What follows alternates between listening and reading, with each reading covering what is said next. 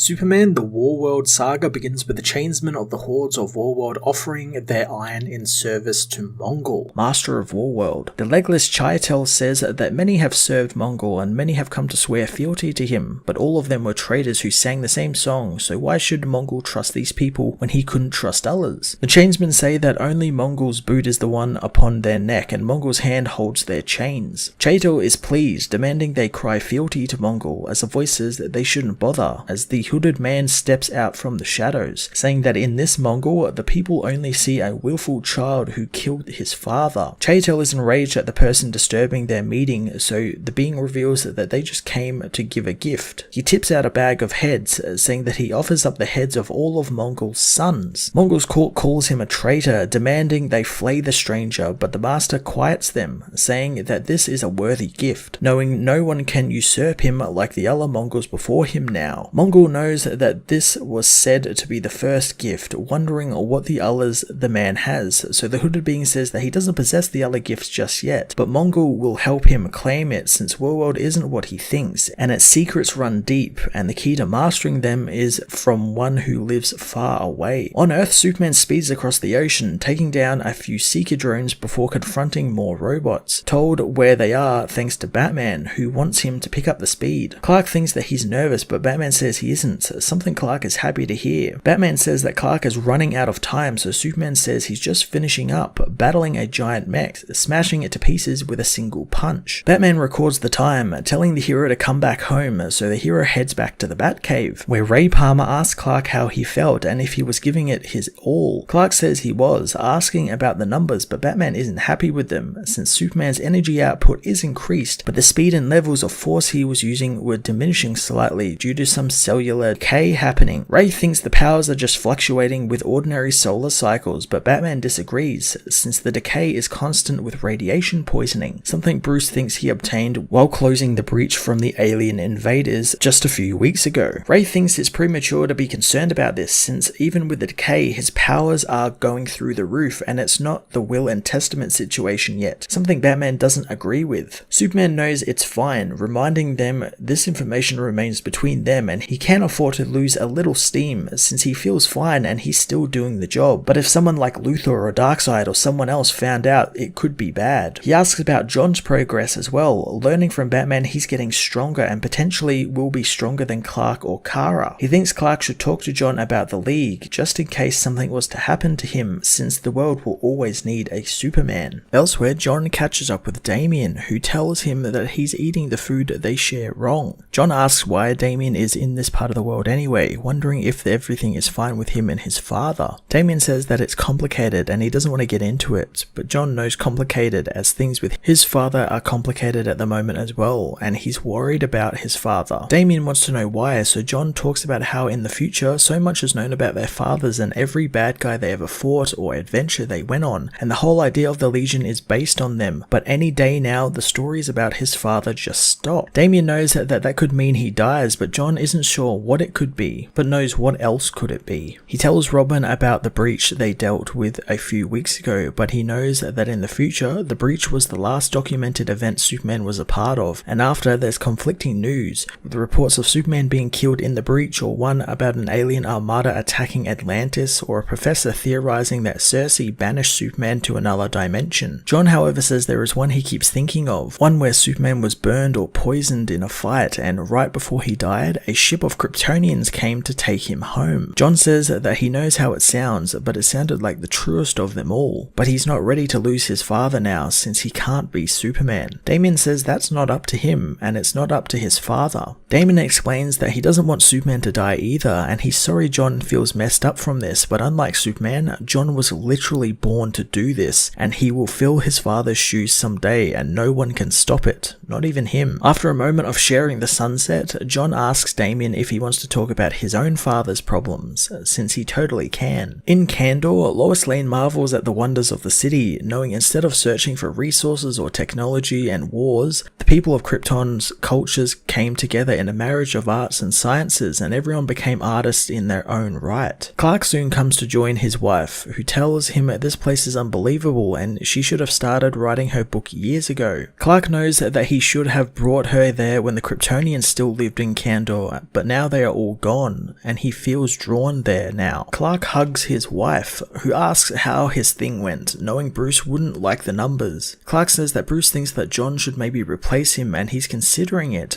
but Lois doesn't seem worried. Lois says she isn't worried about him, but if she knew he would actually die, she would never be okay with it. But they have been there so many times, and even actual death didn't kill Superman before, so whatever happens with his powers, he will beat this like always, since that's the one constant in the universe. Clark and Lois are taken out of Kandor from an alert by Kal-El, who says a group of armed ships is approaching Earth above the North Atlantic Ocean. Kal-El confirms that he definitely meant many vessels, as the giant boat-like spaceship and its smaller fighters breach the atmosphere. Superman races towards it, telling Kal-El to alert the League and fill them in. He calls for John, Kara or Connor and whoever hears them to come and help. His son suddenly appears next to him in an instant, told to slow the lead ship while he disarms the gunships around it. John wonders who they are, and Clark knows that these ships are from Warworld and have been sent by Mongol. John thinks that he would get sick of getting his ass kicked, prompted to watch his language by his father, as Superman notices the missiles from the gunships aren't being fired at him, they're being shot at the larger ship. Not able to see through the ship's hull, he uses his super hearing to hear the whispers of the crew, hearing a phrase which shocks him since he's never heard those words spoken before, but he has seen them written down, knowing that they are an ancient prayer. Ripping open the ship's hull, Superman knows that the prayer was a dead Kryptonian language, as he is confronted by a sword-wielding Kryptonian prisoner. Superman speaks Kryptonian to the refugee, telling her his name is Clark and no harm will come to her or her people today. Superman races off to find John, telling him the people on board are refugees, so Superboy needs to clear the hull of the Warzoons and try and land it somewhere safe. John wonders where his father is going as Superman battles the gunships, only thinking about Kandor and the lives lost and the few Kryptonians that are left now, not knowing if these refugees are Kryptonian, but their heartbeats sound weak. Warworld's forces soon board the ship as Superman continues to destroy the gunships, knowing that they can't and won't die today. The ship begins falling apart, so John tells his father he can't hold it together any longer, causing Superman to blow through the ship and collect the people from the command deck as the ship crashes hard into the ocean. The gunships turn around and leave, with John thinking that they should follow, but Superman knows that the villains will suffer Mongol's wrath for failing him, while the Warzoons who were left behind are going to be rounded up by the Atlanteans who are en route. Superman wants to get to the fortress with the people, as John can tell his father is shaken up about this. Superman says that he heard one of the people say something before, but he can't be sure as he sees that one of them has the House of El symbol branded into their hand. At the fortress, the Superman family learn that Kal-El is doing what he can to save them, but the people are suffering from malnourishment, parasites, black lung, and much more. Clark knows these people have endured unspeakable conditions, as Supergirl says the woman said something to Clark, so Clark tells her what the woman said, which shocks Kara. Lois wants to know what the language means, learning that it was a Kryptonian prayer, and it's possible that these are Kryptonian, but Clark doesn't know yet, only knowing that their symbol is branded onto the woman's palm, so he intends to find out more. Later on, Superman meets with Aquaman, Volko, and Commander Merc, who says that they haven't salvaged much from the ship, but it was falling apart before it even hit the water. However, their engineers have found the ship was patched together at least 100 times before, using tech from a dozen different worlds. Arthur wonders what Mongol wanted to achieve by sending this junk to their world, but Superman says Mongol didn't send it. It was used as a getaway vehicle for some of his prisoners. Volko wants to know what's so important about the refugees on board that Warzoons were sent after it, but Superman hoped that they had found something about that. Volko says that while they haven't found anything about that, he did find something of great value. The heroes go and take a look at the power supply of the ship, made up of an element they have never seen, and that's not all, as inside the containment shield is a tablet of some type. Superman wants to take it back to the fortress to scan it, but Commander Merc says they won't be taking anything since the fragment is too valuable to let go, and it could help Atlantis' future greatly. Merc wants Superman to take some of the savages they found in the wreckage, however. Superman asks what the state of the Warzoons are in, but Merc says that they're a nuisance, not promising that they'll still be breathing tomorrow. Aquaman and the others lead Superman to them, and Volko says that he doesn't want any surfaces to know about the fragment just yet, and he was allowed to see this as a courtesy courtesy to Arthur, believing that they can learn much from the fragment. Superman goes to see the prisoners, knowing the chains are unnecessary, but he learns that they were already wearing the chains when they came, and they don't want them removed. The beings only utter Superman's name in broken English, as Volko thinks their leader wants to fight Superman. Clark knows that wouldn't be a very good idea, as he wants to speak with them, entering the bubble, trying to talk with them, but the Warzone only speaks in an alien language, as his friends come to attack. Superman merely waves them out of the way, knowing that he won't fight them, telling them that they don't need their chains and he wants to remove them and help them. The being flies into a rage, smashing Superman with its fists and head, but all it ends up doing is ripping its own head open and arm off, as it continues to speak in its broken alien language. Supergirl, Superboy and Lois meanwhile dig through the records of Kandor, but can't find anyone else who left Krypton leading up to its destruction. Superboy doesn't think the refugees are Kryptonians, since one look at their cellular structure proves that they aren't, and they don't even react to solar radiation at all. Kara says that their cells barely have absorbed any radiation like theirs have, so they don't know what they will react to yet. She knows the language they spoke is from Krypton, as well as it being a dead language called Valkyrie, someone no one other than a Kryptonian would know, and even then, many of them don't, since it's not been used for thousands of years. Lois thinks that they are time travelers, but Kara doesn't think so, since the girl used the name Thalkis, asking for the person to protect them, and Kara knows that Thalkis was a Kryptonian scientist who was executed for her devotion to what she thought was the truth. Kara compares her to Socrates or Galileo of Earth, as John thinks that Mongul is playing them, and it's all part of some trap to lure Superman to him. Kara says that the refugees are dying and they can't fake that, but Superboy leaves, saying that he doesn't trust them. Kara knows that was a very un-John thing to do, so Lois plans on talking to him later as she fetches another book, having her own theory on who these people are. Elsewhere, the refugee awakens, finding her hands are unchained before quickly grabbing her clothes, wrapping her chain around her arms as Kal-El arrives, assuring her that she is safe. The woman destroys Kal-El as Mongul says that they are the lowest of the low,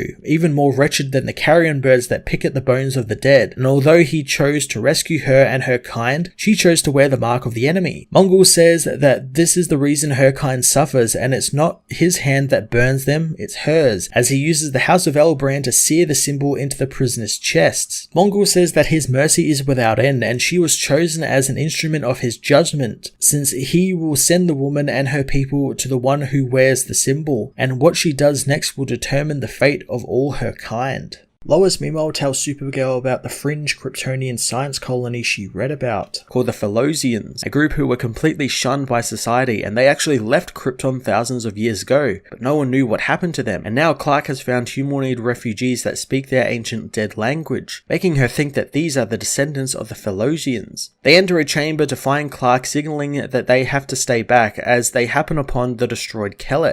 Superman tells them to stay back as he confronts the scared woman. Lois hopes that the interpreter matrix is still working, but Clark isn't so sure since Kal-El controlled the Eye Matrix. Superman tells her not to be afraid and they are her friends. He wants to know what the woman's name is as she remembers playing with a Superman toy and having the House of El symbol burned into her palm. She says her name is Thal-La and she asks where Superman was since there were thousands of them and he never came. The woman says that when Mongul who was took their parents and the blood priest took her brother away, he was not there. She tells him that Mongul who is burns and flays those who hid Superman's mark, and still she said he would come, but he didn't. She asks why he didn't, as Superman reassures her that Mongul won't hurt her again. He wants to take her chains off of her, but the woman screams for him to stay back, hitting Superman with an optical blast. Thal says that she didn't mean to do that, as Lois comforts her, reassuring her that she will be fine and that she can keep the chain until she is ready to take it off. Below the oceans, Volko learns the fragment they found from the ship has been named Genesis by their scientists, since it's older than their tests can recognize and doesn't match any known substance on Earth, meaning it's older than Atlantis. The scientist says that the energy it holds is equal to that of a star, and the energy they have converted from it already is enough to power Poseidon tiredness for years. The man knows, as well as energy, it gives people visions of a sleeping god. Volko knows that Mark doesn't look well as there is an explosion, with Volko asking what lies beneath them, learning it's an isopod burrow, and the beasts below must hear the sounds as well. Volko asks what he hears, learning that Mark can hear the god's dreams and he's been sleeping for so long, and he now dreams of them. Mark transforms into a mutant monster as he screams that they are whispers within his dreams. Kara meanwhile reboots Kal-El as Lois notes her husband is awfully quiet. Clark says that he hates seeing these chains on Kal-El, but he shouldn't have tried to take them since they need her to trust them. Lois knows all she knows is violence and abuse and doesn't understand kindness, but she will come around. Clark knows Lois connected with her, so Thal will trust her first. Lois knows that she will stay with the woman, as Clark knows he thinks Mongol is dead, thanks to what Thal said about a Mongol who was and one who is. He also remembers how there was something more in the Warzoon's voices, like there was more devotion and fear, maybe meaning they answer to someone else now. Superboy wonders about the timing of this since Kandor is attacked and suddenly a handful of refugees come to their doorstep with stories of enslaved Kryptonians on Warworld. Clark had considered it, knowing it could very well be a trap, but what if the Philosians are what they seem and there are more enslaved on Warworld, wondering if it matters if it's a trap at all. Clark knows that it doesn't, so later he goes to see Batman in Gotham, talking with Bruce as the hero takes down some bank robbers. Clark says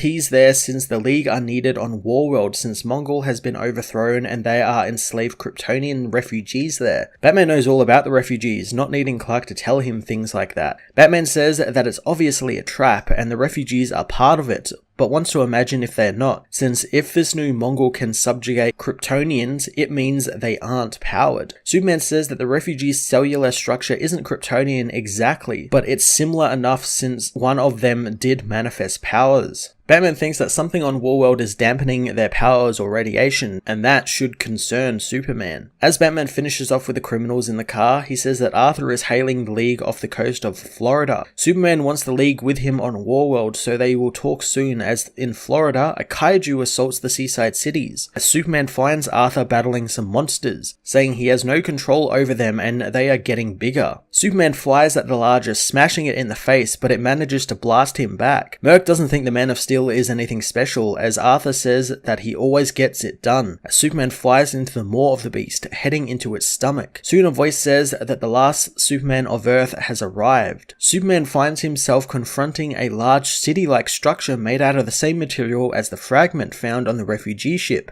The voice says that he has awaited Superman's coming since before the stars were lit in the sky. Superman learns that the city is called Necropolis, a place where Superman will be soon. Superman notices some familiar markings on the buildings, learning that they tell the story of one who is gone but must return, and he whose vision was only matched by his madness and strength and wrath. Superman asks who the voice is and why he is seeing this, learning the voice is just in his dreams, as are the monsters he's fighting, and someone is awaiting the Superman of Earth, and few will play a great role in his story. Superman doesn't know what any of this means, but knows this isn't real as he is snapped out of the illusion, using his ice breath to freeze the monster from within. With the monster dealt with, Aquaman calls all his forces to drive the smaller creatures back into the ocean, as Superman flies out of the beast's mouth, telling Arthur that the fragment did this, and it's more than an energy source. Before Superman can tell him they need to take it elsewhere, Steve Trevor and the US military arrive, demanding the Atlanteans hand over the dangerous materials they took from the ships that crashed. Merc says that Arthur is no longer the ruler of Atlantis, and humans don't rule them either. Steve says without Superman's help, thousands of American lives will be lost, so whatever they have down in the depths, they need to contain or control it, since the ships crash in US waters. Superman tries to tell him that no side has the means to contain this fragment, but Arthur meets Steve's threats head on, saying that US waters might mean something to others, but not to Atlanteans.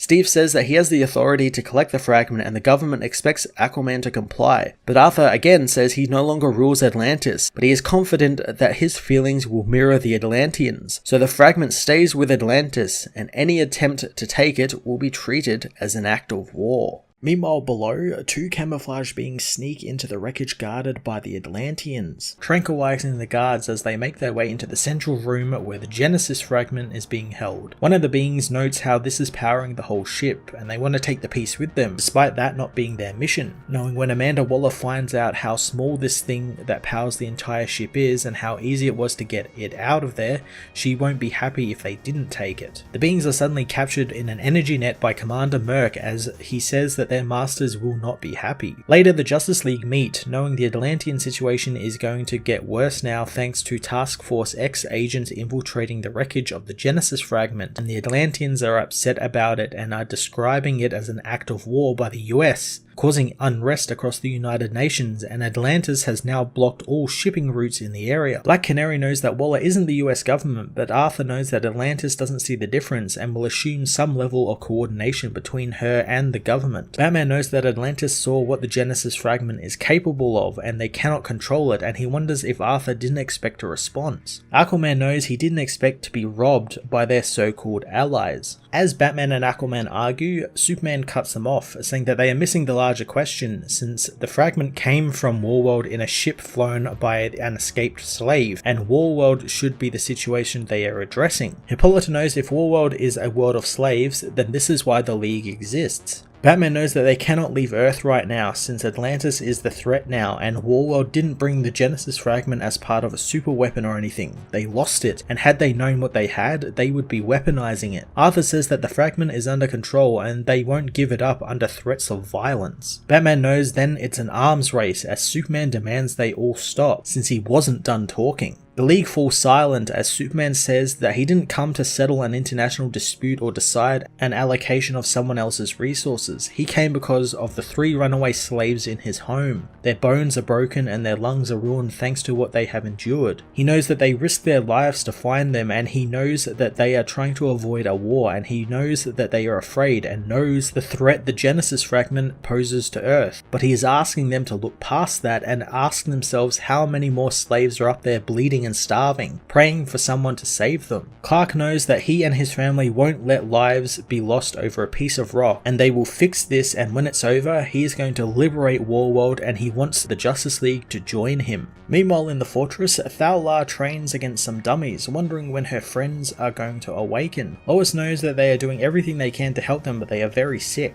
John says that she killed their medical droids, so Thal-La asks if her friends will have powers when they wake, but Lois doesn't know. But Clark is curious about where she comes from, and he won't let them live in slavery. John knows that that's why they came there, but Thal-La says that he who holds the chains is a mighty enemy, so they need to be careful. John leaves, saying his father is calling, as Thal knows that John doesn't like her and she doesn't like him either, but Lois knows he's afraid they're going to take his father away. Lois explains that John spent some time in the future and learned around this time some people come to Earth and take Superman away. Lois asks if they are going to do that, as Thal asks if she fears this as well. Lois says she doesn't, since nothing could take Clark away from them forever, even if they tried, but John is young and he doesn't understand that. Lois shows Thal a small child's toy from Krypton, which Clark saw on Kandor, and he made one for his son when John was born. Lois thought that maybe Thal-La recognizes it, but the woman smacks it from her hand, smashing it on the ground, saying that she isn't a child and the chains she wears aren't that of a child. Lois never called her a child, knowing that she doesn't have to wear the chains. She asks why she continues to wear them, wanting to understand, so Thal-La says that after every battle on Warworld, the loser must give iron to the victor, and this way, the victor's reach grows while the loser's lessens, and the weight of the chains makes one stronger while the loser grows weaker. She says her iron is a gift to her and it's made her stronger, and it tells her enemies that each link is an enemy that fears her, and soon they will fear her as well. She knows that Lois doesn't have any chains, and that tells her everything she needs to know about the woman. Mongul meanwhile spies on Thal-La in the fortress, with his underlings knowing that she forgets her purpose and fails Mongul. The advisors know that the path they have set her on has been deviated from, and the girl requires some guidance. Mongul orders his box to be awakened, as in the Atlantean prison cells, one of the minions hears the call of the orphan. The others call him the son of Warworld as they restrain him, ripping open his chest to reveal a device from the innards of the alien, chanting, "He he who holds the chains. Above the prison cells, multiple cargo ships await for the Atlantean blockade to drop as the military demand Atlantis cease all hostilities or they will be fired upon. Merc welcomes the attack as a voice demands everyone stop, and anyone who fires on anyone else will answer to the Superman family. Superman says that the agents who invaded Atlantean waters had nothing to do with anyone there and they were Amanda Waller's doing. Mer wants those responsible delivered to him immediately as the military says that the shipping routes are vital and they will have no choice but to fire if this isn't ended, but Superman refuses to accept that since there has to be another solution. Merc says that if a single ship enters their waters, he will send it to the bottom of the ocean. Thal-La meanwhile picks up the Kryptonian toy, telling her unconscious friends that everything is so strange on Earth and Superman isn't like how she imagined. He is so powerful, but he hardly looks like a warrior and he doesn't act like one at all, and when he speaks, everything becomes quieter. Thal knows that Lois gave her a gift and she didn't mean to break it, she was just confused at the time, wishing her friends were there since she can't do this alone, but she knows what will happen if she doesn't. A portal opens up behind her as suddenly she is attacked by the recently freed Warzoons, who say that Mongol believes that she has forgotten what will happen and he has sent them to remind her. Lois returns to the medbay but stops as she hears voices inside, spying on the group as Thal-La says that they aren't there and she has done what Mongol bids. The aliens know that she lies since Mongol has been keeping an eye on her, knowing the moment she felt luxuries like cooked meat and cloth, she fell right out. Lois escapes the bay as the Warzoons intend on rekindling Thal-La's actual purpose. They intend on killing the unconscious slaves as Thal-La's powers begin to flare up, confusing the Warzoons as to what's happening with her eyes. Suddenly, they are shot in the back by Lois, who has returned with an energy rifle, demanding the Warzoons leave, not caring what sent Thal-La there since she's one of them now, and when they pick a fight with one of them, they pick a fight with all of them. Lois stands her ground against the Warzoon monsters, telling them to get away from the refugees, knowing that that's the only warning they are going to get. The Warzoons know that she thinks Superman is coming, but neither his sight or hearing can penetrate the orphan box they have sealed them in, and they are alone, and when Superman eventually does come, all he will find are their corpses. Thal-La attacks, telling them not to worry about Superman and to worry about them. One of the monsters slaps Lois out of the way, but she continues firing with her energy rifle. Thal-La defends herself from the Warzoon, who demands to know how she has grown so strong. The woman says that she is strong because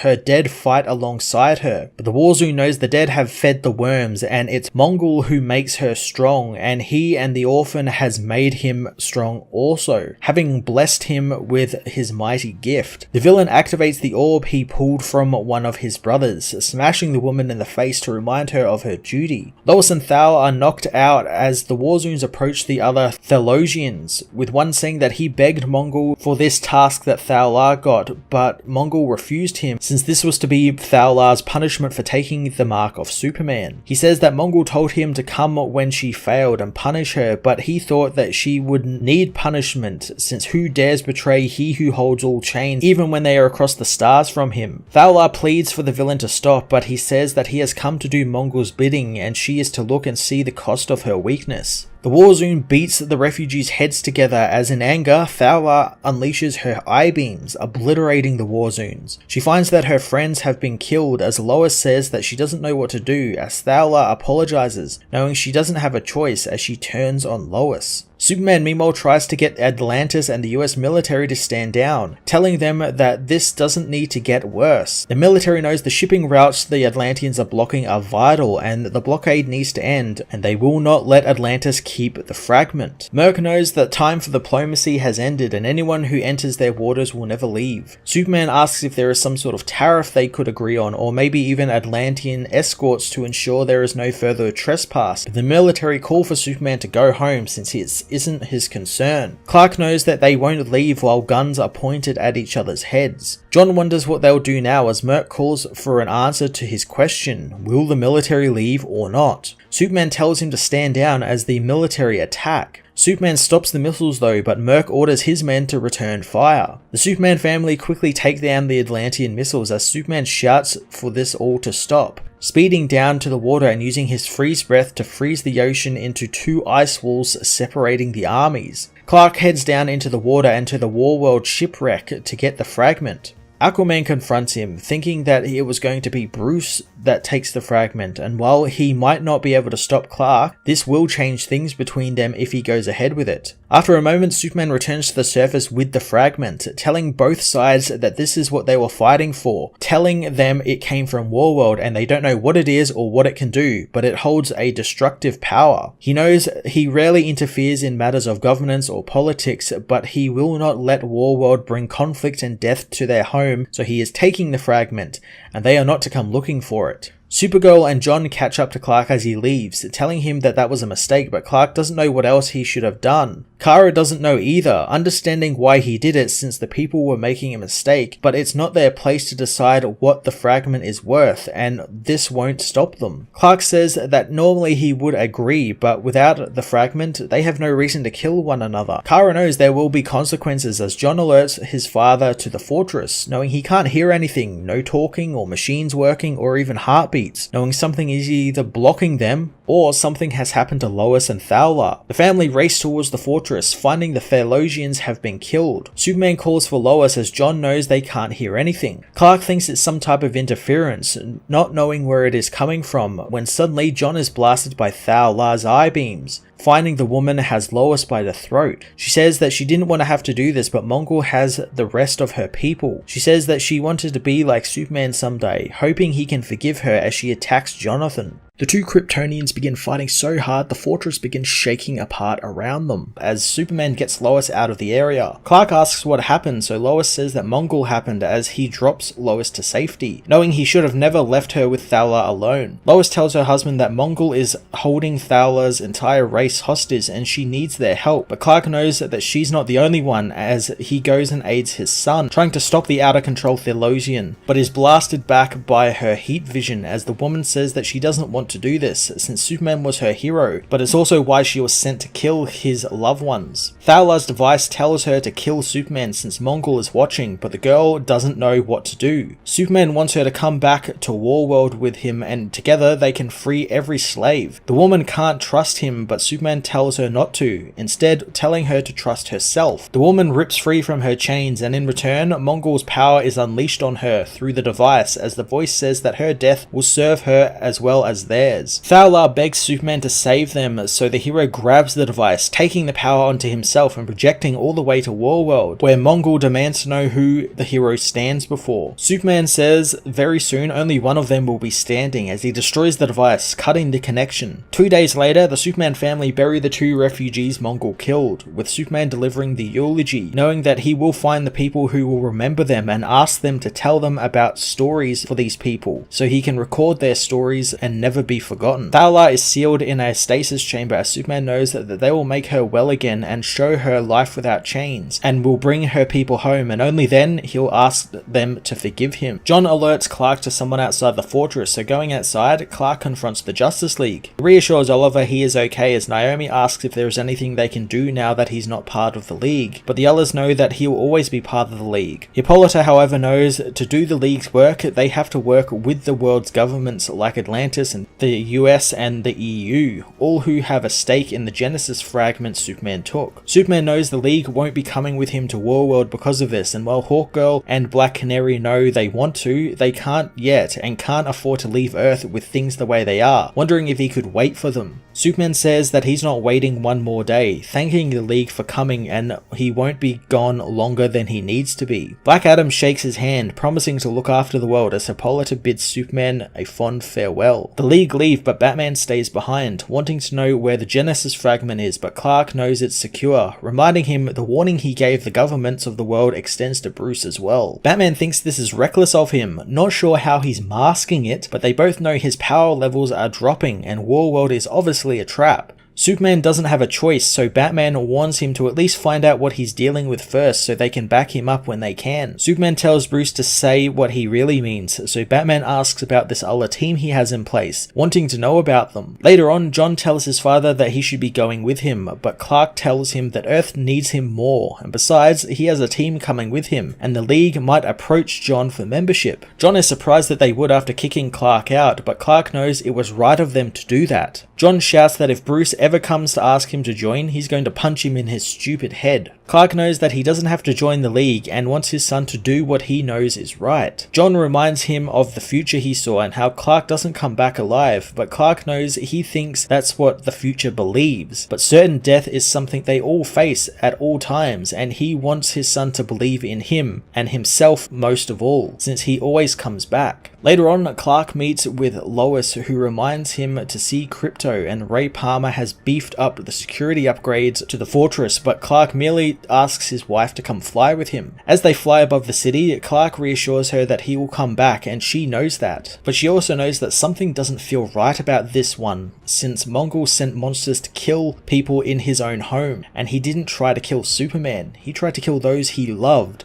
all to provoke Superman into going up there after him. Clark knows it doesn't matter what Mongul wants or thinks is going to happen, since a trap doesn't change anything, and this only ends one way, with Mongul in chains and every slave on Warworld free, and him coming home to his wife, and in every universe, that is the future. Lois knows that he seems pretty sure of himself, and Clark knows it's because his love for her is the strongest thing there is. Lois wants him to prove it, kissing her husband as they take to the moonlit skies. Later that night, Clark kisses Lois goodbye as she sleeps, meeting with the authority outside, knowing if anyone wants out, now is the time. Midnighter knows they've all been waiting for this, as Lightray thinks that maybe they should have a catchphrase for them, and Nat comes up with one, saying up up and away as Enchantress teleports them to the far-off Warworld. Decades before, in Washington, D.C., in the year 1963, JFK tells Superman that the world is waiting for him to come out of the shadows and show himself, and he is what America needs. Superman doesn't understand why he was brought to the White House, wondering if he needs protection in Dallas. But JFK says that he doesn't need that sort of stuff, but what he does need Superman to do is more important, because the hero represents progress, hope, and the future, since he's the man of tomorrow. He says the wartime JSA tried to make a difference where the law couldn't, and the Mystery Men played their part in ending World War II, but Superman and his kind should stand tall and end war itself and take them to the stars. Superman says he'll see what he can do about that, and Jack knows that he will, since he knows what the hero is capable of. He says he himself is committed to putting an American on Mars by the end of the 1960s without Superman's help, since he wants human ingenuity to lead the way. But if something were to go wrong or to happen to him, he hopes that Superman can be counted on and people like him, wanting to trust in him that he'll make it so that future generations won't have to fight for a finer world. Superman agrees with him, promising the president, who tells him to call him Jack. As Superman helps train astronauts on the moon, JFK is assassinated in Dallas. Decades later, Manchester Black is woken from his drug-fueled slumber by the police, who have his building surrounded. Lighting a cigarette and having a drink, Manchester listens as he is given one more warning. He coughs thanks to the drink, finding himself feeling a lot better as gas is thrown into the building, making him wish that they would have just rang the bell. The teams below want to be let off the leash as they notice that their commander isn't wearing his psi blocker and has become infected by Black's powers, making him see a sci-fi insect robot hell, causing him to panic and freak out. He wants to know where his team's psi blocker helmets are, but the team say that he's the one not wearing one. In the chaos, Manchester Black leaves the building, knowing that everyone there is in shambles, and the boys in the guns and the choppers really think that he gives a damn. He flips off the choppers above him as he dares them to kill him, if they have the chance. One of the soldiers let loose on the man, hitting him several times as he falls to the ground, knowing that the rebels always end up defeating the Empire or there'd be no story. Soon he's electrocuted as a being slams into the ground nearby, telling the men that he'll take over from here. Manchester Black passes out as a voice says that he wonders when did the idea come to him, and when did they decide to go through with this. The voice says that it must have been in the winter of 1963 when he had been lost in time, and they vowed to find others, and somehow together they could pool their resources to make Earth a better place. The voice says that maybe it wasn't going to work on this planet, but he made a promise to the doomed Jack Kennedy that he would try. Manchester awakens in the Fortress of Solitude, stuck in a chair, as a voice says that he forgot what it meant as Black recognizes his unmistakable Midwestern drawl. The voice says that after JFK's death, death, the dominoes begun to fall, from Bobby Kennedy to MLK, the space race, Intergang, Darkseid, and Doomsday. The voice says he's losing the power of flight, but he keeps himself active by levitating 3 inches from the ground 6 times a day. He says that him and the Justice League looked up to find that they had run out of time to deliver on their promises, and they made it all about them with their enemies and deaths and rebirths and crises. Manchester Black calls the man a monster, who is mocking them with his perfection, wondering how happy Superman is now that he is broken. The older Superman says that he is running out of time to fix the world, and that he needs to set things right, whatever it takes, and he thinks Manchester Black can help.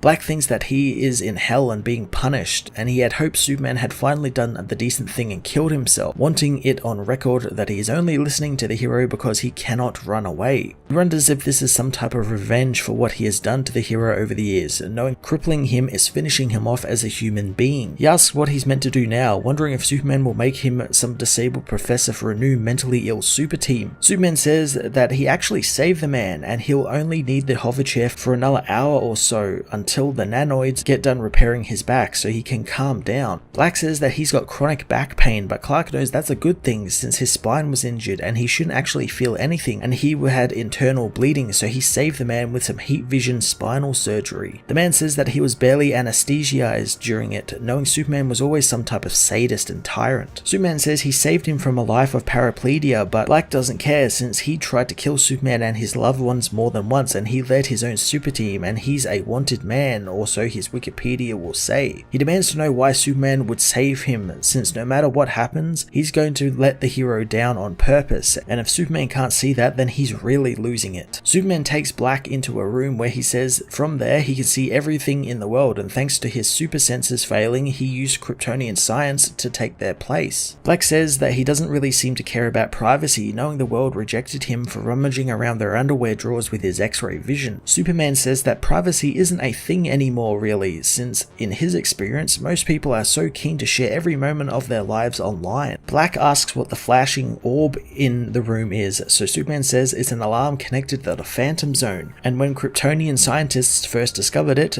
they sent in some exploratory probes that were robots, and these machines have now gone rogue, and they will soon learn how to crack the zone portal locks in 12 minutes, and that's how long he's got to convince Manchester Black to help him. Manchester demands to know how long he's had criminals locked in his jail, wondering if it's because they littered or didn't pay their space taxes. Superman says that they are sociopathic supermaniacs, and they have each attempted to overthrow or destroy Earth when they break loose. Manchester Black says that there are a lot of people jumping on the hate bandwagon for Superman now, but he was the first to ever do it, and he could spot a trend a mile off, and even these people called him a supermaniac as well. Black begins to stand from the chair as he continues his rant about what Superman is doing is hate speech. He notices he's standing now as Superman says the nano frame seems to have done its job faster than expected. Superman says that his powers aren't what they used to be, and if he can't stop the Zonodroids, they'll cause untold havoc, and right now, Manchester Black could make a difference. Clark tells the villain that if he is trying to appeal to the supermaniac in him, he would say that his crimes are as long as Plastic Man's arm, and he's looking for gifted people forced to live beyond the law and consensus, and people who have something to offer and want to make a difference. People who can duplicate the powers that he lost and stand in for him. He knows that Black has nowhere to go and nothing to live for, but he could stay there and stop running and they could do some good. Black thinks that he's being intimidated, telling Superman to go to hell, but the hero says that hell is coming for them as the Phantom Zone incursion is happening right now, and the world could use another hero. Manchester, however, leaves the fortress as Superman faces the Zonodroids himself, viciously fighting with the robots, but they soon overwhelm him. Manchester, meanwhile, out in the cold, fights with himself about whether to come back or not, as the Zonodroids proclaim that they will kill the son of El. Superman wonders if this is all they've got, wanting them to try a bit harder as a thought beast attacks the droids, but they know it's not real, returning to killing Superman. Manchester Black says that that's his line. Realizing his illusions don't work on AIs, he decides to try his telekinesis instead, blowing apart the droids as Superman smashes them up as well, making their them head back into the Phantom Zone. He thanks Black for saving him, hoping that he would come back. Superman knows that he could reprogram the droid that was left behind to map the Phantom Zone for him, as Manchester Black says that he's been thinking about what he said, saying that if Superman and the Justice League had done something about it when they had the chance, the world wouldn't have turned out like this, since he was at his peak in the day. Clark knows they all made a fatal mistake, knowing that they thought they didn't have to try. He wants Black to never take anything or anyone for granted, as in Earth's orbit, a being says that for decades they have been waiting for this day, and Superman is weak, and now the being is strong. The being says that his oldest enemy is exactly where they want him, and he lied about his secret life and about his son and the truth about kryptonite, and now only they will know how to destroy him. Manchester Black agrees to help Superman, who shows him King Arthur's round table, something Black can't believe he actually has. Superman says he fought side by side with a few different King Arthurs, having saved this table from the second fall of Camelot. Manchester Black wonders what Arthur told Clark, so the hero says that it was the same as JFK. He wanted him to resurrect the spirit of the collective action in his own time, and that's the real reason he brought him there, to succeed where he and the League failed. Manchester, however, is only interested in about the law being taken off his back, so Clark says if he's willing to make himself less conspicuous, he can do that. But he tells the man that there are a few people in his life he instinctively and viscerally dislikes, and he's always been one of them, but he knows Black can help him save the world for real this time. Later on, Manchester Black finishes assembling his anti-hero team, knowing he's got 2 A-listers on the team as well that will give their answer after their mission. Superman thinks that he should feel privileged, but Black says that a lot of people still want to work with him, not really understanding why, but knowing if he were the hero, he would want to get revenge on the whole world that rejected him, all because he told the truth about who he is inside. Superman asks why he would do that as he pours him and Black a drink. Black says that it would probably feel great to get even, but Superman disagrees, knowing that he thinks differently. He toasts to Manchester Black and to a finer world, as Manchester drinks the glass full of liquid, quickly spitting it out after finding it's just mineral water. Black says that he has a pre-existing medical condition where if he doesn't consume any alcohol on an hourly basis, he will go into shock and die. The man begins spasming, throwing himself over one of Superman's globes and vomiting, as Superman knows that this is indeed a finer world. Superman's robots begin cleaning up Manchester Black's vomit, as the man demands the cigarette he's smoking finally kill him, but he knows they don't have the nuts to do that. Superman meanwhile tests out his strength and speed by bench pressing and running on a treadmill. Manchester knows that his scores are rubbish compared to what they used to be, and Superman agrees, knowing that he's the samurai in autumn now. Black says that he could lift the huge weights just by thinking about them, knowing it's brain over brawn. He demonstrates, knowing that even if he couldn't lift them, he could make Superman think he was lifting them, and he wouldn't even know what was real and what wasn't. Clark says that he knows there's only one thing he needs from the man, asking about the group. Black says that he's had responses and the band is coming together, weirdo by weirdo, and in the meantime, one of his team members has got herself into a little bit of trouble in downtown Metropolis. Superman is willing to trust Manchester Black, wanting to begin their recruitment. At Steelworks, John Henry Irons tells Natasha to stay back as a computer fire breaks out, saying that he was exploring the data cosmos and this happened, knowing that it's a hostile digital life form at large now. She puts out the fire with a fire extinguisher, asking how this happened, so John Henry says that the Wi-Fi consciousness unfolded from the network, using him as a bridge, and Femtotech begun hacking the structure of matter itself. He knows he'll do what he can to shut it down there, but if they can't stop it, it will get into everything. An alarm begins to ring as Natasha armors up, knowing ADHD is a superpower of hers as well, and sometimes you gotta use it. Outside, the internet is made physical, with killer robots hunting down the population with spam bots in downtown Metropolis.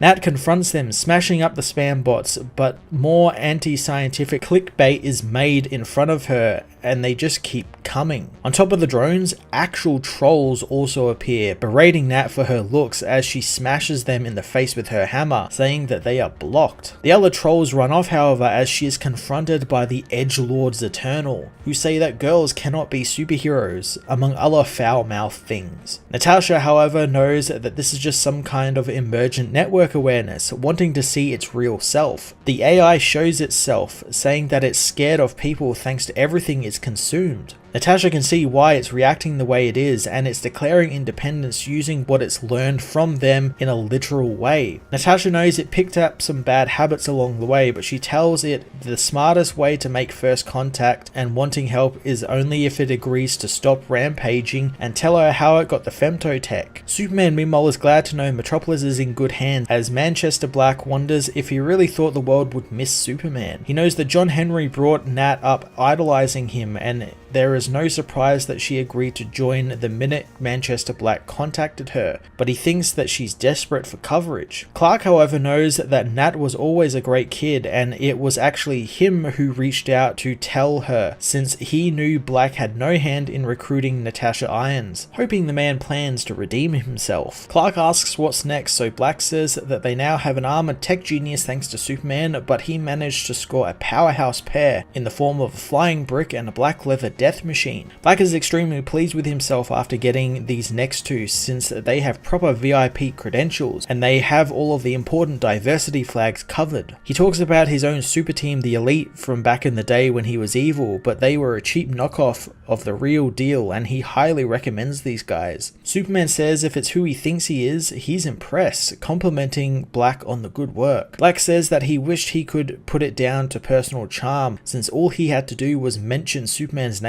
and they were there. Soon they come to the Supermobile, which Black thinks is some Batman envy in Superman, but Superman says he can say what he likes, but the Supermobile will get them where they need to go. In Yemen, Midnighter and Apollo look over an installation, as Lucas knows that there is something wrong, since Apollo hasn't said a word since Athens. Apollo says that it's nothing, but both of them don't smoke, yet he found matches in the apartment. Lucas says that no one smokes these days, they all vape. Apollo changes the subject to Midnighter cheating on him with a vampire choir boy, but Lucas says that he's paranoid, and they will deal with this later since he's found the missing telekinetic orphans, and it's not a cool situation. Apollo reminds Midnighter it's their anniversary, but Midnighter says that they truly have lived the dream, wanting Apollo to look at something down in the valley, as he says the kids were traded as components, and they built their own Frankenstein monster using spare child parts and a pro wrestler. Midnighter plans on relishing in physically dismantling the bastards behind the operation, as Apollo knows that they can do so much better than this, and they are great in a team context. Midnighter, however, leaves, confronting the scientists and their creation, as he says he's already anticipated all of their moves and every conceivable combat scenario. He says he is the face of their inevitable end, and he is the death that has always been waiting for them, since that's how they made him. He smashes through the men like they are nothing, as the giant comes for him, grabbing him thanks to its chained together brains, which allow it to think faster than he does. It begins crushing his ribs as Apollo arrives, knowing it's not right, that this is the only way, and that's to kill them. Yet again, they were turned into murderers. He knows that they are better than this as he blows the brains up, telling Midnighter he's still upset about before. Midnighter says that they stopped them going into mass production, having run every variant on how this would play out, so he knew Apollo would ruin the moment with some self-pity, which is when he would counter with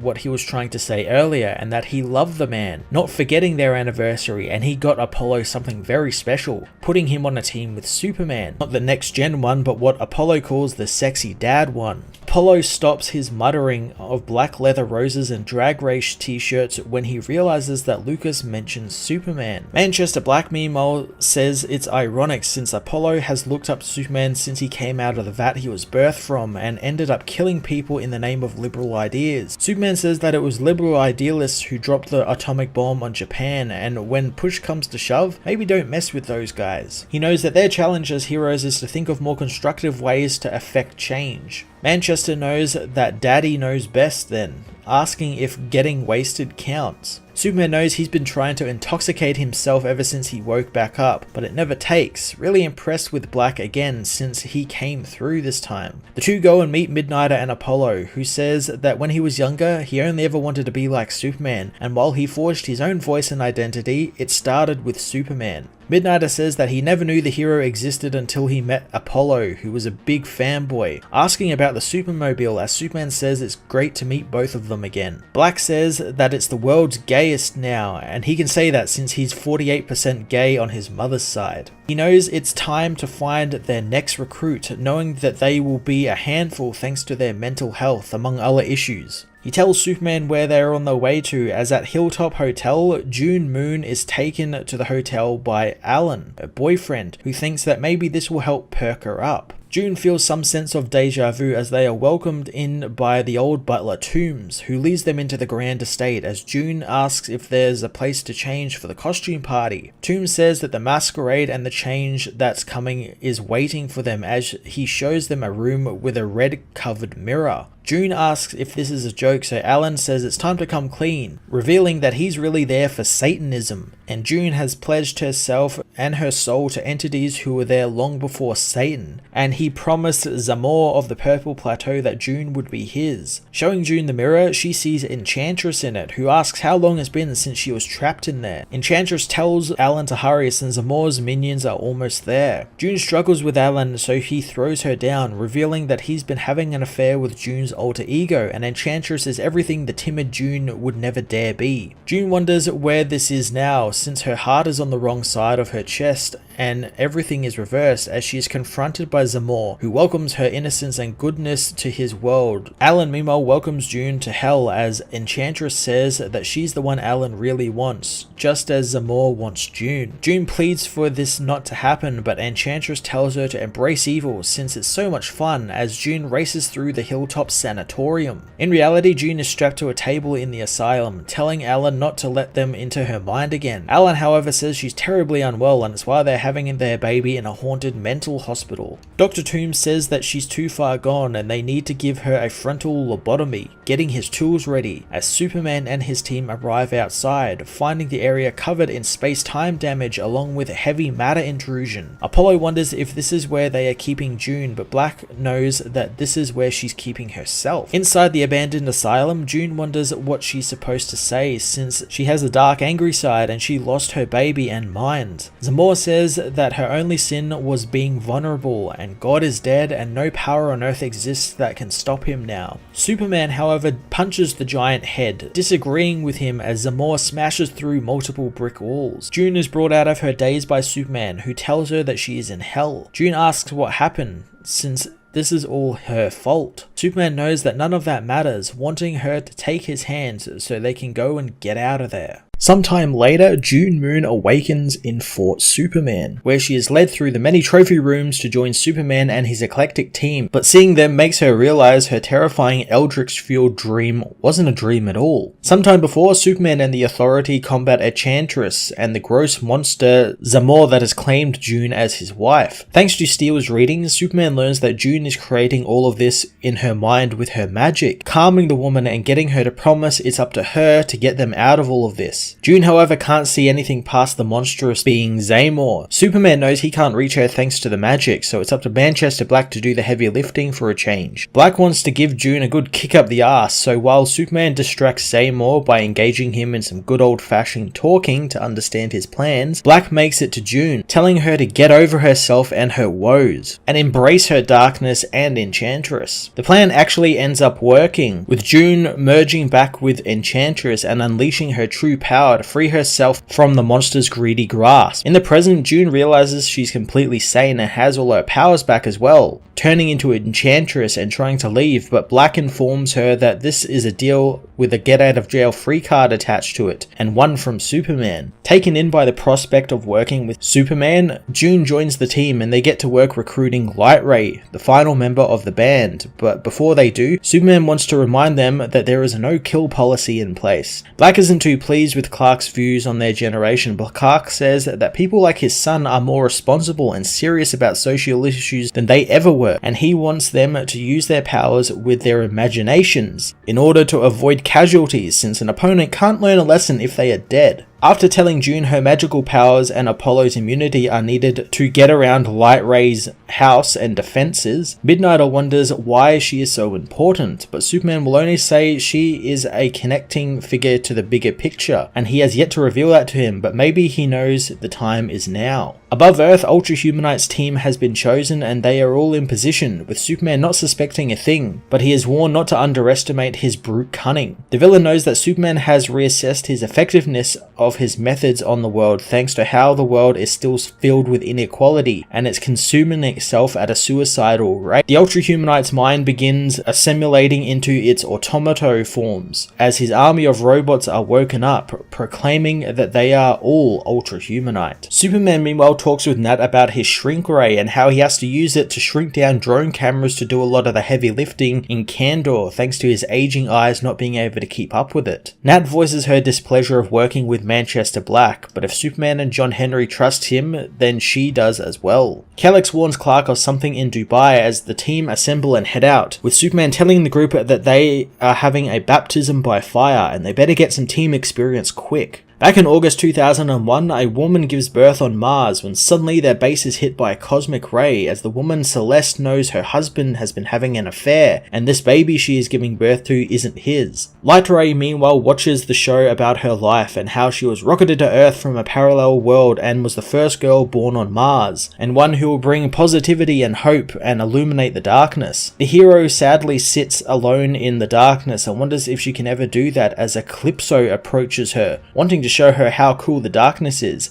as Apollo arrives, immediately attacked by OMAC. Superman and the others meanwhile deal with the mass-produced missile men who are bombarding Dubai. Midnighter knows that they are just cover fire as Black takes offense to Lucas trying to command the team, reminding the man that he is in charge. The heroes all begin doing their own things as Manchester Black tries to get them all to listen to him. He's tasered by the arrival of Fleur de Lis, Coldcast, Iron Cross and Civ, who confront the team readying for a battle. Superman meanwhile is ambushed in Fort Superman by Ultrahumanite, managing to get into the Supermobile and combat the villain back, noting how he thought that he would be dead after the last tussle he and Batman had with him. The villain spouts all sorts of ultra-violent ways he's going to stop the aged hero, take his body, kill his family, and then take Jonathan's body for himself. But before he does all of that, he needs to go to a place where the surgical equipment is indestructible, dragging the tired and defeated Superman towards the bottled city of Kandor so he can put his brain in Superman's body. Ultrahumanite takes Superman to Kandor, where the villain knows before Lex Luthor or the Parasite there was him, and he and Superman fought well before all of that, with his purple plague or invisible car and multiple bodies, and with Superman's magnificent strength and humanistic creed. Humanite knows that that's all gone now and he has the hero in his power one last time. He tells Superman he's going to cut the top of his head off and replace his brain with his own, and they'll remake the future together. Superman awakens, grabbing the villain's buzzsaw as he tells him that despite the villain knowing he should be powerless in Kandor, he never once noticed that the Kryptonian environment was offline. He smashes the villain away, knowing that he has all the strength to handle the villain. Humanite refuses to surrender as Clark tells his wife to set the K-rifle to setting 5. Lois Lane reveals herself, blasting the villain with white kryptonite, which disrupts his powers. Superman knows the Ultrahumanite walked right into their trap, and all it took was a few carefully placed prompts. Superman grabs the villain, apologizing as he rips the villain's head off, destroying the Solomon Grundy body he was using. He thanks his wife for the save, telling her that Solomon Grundy will regrow, free from the Humanite's control, but for now they need to scan the head in the microscanner. Superman tells Lois that the Ultrahumanite was one of the first of his superhuman foes, but it's an upgraded version since the cloning and transplant tech the being is using is now centuries beyond his capabilities. Clark finds a product code of sorts inside the being, getting his teleband to link himself to the Kryptonian AI network, and in an instant he finds out that Brainiac was the one who requisitioned the villain. Brainiac at that moment begins talking with Superman, hoping that he understands since the ecosystem of Earth is being attacked by an omnipredator, the Homo sapien, and he wishes to wipe them out as per his directives, but Superman keeps stopping him and his elimination remains the inevitable endgame. Superman wants to know what he promised Ultrahumanite since he failed yet again, but Brainiac says that he supplied the Humanite with the tech and they supplied the motive and the muscle. Another Humanite clone tells Brainiac to tell Superman that they are Legion, and however many bodies it takes, he will win. In Dubai, Midnighter and Natasha battle a living fog as well as a group of robots who demand that the G7 summit there stop pretending to care and either kill the world or hand it over to them since they'll make things better. Midnighter knows that there is something deeply fake about all of this as Iron Cross, an indestructible white supremacist, confronts the heroes, knowing that his free speech always goes one way and he has the right to speak his prophecy about the return of baby Hitler. Midnighter knows that this idiot is a free gift to him as Manchester Black stops playing possum, multiplying himself and surrounding Iron Cross, knowing that some serious scraping of the barrel went into this operation, and the villain is a wall of meat with a thumb for a brain. Natasha smashes Iron Cross in the head, knocking him down for Midnighter to kick the man's head off with his steel-toe boots. Civ suddenly attacks Natasha as Fleur-de-Lis kicks Midnighter in the back. Brainiac tells Superman how when Civ arrived on Earth as a refugee from her planet, she and her people inadvertently destroyed a small town in California and ever since has faced persecution by the humans. Natasha's suit begins to fail, so she ejects out of it, but Superman knows Brainiac forgets Natasha Irons is more than just her suit, as she reactivates her second suit, looking not to hurt Civ but to help her. Manchester meanwhile reunites with his former elite team member Coldcast, who begins crushing his head with ice, all so he can bring him to justice and rebuild his reputation. Black reminds him that while they didn't part on the best of terms, Coldcast is currently on a team with a white supremacist. Superman wonders how many times does he need to stop Brainiac to make his point stick, since they have all the points covered, from his distraction in Dubai to the candle trap to what's happening in West Hollywood, where OMAC beats down Apollo, wanting to know where Lightray is. Apollo wishes to explain, telling the being that he's on a mission for Superman and he's stronger than him, so he needs to get over it and help him find Lightray. OMAC wants to see if he's stronger, powering up his fist with all his power, but Apollo stops him, saying that he is on their side and Lightray has been taken and she's in danger. Lightray meanwhile heads into the city with Eclipso, who tells the young woman all about himself and his other identity in that of academic Bruce Gordon, but also knows he hates the light, and when he sees the light, he wants to paint it black, which is why he's there to help Leah, giving her a gun to use to kill herself with. Eclipso knows that she deserves to die as OMAC arrives, but she pulls the trigger on the gun. The gun doesn't kill her, however, thanks to Enchantress using her powers to turn the gun and the bullets to flowers. June knows all about the light and the dark, having been there herself as Apollo unleashes his sunlight on Eclipso, blinding and injuring the villain, as Superman knows Apollo's sunlight will negate Eclipso's darkness. Brainiac makes his next move as his Atomo forms come online in Dubai with their network of humanite brains. Coldcast continues to freeze Manchester's head, still going on about how he was betrayed by Black and how he never met his new team before today, but he will sort out the supremacists soon as well. Manchester demands he let him go since he can still help him, as Brainiac isn't happy with the power matchups Humanite has on his team since they're not working. The Humanite reminds him that he asked for a control group to measure Superman's capabilities. Midnighter and Fleur-de-Lis continue their fight, discussing life as gay super beings. Midnighter learns that Fleur is being paid in Humanite's own self-made NFTs, which will be worth a fortune once he rules the world, but Midnighter knows that she probably needs some financial advice. Enchantress arrives in Dubai, using her powers to drop the brains out of the robot bodies, as Black reveals he trapped Coldcast in his own mind, making him think that Iron Cross's head he has in his hands is Black himself. Manchester Black knows that this was a baptism by fire, just like Superman said, as Natasha continues to help the defeated Civ, telling her that she'll do everything she can to draw attention to the situation in Haven. Ultra Humanite meanwhile reveals each of his brains is a bomb and the countdown to oblivion has begun. Superman says that he genuinely doesn't care about Brainiac and Ultra Humanite's master plans, knowing their paths won't cross again unless they're willing to follow him into some dangerous places across the galaxy.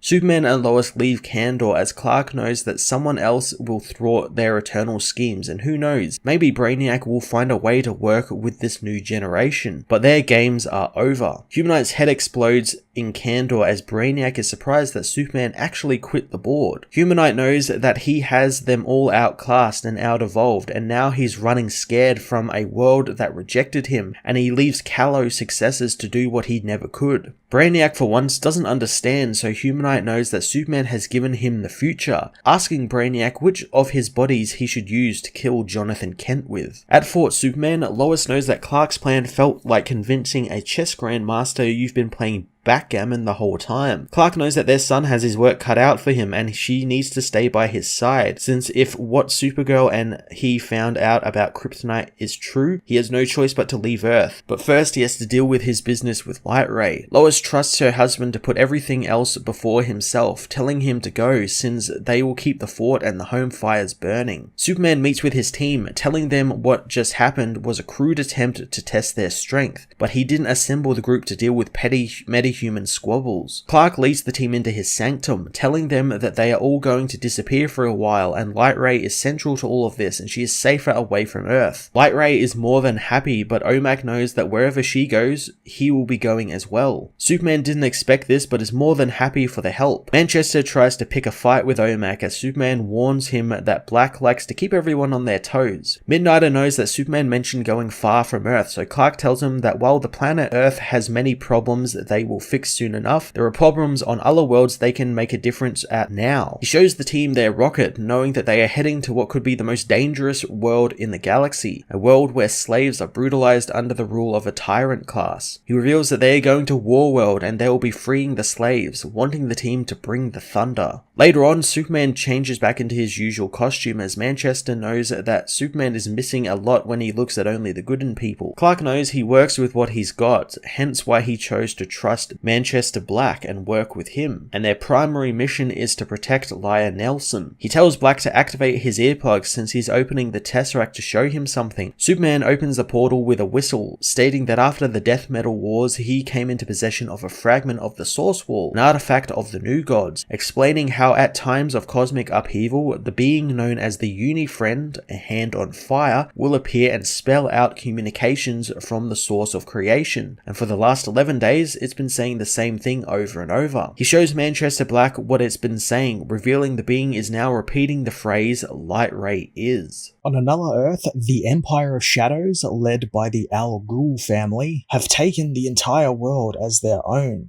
A priest of the Empire proclaims that the people should embrace the death that's coming for them as the undead soldiers of the Empire wipe the final bits of resistance from the streets of Gotham. Saif, Taj and Janin, the sons and daughter of Talia Al Ghul, return to their mother and silent grandfather, telling them that Gotham uprising has been quelled. Talia wonders what gifts they have brought as tribute, with one offering the destroyed ring of the Green Lantern, another offering the helmet of Brother Fate, and Janin Al Ghul offering something special that didn't come from the battlefield, but from the stars, and with it, they will be able to rule multiple worlds. In the present at Fort Superman, the Authority wait around for their leader, with Apollo telling Light Ray to remove her feet from the literal round table. Natasha tells Manchester Black to stop touching Clark's Kryptonian crystals, but he knows that Superman knew better than to leave him alone without supervision. The team talk about what Warworld will be like, with Light Ray knowing that this feels more important than when she was in front of the cameras. Manchester Black tells her all about the radioactive hellhole that is Warworld and how they'll all feel right at home as Superman returns, telling them that Warworld mission will go ahead soon, but right now they have some more pressing matters to deal with. Batman accompanies Superman into the fort, scoffing at what his friend considers a team, seeing as half of them aren't even on their side. Superman says that he needed a team for Warworld, and when Batman, the Justice League, and the United Planets said no, these are the people who said yes, and in his mind that makes them the heroes he needs. Batman meets with Midnighter for the first time ever, but Midnighter doesn't understand what makes the old hero so special. Superman fills the team in on what's happening, knowing that Batman has come to them since he needs their help for a change. Batman reveals that there is a threat called the Empire of Shadows, and it's coming for them, as Manchester thinks he means the League of Shadows. But Batman says that the Empire isn't from their Earth, and whereas on their Earth, Ra's al Ghul built the League over centuries, the Empire was built over thousands of years, and it comes from a place called the Dark Multiverse. According to Batman's sources, the Empire have become the only superpower left on their Earth, controlling every factor of government, economy, and even religion, and their armies are limitless since they are a form of magic he has not seen before, and the soldiers rise from the dead with something called the Lazarus Resin, making them practically unkillable. Natasha asks why they are only talking about this now, so Batman reveals that the Empire no longer are limiting themselves to one world, and they have captured a prisoner who will allow them to invade other universes, and have discovered that Earth Zero is the focal point of all the others in the multiverse. Manchester knows that Batman wants to invade the Empire before they do, but this isn't the work of a league, this is the work of a hit squad. Batman says that it's not a hit squad, it's an extraction team, and they need to infiltrate the Empire's Babylon Citadel, weaken their invasion capabilities, and rescue this prisoner. He realizes that he doesn't know the team yet and he has reservations, but for now, Ra's won't be expecting them because they aren't the Justice League. Midnighter thinks that maybe his super friends won't accept the first strike option, hence why he's there, or he's not willing to have them put their lives on the line for this. Apollo apologizes for Lucas, but has some questions of his own, wondering how he knows this and how can the Empire invade another universe. In the Shadow Earth, the Al Ghul children wonder why Ra's is still there since he never speaks. They know he's there really for show, and their mother runs the entire Empire now. Jana knows that their grandfather is aware of what they said in the meeting and what they are saying right now, warning her siblings to be careful. Soon the woman shows them what she has brought their family, revealing the prisoner of war she captured was Tempest Figurnaut, who was hiding in the space between spaces, watching them. Janin calls Tempest arrogant for thinking himself as greater than they are, demanding he tell her about the nexus he spoke of and the world of which all others spring forth from. Back on Earth Zero, Batman trains with Superman and the Authority as Midnighter continues to ask Batman about his reliance on tech,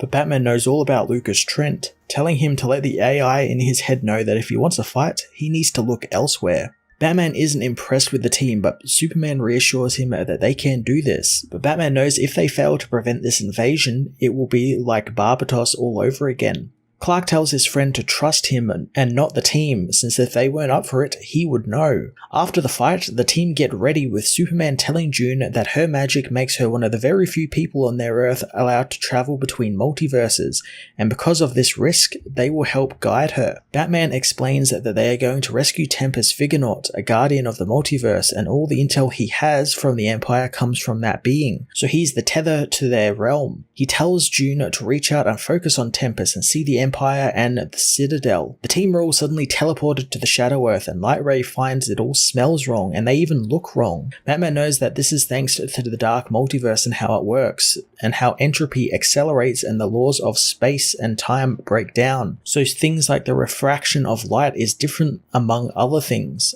not wanting to dawdle on them. June teleports the team inside the Citadel as Apollo asks for Batman to clarify that the Al Ghuls control the Empire, spotting a mural of people worshipping a bat god.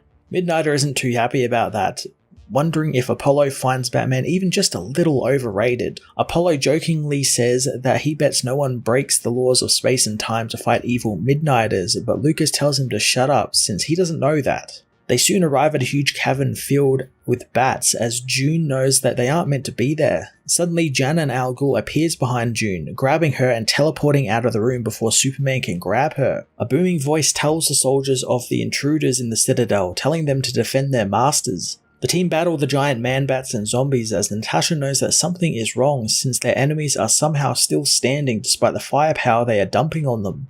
A being says that they aren't governed by physical laws and their magic sustains them. Superman calls for the team to fall back, but they find the exit has disappeared thanks to a big magic stone blocking it, and they can't break it without June's own magic. OMAC notices that Batman and Midnighter are missing, and Superman finds this good since they aren't trapped there with those things with them, relieved that some people have gotten onto the outside. June meanwhile is taken by Janin, knowing that they don't need her alive for long, only a few days just to get their forces to the other Earth. She reveals that she killed Tempest and built a machine from his corpse that creates a pathway between the universes, and thanks to learning more about Earth Zero from him and the heroes that could make these pathways, she lured June and the Authority to them, and now with a living multiversal transporter powering the device, they will finally be able to see the world the Tempest wanted to protect with his life. Janin and her brother make it through the portal to Fort Superman, but Midnighter confronts them, knowing of course this gig would end with them fighting to the death with two bats. Light Ray can't get through the magic portal as Superman warns Apollo against killing, but the man says that they are just zombies. Superman knows they aren't zombies and he knows the rules when he signed up with him. Apollo finds resurrected bat ninjas to be a grey area as Natasha theorizes the Al Ghul commander is still in the room, camouflaged somewhere, still controlling the hordes, and soon after using his X-ray vision, Superman finds him hiding, taking down Taj. The man tells Superman that he's too late and his sister and brother have made it to Earth Zero and soon their armies will file through the doorways. Taj tells them they don't hate the heroes since they would do exactly what the heroes are doing if their rule was threatened, but the Empire will bring Earth Zero the peace that it deserves and the peace that they have brought their own world. He says that the way of the Al Ghul is the right way and sooner or later the heroes need to accept this, and when they do, fewer people will die. Midnighter meanwhile is thrown around the fortress by the Al Ghuls, but it only angers him as he returns their hits tenfold, demanding to know what this Batman obsession is, since he's got no powers and nanotech, and he's just a guy with a gravelly voice and calcified joints. He says he finds Batman very overrated. Well, he has his own vibe, and it's so much more hardcore, and Batman doesn't even bother to kill people. Saif doesn't know who they talk about, since he's more than happy to kill. A smoke bomb suddenly goes off as a sword spears Saif through the shoulder, as Batman strikes from the shadows, destroying Janin's own scythe as Batman finally confronts her, but Midnighter knocks the woman out from behind with his baton. He admits Batman's entrance was pretty awesome as he goes to look after Enchantress. Batman realizes that thanks to Janin's features that she's related to him, as the woman rants about her family bringing peace to their world, and under Bruce Wayne's rule, the Al Ghuls ended crime and suffering and death. June sends the villains back and Batman tells them to let Talia know that if they ever come back to Earth Zero, they'll be ready for them. Superman and the rest of the Authority return as Midnighter reveals that he followed Batman when he snuck off from the temple. Batman tells Superman that the Tempest was dead before they arrived, but thanks to Midnighter and Enchantress, the multiversal portal came back with them, so the Al Ghuls are cut off. Lightray asks what Batman's verdict is on their mission, and Batman thinks they did a good job. Later on, Superman tells Batman that he doesn't like knowing that the other Earth is still under the Empire's rule and they should have kept their generals as prisoners. Batman knows that those were Talia al Ghul's children and she would literally do anything to get them back. He knows now that they will look for easier prey, and he knows it's not lost on him, and when Superman came to him for help with Warworld, he said no. But literally the next day after, Superman didn't hesitate to help him out, and his team came through. Superman knows that Batman is needed on Earth as he shakes his friend's hand, told to keep his guard up while on Warworld. Back on the Shadow Earth, Talia's children are brought before their mother and grandfather, telling them that the Figuraut was stolen and their way to Earth Zero is now shut. Talia thinks that they have dishonored their name as the old man in the chair is revealed not to be Raish, but Bruce, who says that the heroes came because he wished it, and not every defeat carries dishonor. He knows that this defeat will bring them wisdom and is grateful for it, since now they will see how vulnerable they are and see what advantages their enemy team has. He tells his family not to worry, since they'll be seeing Earth Zero and its heroes again very soon. Years in the past, Superman confronts an alien fleet above Earth. Jonathan remembers how his father said this was the greatest day of his life, and while he admits the invasion wasn't the best, he was doing what he does to try and save the world. Green Lantern tells Superman that he shouldn't be there as Martian Manhunter reminds him that he is needed elsewhere. Superman says that it's a planetary invasion, but the heroes say that it's only an attempted invasion, and as attempts go, it isn't impressive. Manhunter says that they aren't getting near Earth, so Superman should really go to the fortress. Superman heads down to the Fortress of Solitude where Batman is outside. He tells the hero of the invasion, but Batman knows it's only an attempted invasion and he's receiving updates and he can protect Clark's family and the planet at the same time. Superman guesses it's because he's Batman, but the hero says that they will keep the world safe since he has something more important to do. Clark thanks Bruce for being there and his friend says that he wouldn't be anywhere else. Inside the fortress, Wonder Woman is helping Lois deal with her contractions as Clark arrives.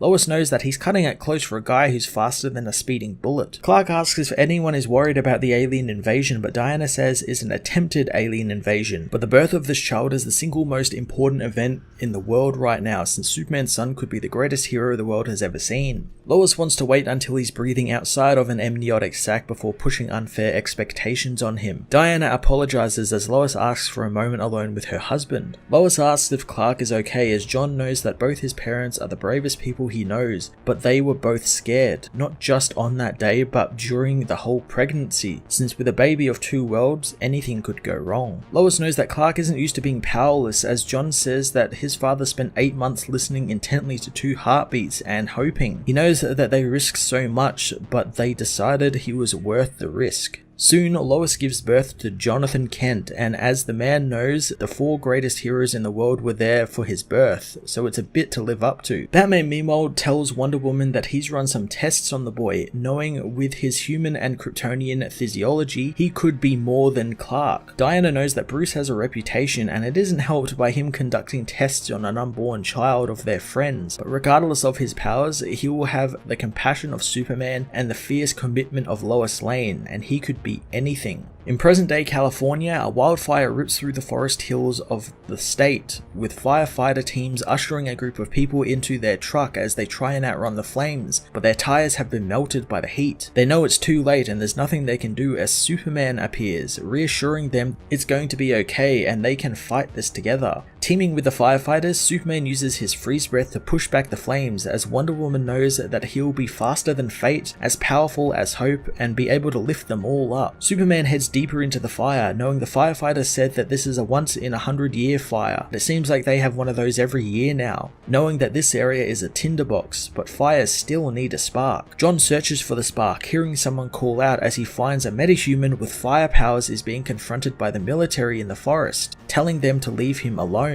The soldiers keep firing, but their bullets melt in the air from the heat. The soldiers are told to pull back as air support arrives, but before they can drop the missile from the jet, John grabs it, cutting it in half. He tells the soldiers to call off the attack, but the men say they don't take orders from him, since half the state is on fire, so they need to put down that monster. John says he's not a monster, looking past the heat and the flames to see a metahuman and his fear. John approaches the man, told to stay back, but he tells the man that he knows he's scared, but he won't hurt him, and the man can't hurt him either. John introduces himself as the man says he doesn't know who he is or how he got there or what's happening to him. John scans the man with his X-ray vision, feeling his temperature increasing with his heartbeat. He tells the man that the heat is connected to his stress levels, and being on fire and under attack from the military looks pretty stressful. The man says that he's scared, and John knows, telling him that it's okay, helping him with his breathing as he hugs him, calming the inferno until it goes away completely. The soldiers thank John for his help, but want to take over, so John tells them the man has no control over his powers and they are triggered by anxiety. The commander assures him that they will look after him, but Superman needs to help with the forest fires. The man assures John it's okay and the others need help as John leaves, reminding him that this wasn't his fault. The metahuman apologizes for this happening, knowing he didn't mean for it to happen, as one of the soldiers cold cocks him, knocking him out. Superman races back down to help him as the commander says that he's not risking his men by having him conscious, demanding John turn him over and think about this, since he doesn't want to go against his own government. Later on the island of Corto Maltese, Robin says that John saved the man but turned him over to the military, and he doesn't know if he actually saved the man's life or made it worse. John wonders if he's worrying about nothing, but Damian says he isn't, since the guy could easily be mid-autopsy now, and with his powers, they could be trying to weaponize them at this very moment. Damian says he's off-grid, wondering how John found him, so the man says that he's got super speed X-ray vision and telescopic vision, and he knows the sound of Damian's heartbeat. He notes how his friend looks like he's been beaten up, and Damian says he looks like he's been on fire. John hopes he knows about the bunch of ninjas that are in the alley waiting for him, but Robin is aware since he's in the middle of a tournament and one of the competitors probably wants him dead rather than having to fight him, hoping he can deal with them while they talk. As the ninjas attack, John says that he's trying to work out who he is and wanted to talk to Damian because he's his only friend who's not related to him. Damian thinks that he needs to stop being himself 24/7, but John knows that Damian is one to talk about having a break, but John wonders how he would be someone else since he's one of the most recognizable people on the planet. Damian says that his father is Batman and they could build another identity for him, reassuring his friend that he will deal with it. The ninjas continue their futile attack as one says that this is hardly a fair fight. John tells the ninja that he tried to ambush and assassinate his best friend, knowing ninjas are meant to be quiet so he shouldn't be hearing him complain. Damian understands what's bugging John since there is nothing heroic about serving the status quo and there is a reason he's a vigilante. John, however, doesn't want to be putting out fires and then ignoring the cause, but Damian says that it's easy to punch a ninja but harder to punch climate crises or inequality or the erosion of the free press. John knows that with what he could do, he could make it change, but Damien knows he can, and that's a lot, and he imagines it's scary. After dealing with the ninjas and leaving them for the cops,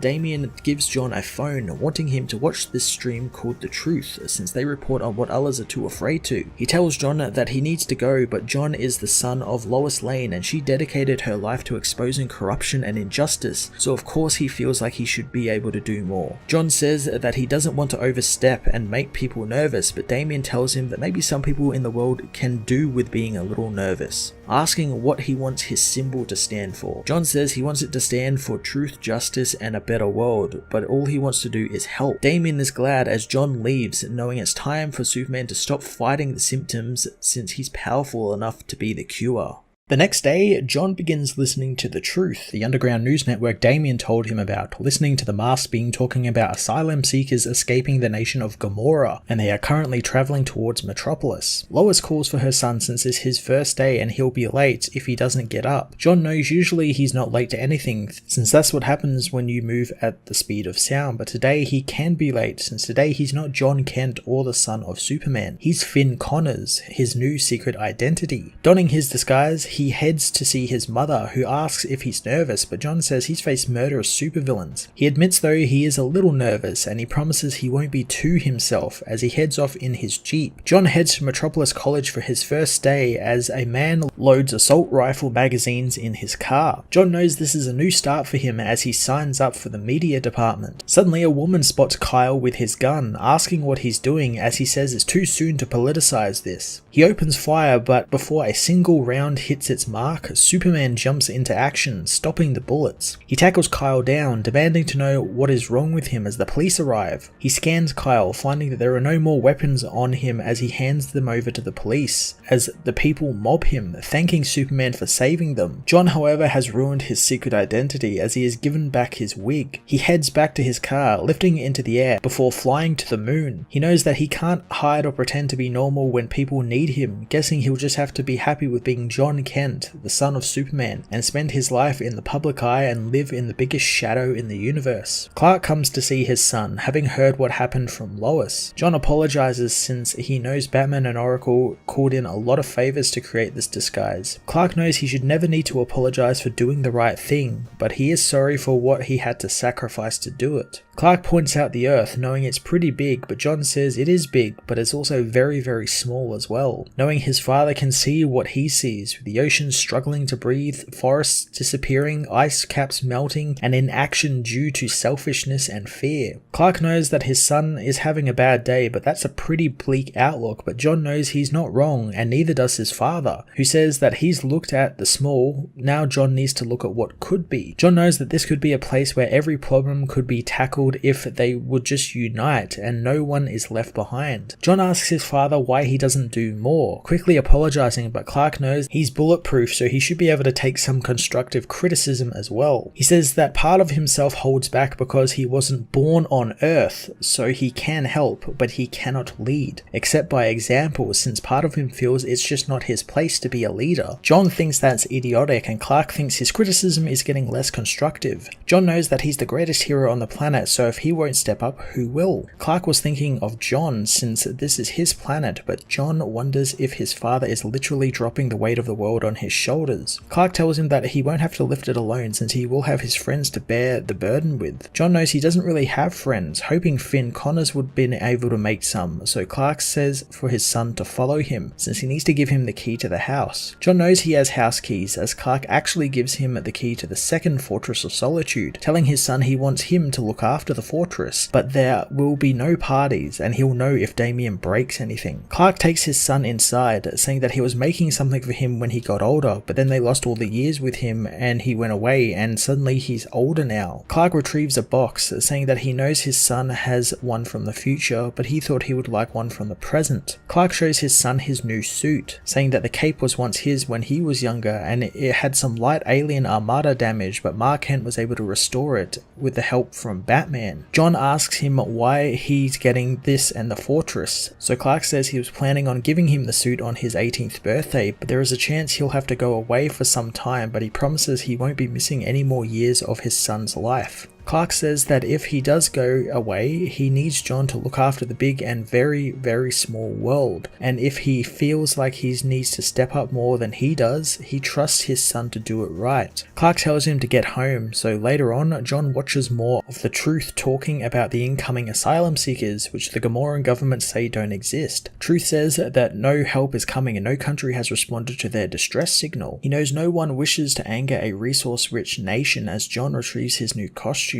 Out in the ocean, the boat full of asylum seekers is hit by a big wave, knocking a boy off and into the water. Superman races into the water, retrieving the boy as his father thanks the hero, not thinking anyone was coming. Superman apologizes for not getting there sooner as he learns the boy's name is Takumi as he introduces himself, but the boy says he doesn't need to tell him that since he knows he's Superman. John carries the boat to Metropolis, putting it down in the harbour where police swarm the area, arresting the people. Superman cuts the cuffs off with his heat vision as the cop says the cameras are watching and he appreciates what the hero did and the people will be looked after, but there is a process. Superman says that the people need help, not handcuffs, telling the cop he'll just keep removing them. The cop calls for no restraints to be used as Takumi comes to see the hero. Superman tells the boy that it's okay since they will be looked after and he promises to check up on them. Superman takes off, looking over the area from a tall building nearby. Suddenly he is met by the Truth, who says that it sucks since they come there for help and they are treated like criminals. He wonders if the hero knows what he started today as John recognizes the being. Truth knows that Superman watching him is going to make a lot of his friends happy. Superman asks how he got on the roof and snuck up on him, so Truth says that he was pretty distracted, but he wanted to thank the hero. Truth removes his mask, revealed to be the man who signed John up for the media department at college, as he thanks John for saving him from the gunman. He says that his name is Jay Nakamura and he wonders if John wants his wig back. Jay understands why he was wearing a terrible wig, telling the hero that it really was terrible since it really did nothing for him. John says that that's the problem with having hair that's impervious to bleach. Jay knows that he was trying to hide since it must be hard being Superman's son and he can understand why he would want to be something lesser or even something smaller. Jay knows that he could help him with that, but they need to have another conversation first, since Superman needs to understand what he did and where it leads, since while Gamora is supposed to be a paradise, people desperately want to flee from it despite what the propaganda would say. Jay knows that Superman swooped in and picked up a boatload of consequences and the tyrant of Gamora will want him gone, and he knows what he is capable of, since Henry Bendix will do whatever it takes to destroy Superman.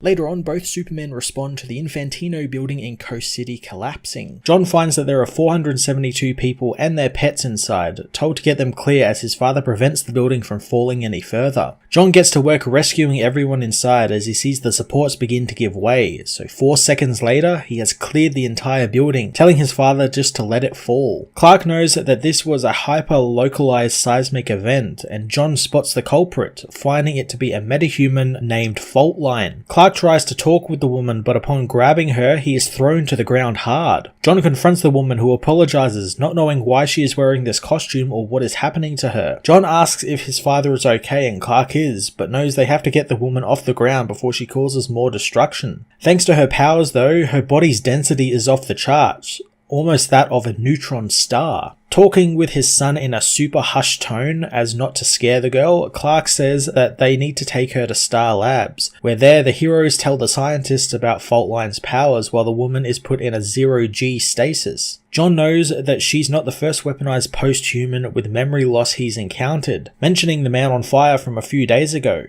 John soon gets a text, knowing that he's gotta go, as later he meets with Jay at a protest, learning that the Gamoran president ordered the refugees be given back to him, and ever since Truth reported it, people have been protesting and police have showed up to arrest them. A police officer nearby accosts a woman, so Superman steps in, stopping the man's baton before telling the cops that he is gathering with them, illegal or not. Superman tells the cops that if they are arresting people for standing up for those who can't stand up for themselves, he guesses he needs to be arrested as well. The cop knows he can't do that since he's Superman, but John is well aware, telling the cop to do his job. John is put in a pair of cuffs and led away as Cat Gran asks why he is doing this. John says that Superman was a refugee and his grandparents put their only child in a ship and sent him across the stars, to where he found sanctuary in this world and country, something that he wants the Gamoran refugees to have as well. Cat says that President Bendix insists they aren't refugees and Gamora is a paradise, but Superman says that he rescued the refugees when their boat was sinking and they left everything behind to flee this supposed paradise. Superman wants to look into what President Bendix has been claiming, since no one sends their child on a perilous voyage unless it's more dangerous to stay behind. Later on, John is picked up from jail by his father, learning that the others are being released as well thanks to the public outcry. John thinks he did hard time, but his dad reminds him that he was in there all for 45 minutes. Jay meets with them outside, having come to get John out himself, but it looks like Clark had that covered. Clark is introduced to Jay, thanking him for wanting to bail out his son, since it's not outside the realms of possibility that this could happen again, since his mother has been arrested a lot as well. Clark invites Jay to dinner with them in Smallville, offering to give the young man a lift, as later on at the Kent farm, Jay is introduced to Lois, but the man is silent, telling John that no one told him he would be meeting Lois Lane. Jay finally shakes Lois's hand, saying he has a picture of her on his wall, since she is his hero. He soon runs off after the interaction, so John goes after him, learning the man thought the introduction was awkward. John says that usually people are more intimidated by his father than his mother, but Jay says that he's a journalist, and Clark Kent is good, but Lois Lane is the best there is, and she has brought down some of the most corrupt people on the planet. John wonders if he wants to meet her again, leading him back to the farmhouse where his parents are in a rather serious mood. John knows that it's time for his father to leave, as he talks with his father later on about leaving for Warworld, with Clark getting him to promise he won't come looking for him. John knows he can't promise that, since if the roles were reversed, Clark would come looking for him, and Clark doesn't deny it, knowing that he would search the ends of the universe for his son. John knows that this is where his father's story ends, not wanting him to go, but Clark knows if the future is locked in and destiny is impossible, then what is the point of fighting for something better? He tells his son that when he was young, he would come to that roof and look at the stars and imagine what is out there, but he never imagined anything as remarkable as his son. He knows that he doesn't believe in fate. He believes in John Kent, who that day saved 472 people and their pets, and it's not just the people he saved, since his actions created ripples and the families and friends were saved a lifetime of grief, so he's already changed the future. Clark tells his son that he needs to go because people need him, and he has the power to help them. John says that the people there need him on Earth, but Clark says that they need Superman, and that's what John is now, and while he is the man of tomorrow, John is for the days after that. John hugs his father as Lois and Clark leave, and Ma Kent comes to see John, telling him that Clark comes back every time, and while she has worried, she stopped doubting him a long time ago. Lois knows that John will be okay, but Clark knows he will have to be, as later in Gamora, Bendix learns that Superman is finally gone and Flatline has been retrieved from Star Labs, activating her density powers as he has his team drop the metahuman out of a plane above the Kent farm. Bendix activates the woman, wanting to take John Kent's world from him as Faultline slams hard into the Kent farm, obliterating the entire area.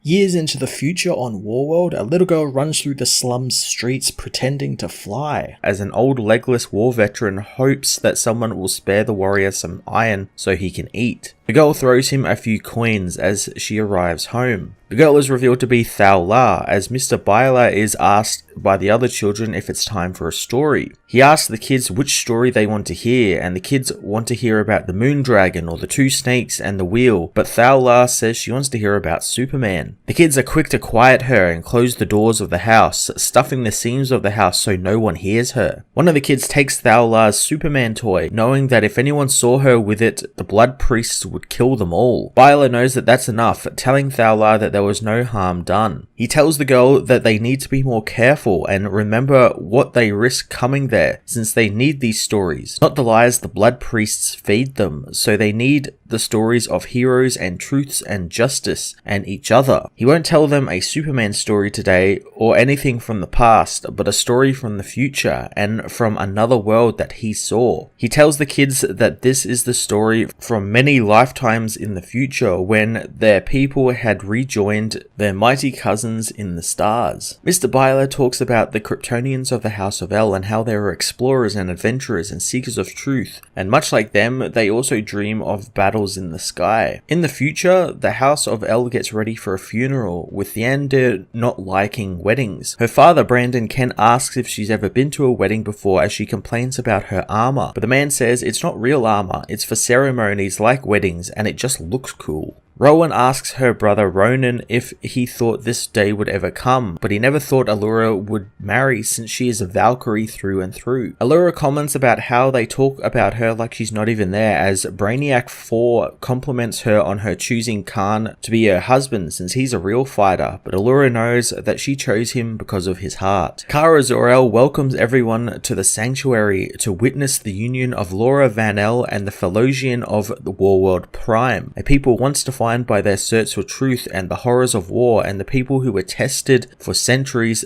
but still survived. Allura tells the gathered people that she has brought them Khan, the greatest warrior on Warworld Prime, and she asks her aunt that their paths be joined and that she grant him the name El. Khan wishes this to happen as well, not being able to offer much since he is just a lowly war master, but he offers the House of El his sword, made in the forges of Thanagar, and offers Allura his blood, which he will gladly shed for her. Kara knows that Khan has lived up to keeping with the highest traditions of the House of El, giving the warrior her blessing to join the family, but by the customs of the Warworld Philosians, he must now face one of the House of El in a test of strength. Kara asks who will face Khan in unarmed combat, with Brandon Kent, the Superman of Earth, being chosen. He apologizes for beating up Allura's man, but the woman tells him not to hold back, as Khan and Brandon get ready to fight, discussing Khan's every drop of blood speech, with Khan hoping that Allura liked it. Suddenly, the wedding is attacked by Phyros, the fallen son of Kal-El. Kara tells the villain that he has interrupted his own cousin's wedding, demanding he leave, but Phyros wonders if killing off Darkseid earned him no goodwill with Superwoman, since Allura has a High Father of Apocalypse as a cousin now. The villain thinks that given Allura's suitor's low station, he thinks his test should be more than a formality, hoping Allura is worth a real fight. Allura knows that it goes against tradition, but she wants to join her husband in his fight against her cousin. The couple confront Phyros, who conjures up a wedding gift he brought for them, a relic from the time of Kal-El. Activating the Phantom Zone generator, he blasts the entire family into the Phantom Zone. Back in Sanctuary, Superwoman attacks Phyros, who uses his magic to wrap Kara up in snakes, telling her that she is diluting his father's bloodline until they are nothing better than the chaff they govern. He says that he will save his house using his magic and his strength, just like how he saved Apocalypse. In the Phantom Zone, Ronan wonders how can they be there since the Phantom Zone projectors were all destroyed centuries ago, but Brandon knows that Phyros found a way back and it doesn't look different from the stories they were told. Allura knows that Brainiac 4 needs to come up with some ideas quick to get them out of here, and the Kaluan says the only confirmed escapes from the zone were done with projectors, none of which exist in this realm. They notice some monsters nearby, but it's too late as the various monsters come for the family. Brandon tells his daughter to stay behind him and use energy blasts only, and he knows that they will make it through this, as Khan is told to keep a hold of his sword for a little while longer. Rowan wants them to remember who they are, and wherever the House of El goes, Hope goes as well. The family battle the monsters for hours, and thanks to no yellow sun to power their heroes, they begin feeling their lives weakening, and they were forced to rely on one another, and didn't really have a knack for that yet. A dragon soon pins Theander to the ground, but Brandon saves his daughter, complimented on his skill by Khan, as Ronan feels the ground shaking thanks to a group of giant squid monsters coming for them. The monsters grab at Khan and pull him towards a fissure in the ground, but the tentacles are shot apart as a voice says that the beasts may not look intelligent, but they recognize their House of El symbol. The hooded being says that he can lead them to safe ground, as Brandon recognizes the man as Hank Henshaw, the cyborg Superman, a foe of Kal-El who destroyed Coast City. Brandon attacks the man, saying that they aren't following him anywhere, but Hank knows then they will die, understanding the mistrust they have for him since he once fought the real Superman many times. But these heroes don't have the yellow sun and don't understand the dangers or have no knowledge of the creatures or their ways. He He knows that they have a Kal-El amongst them, and that means that if they follow him and trust him for a time, some of them may see the sun again. Hank says that they are to use their powers only when in dire situations, since any energy they use will be gone until they are returned home to the yellow sun, and he would have died long ago had it not been for his cybernetic components. Brandon asks where he's taking them, so Hank says he's leading them to one who can help them, since he and this being passed this way long ago seeking components for a device that would allow them to escape.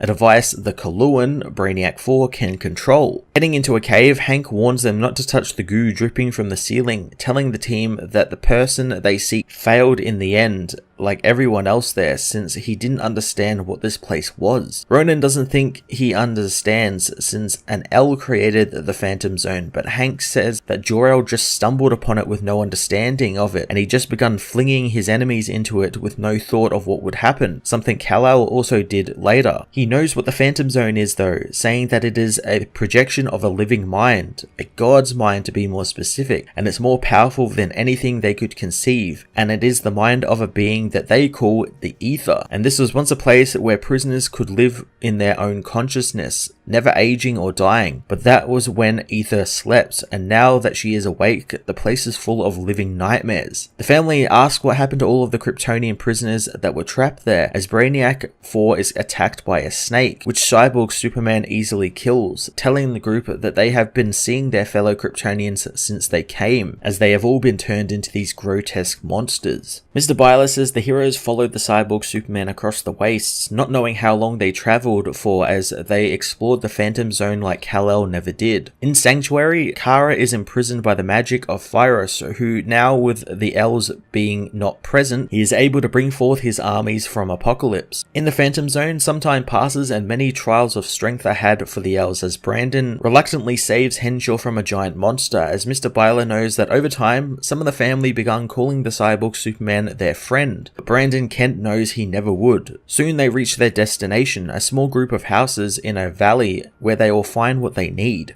Brandon wants to know how he knows this, so Hank says he doesn't, but if he is there, the device will be as well, and their escape will rely on Brainiac 4's ability to use this device. They wonder who built the shelters, learning that they were made by a tribe of Kryptonian Harriers, and when Ether awakened, they retained more of their minds than most others. Ronan soon spots something, wondering if that was him, and Hank confirms it is him, as they find the bound corpse of Mr. Miracle, who is holding a mother box. Brainiac 4 recognizes the mother box, not knowing if he can talk with it. He touches the device, which begins making its unmistakable ping. Brainiac 4 finds it beautiful, as above the village, Ether awakens and has noticed the team. Hank knows that it doesn't want them to leave, as more monsters are sent to stop them. Allura notes that there is no cover for them, and if the creatures reach Brainiac 4, none of them will make it back home. Allura tells her new husband that their wedding was a bit unconventional, but Khan wouldn't trade it for anything, as he leads the family into the battle under the banner of truth and justice. The heroes battle the creatures as they can see the portal opening, as Brandon knows that he was right about Henshaw all along. Since Mr. Miracle wasn't killed by a mad god or a Kryptonian convict, his spine was severed by heat vision, and Cyborg Superman is the only one with that power now. Brainiac 4 calls the team together as Brandon accuses Henshaw of killing Mr. Miracle, and when he couldn't make the box work, he just waited around for another cyborg to come and allow him to escape. Henshaw doesn't deny it, shooting Brandon with his heat vision and quickly stealing the box from Brainiac 4, hoping the Superman enjoys eternity. Theander hits him with her energy beams as Ronan beats the liar down. Brainiac 4 tells him there is no time for any of that, as on Sanctuary, Phyrus finds a strange little piece of metal, wanting to know what it is. Kara says it's one of the house's most greatest treasures, a relic from the time Superman liberated the Philosians, and it is carved in a child's image of Superman. She says that when she sees it, she is reminded of their people and what they are capable of when they are pressed and when they are given something to believe in. The room is filled with the ping of a mother box as the House of El return. Phyrus congratulates his cousins as Khan hits him in the face with the sword hilt, having been waiting a long time to do that. Ronan agrees, knowing he feels like the one most deserving of a turn in this battle is Allura. The Valkyrie rides her dragon down into Phyrus as the parademons arrive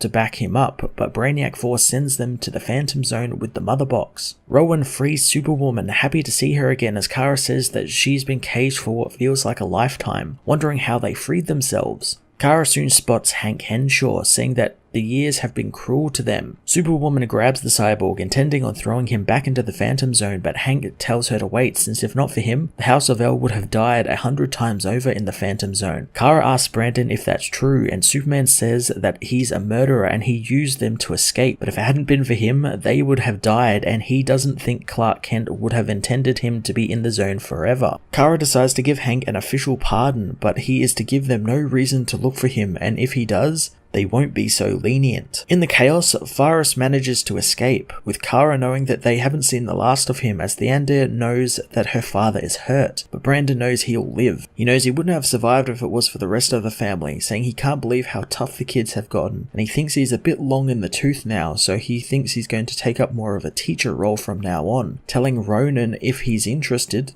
Earth deserves a new Superman. Khan meanwhile wonders if this counts as a successful trial for his wedding, and Allura knows that most would call it acceptable, and Kara agrees that they have won the day, looking forward to hearing of their adventures, but it's clear that the House of El has found a worthy addition in Khan of Warworld Prime. Superwoman knows the 7 heroes saved their home and legacy, and she has never been prouder, and she can see the deep bond between them has grown. She finishes the wedding ceremony, wedding both Allura and Khan together, letting them seal the deal with a kiss, as Mr. Byler knows that Kal-El bore his new name with honor, and both he and Allura became 2 of the greatest heroes of their house, while Ronan Kent became the new Superman of Earth, fighting through the multiverse with his sister Rowan Kent, the Blue Lantern. Brandon meanwhile retired as a hero and devoted his life to training his daughter Thiandir, who would soon become Superwoman herself. Thaular wonders what became of Kara, so the man says that she led the House of El for many years, but her story would take her to many different worlds, and even to see her meet Kal-El again, but that's a story for another time. The kids are disappointed it's over, as the man tells them all to head home before they are missed. Thaular decides to ask the man that when she makes up stories, they sound made up, but when he does it, they sound very real. Byler says that she is clever, wondering what she thinks, so the young girl thinks that he's seen the future, wondering if the elves will really have her toy one day. Byler hugs the girl, saying that she really is a clever one, and to answer her question, that's a story for another time, and a story he will tell her when she needs it the most. Elsewhere, Tharos, the High Lord of Durlan, writes out his resignation as the High Lord of Durla in order to become the Premier of the United Planets. Saddened that he must leave, but hopes that he can bring the harmony and beauty of their world to the less fortunate worlds of the United Planets.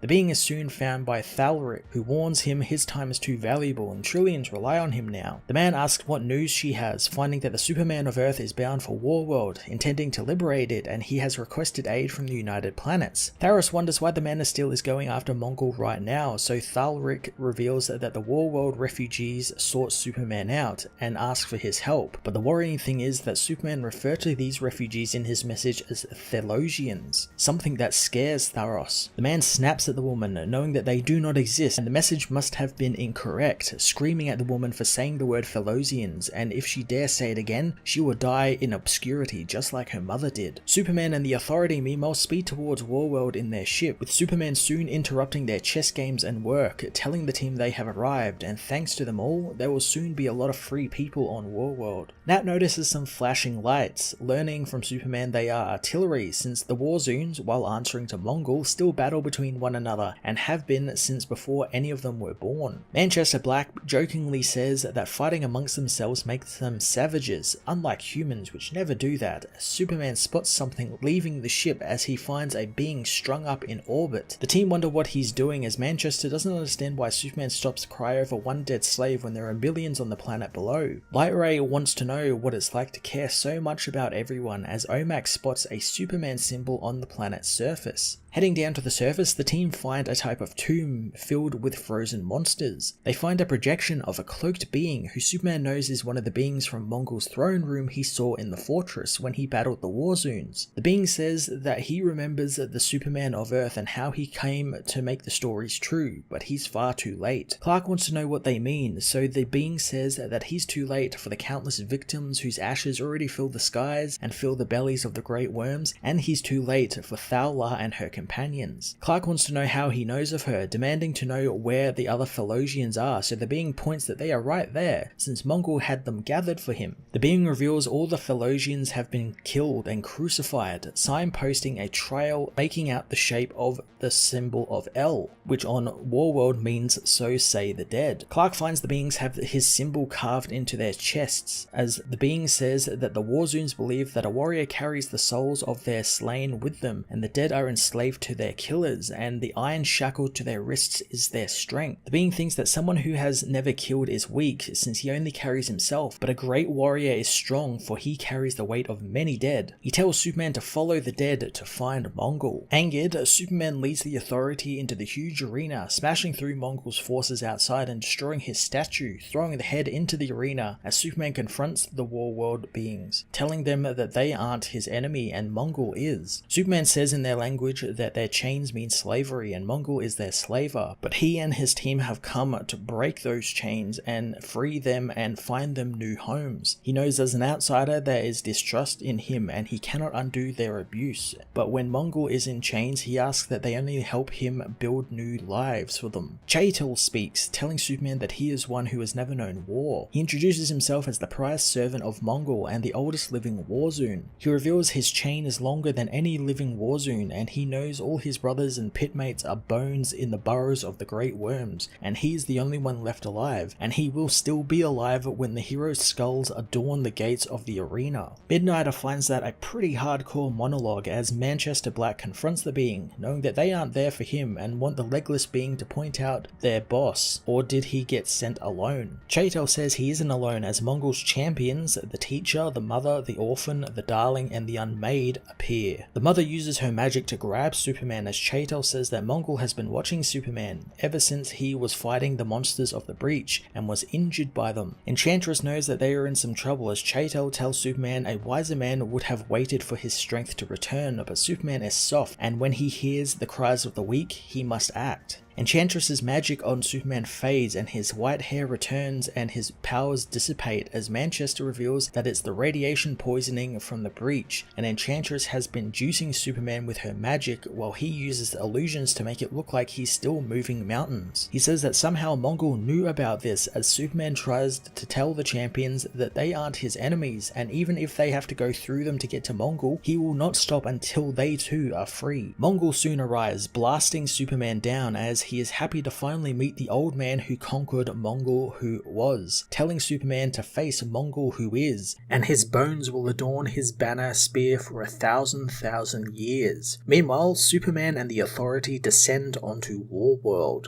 as the United Planets watch, knowing finally Warworld will fall. Some aren't so sure that the planet can actually fall, but some know that Superman is bent on nothing less than liberation. The Dominators know that this will alter the power balance in the universe and they need to be mindful of this. The Tamaranian king doesn't care, wondering if Superman has asked for their aid, but others know that they should actually be seen aiding him, since he is their most powerful ally and will make them look good. The Council want to use the United Order and send in the help, but Lord Premier Tharos wonders what will happen after Mongol falls, knowing with Warworld beaten, they would have to take in the Warzoons and rehouse them, and which one of the council members wants cannibals or child killers as their neighbours, especially seeing that many have had family members killed by Warzoons. Tharos knows that Superman is all powerful and their aid will only hinder his efforts, but when he succeeds, they will be there to help in whatever way they can. But this new Mongol is cunning, and should Superman fall, he would not like to anger this monster who felled him. Mongol meanwhile regales the watching Warzoons with a speech detailing who Superman is, knowing that the hero is his to kill alone. Superman knows that this Mongol is the son of the one he knew, knowing that the villain thinks that this will all somehow turn out different than it did for his father.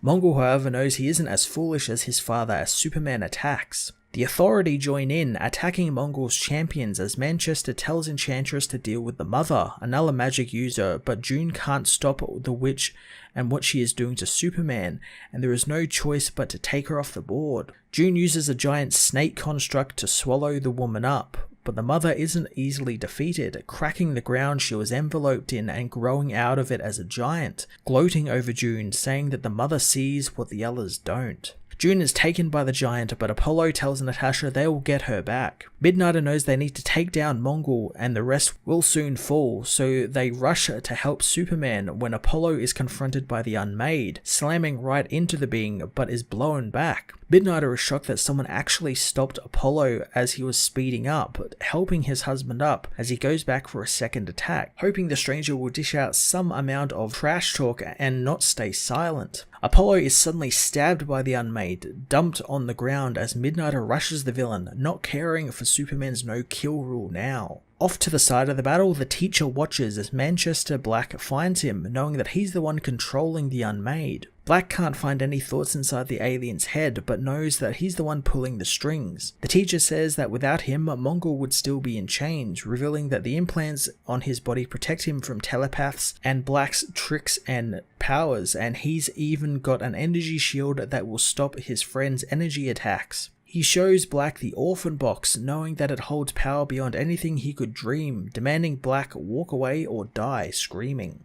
Black picks up a broken spear, knowing that the alien has thought of everything and he supposes he better give up. He smashes the alien in the hand with the bat, knocking the box from it as he continues beating him bloody with the spear handle, knowing sometimes the old ways are the best. Superman continues battling Mongul, who tells the hero that his slaves cheer for him even when the hero offers to free them. He tries to slash Superman with the kryptonite spear, telling him that they don't want his help. Superman punches the villain in the face, sending him crashing into the arena floor as he tells him that one slave wanted help, and that's enough. Mongul tells Superman of a teacher who told him that Superman's strength comes from the yellow sun, but Warworld has no sun, and when he was young, Warworld's furnaces were fed by the planets they conquered and the bodies of the dead, but when he killed his father, he pulled down all those furnaces and replaced them with star forges that now sustain Warworld, all giving off red sun radiation. The villain hits Superman with his axe as Omak and Lightray try and come to Superman's aid, but Orphan and Darling confront them. Lightray spots the baby on the stasis pod that Darling carries, thinking it to be a hostage, so she races off to free it despite Omak telling her not to. As she tries to disconnect the pod, the baby tells her that she should not have come to the planet, scaring her. The Darling grabs Lightray, slamming her hard into the ground as Superman races to her aid, smashing the Darling off of her and tending to the wounded woman, who doesn't want Superman to be angry at the people there, since they just don't get who he is and he will save all the people. Leah hopes that Superman is still proud of her as she dies in his arms. Superman has no time to mourn, however, as Mongul stabs him through the chest with the kryptonite spear, knowing that this is his true weakness, his love for weaker, lesser things, and it's why Mongul, not Superman, still holds the chain of Warworld. Mongul picks up Superman on the spear, saying that as the hero once boasted, only one of them now stands. The United Planet Council watches on in horror, thinking Superman has been killed, wondering what they should do now. Some know that they should never have waited and should have sent aid as Tharos declares Superman dead, wanting it put on official record. The Council know they have to do something, but Tharos knows that the only thing they can do is nothing. After a moment, the Council solemnly convenes, with Tharos knowing that all is going according to his plans. Teacher meanwhile awakens Superman, telling him that he cannot die yet since slaves think he is more than other men, and if he is shown to die, he would be a poor prize. The being awakens Superman with his device as Chatel proclaims that the chained Superman has fallen. He shows off the chained heroes, all who await death far beyond the sight of their gods, and when they do die, they will not be awakened in the Orchard of the Dead alongside the Warzoons, since grubs such as them have no iron in their name. Chatel says that they will be reborn as the blind worms that eat on corpses, as Omak breaks from their chains, killing some Warzoons in Leah's name as she frees Natasha, facing down Darling, who blasts the heroes, knocking them out again. Mongul arrives with his war axe, telling them the battle, like all battles, is for Mongul. Mongul tells the people that he has conquered the Superman and to keep in Warzoon law, what was once Superman's is his now, meaning he now rules his bloodline, all his works throughout his life, and even the United Planets, and soon his armies will march across the cosmos to claim them. He gives Superman's team to his champions as slaves, with Natasha and Omak living out their days in their fighting arenas. He claims Superman as his own, demanding Kal-El be brought before him. One of the Warzoons is brought before Mongul, who says that this being let Midnighter escape, and for this he must die, as well as his brother, but he won't be killing him. Superman has to do it. He tells Clark that one of his team is dead and Apollo will soon join her, but if he kills Kal-El, he will heal them back to life, but if he doesn't, he will hunt down Jonathan Kent and kill him. Angered, Superman grabs the axe, throwing it at Light Ray's chains and catching her body, telling her that not all stories end with death, knowing that she will have so many adventures and love and be loved by many across many worlds. He doesn't know when or how, but he will see Light Ray again as Mongul knocks the hero out with his axe. Later on, Omak and Natasha are brought before a blacksmith, where they are given their chains as the Warzoons begin their chants, telling them that Mongul's dominance blesses them with iron. The two heroes are sealed within their chains, told to remember who has blessed them today, and Omak knows she will never forget what they did to Light Ray. Superman is thrown in jail, heralded as the Philosian savior. The other prisoners gather around, wondering if this being is like them, as some recognize him. Their leader, Krillux, knows he's Superman, as others know he's no Superman and he's just a grub. Krill tells Ulthul Ra to leave the injured hero alone as Superman awakens, grabbing the woman in his disorientation. Superman is kicked down as he tells the women that he doesn't want to hurt them, but they know he can't since they are fighters for he who holds all chains, and Mongul and his champions beat him like he was nothing. Superman tells the angry women that he's not mad with them, knowing that they are afraid, but they are in this together now and they are going to need each other to get home. He recognizes that they are Philosians like Thawla, asking them their names, so Ulthul Ra is the only one who gives her name, as Clark tells her that she looks to be about his son's age. The people are surprised that he has a son, but others think it's just the death ravings of a madman as Superman passes out from exhaustion.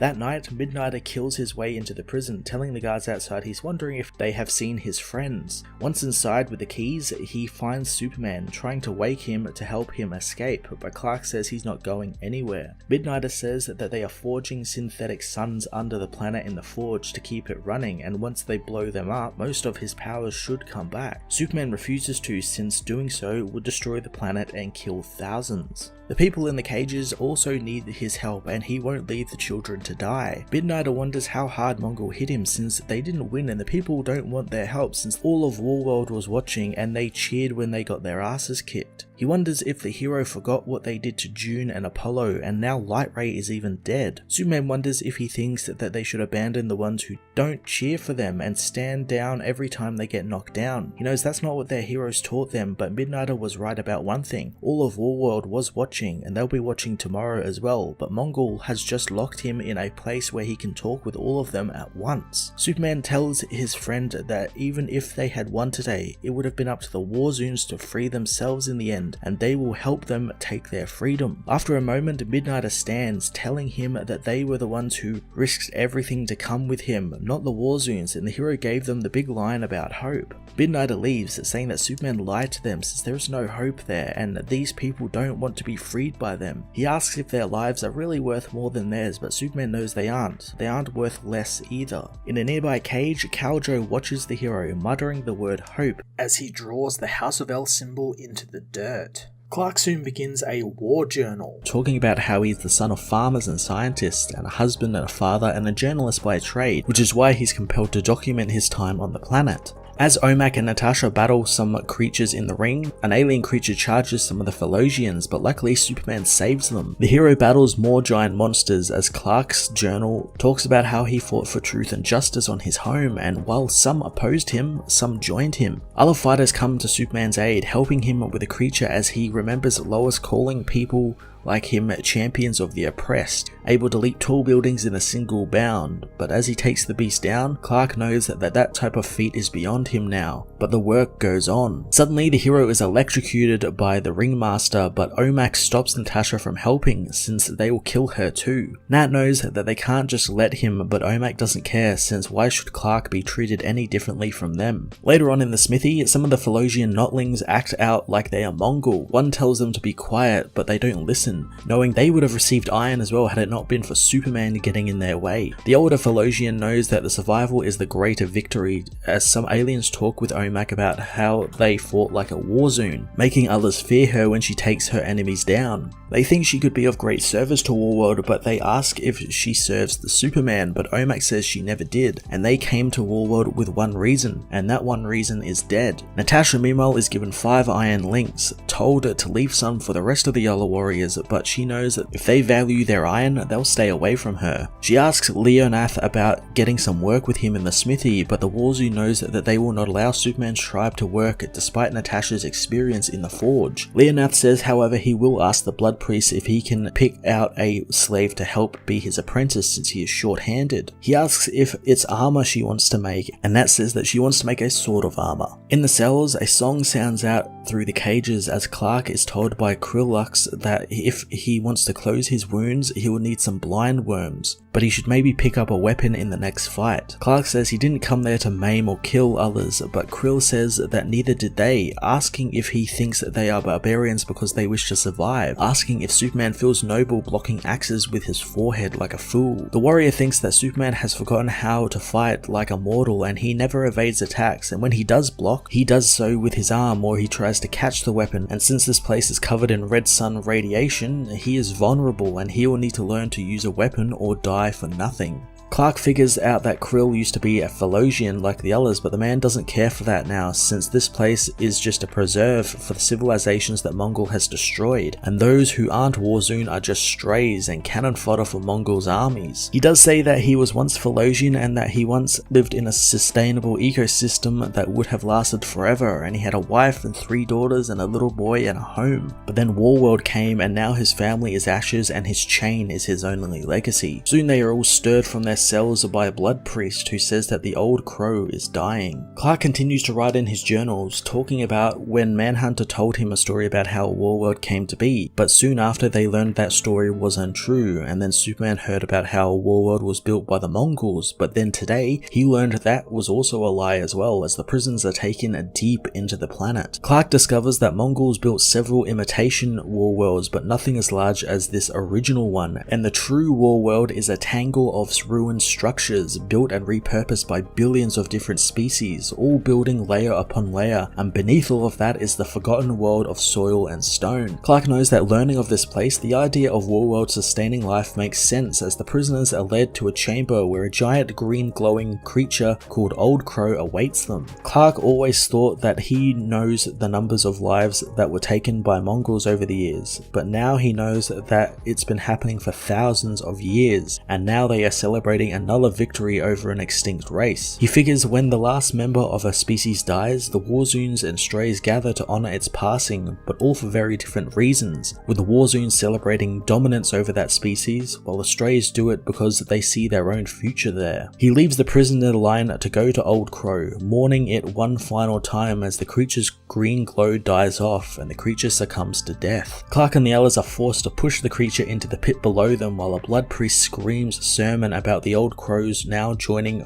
forever in the service of Warworld. Clark himself apologizes to the creature, knowing that he was too late to help them and that his end came in a dark place with no loved ones to see it off. Clark promises that he will protect the others as he failed to protect it. The creature is cast into the pit where the waiting worms feast on it as Clark listens to the sermons, not really understanding the alien languages, but he does notice some familiar symbols on the wall, the same symbols from that of the Genesis fragment he found on Earth. He notices the blood priests can't actually read the runes either, pretending to read the dead language and reciting Mongols' propaganda instead. Clark intends to decipher the runes and use them to help free the people, as later on Nat meets with Clark, telling him that she is now the smith's apprentice and she will now be able to make Clark better gear, showing him an S symbol piece of armor she made for him, knowing with the hits he keeps taking, he will need it. He picks up 2 sticks, throwing one at Krill and asking if he will teach him to fight like a Warworld Warworlder. Elsewhere in the wastelands, some Warzoons spot a cart pulling up to them when suddenly they're all killed by Midnighter and his small gang of yellow aliens, who can't believe they actually killed a Warzoon, and Mongul can't learn of this. Midnighter says that those Warzoons enslaved them and killed their families, and they wanted to fight back, so they gotta put on their big alien pants and do their jobs. They infiltrate the prison as the aliens ask who the prisoner on the throne below them is. Others know that there are too many Warzoons in the area, and Midnighter agrees, knowing they can't break him out yet. The being they intend to break out is the one on the throne, and it is revealed to be Apollo, who Midnighter knows they will be getting him out of there soon enough. Clark continues his war journal, with the hero finding his life becoming so chaotic and unfamiliar, wondering if he'll ever forget the sound of his own name, since the Warzoons call him a name that roughly translates to unbloodied sword. He knows that it's meant to be a taunt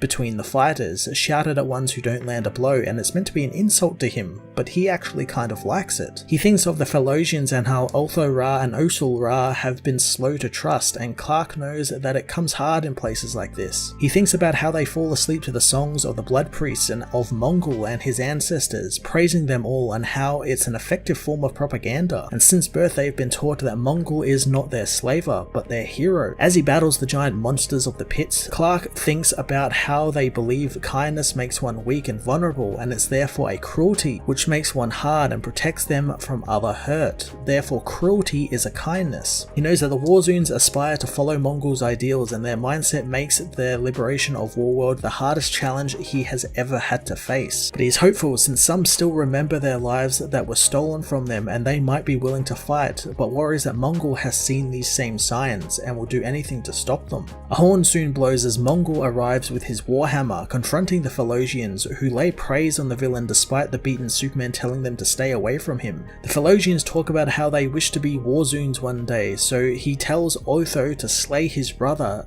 Seeing that they won't, Mongul asks the brother to kill his sister and to cut her head off to become a Warzoon. Omak knows that he's going to do it as Superman continues to plead for them not to. Mongul can see that they won't, so he raises his warhammer, telling the Philosians they are mere grubs squirming in the sands of the arena. Superman charges the villain, knocking him down and telling him to pick on someone his own size. Mongul fights back, knowing that Superman's kind could never be Warzoon and the grubs survive only because others take the blows meant for them. Superman attacks with one of the pit's weapons as Mongul tells him that his protection of them weakens them and the hero as well. Superman begins to choke Mongul, but the villain tells him that the Warzoons are strong because no one protects them. Mongul suddenly unleashes an energy beam onto Superman, knocking him down and telling him that the Warzoons are strong because he protects no other. Mongul becomes confused as the crowd begin chanting Superman's arena name. The hero tells Mongul that the villain hears the songs and he thinks they're about him and belong to him, but they aren't, and he's going to prove it.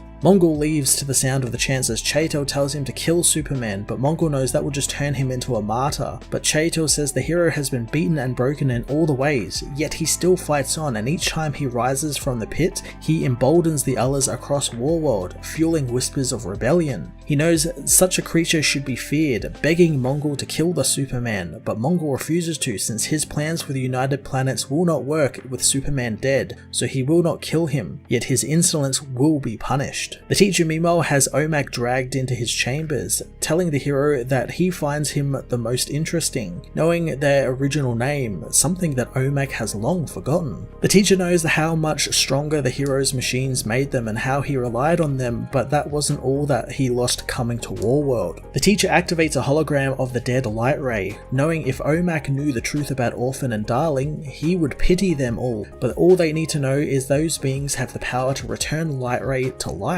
Teacher tells him to relinquish control of his systems to him, and Mongul promises that Light Ray will be given life again. Clark meanwhile is returned to his cell, asking if the Philosian siblings are okay. Otho demands him not to speak to them like Notlings, since they are Warzoon and Mongul's way of life is right and no one could ever hurt Mongul, especially Clark since he tried to beat him and failed. She tearfully tells Clark that they have earned their iron and are strong like Warzoon, and when they die they will go to the orchard. Superman Superman demands that they stop since they are not Warzone, they are Phillosian and they come from scientists and explorers, not killers and pirates. He tells the others that their ancestors left their home and set out across the galaxy in search of truth and justice, and everything Mongol and his blood priests have preached are lies, meant to keep them weak and slow to fight back. He tells them that protecting others doesn't make you weak, it makes you strong, and Osul is alive because Otho protected him and in turn taught him to protect others. Superman knows that's a power Mongol will never have, wanting them to never forget that. Natasha soon arrives with a message from Midnighter, telling Superman that it's happening. Natasha reads the message saying that the revolution is on and they need to be ready to move since Midnighter is going to be taking out a Starforge that night. Superman isn't happy since he told Lucas not to hit the Starforges since they hold parts of the planet together, and taking them down would destroy the city's life support systems, meaning that thousands of Warzones will die.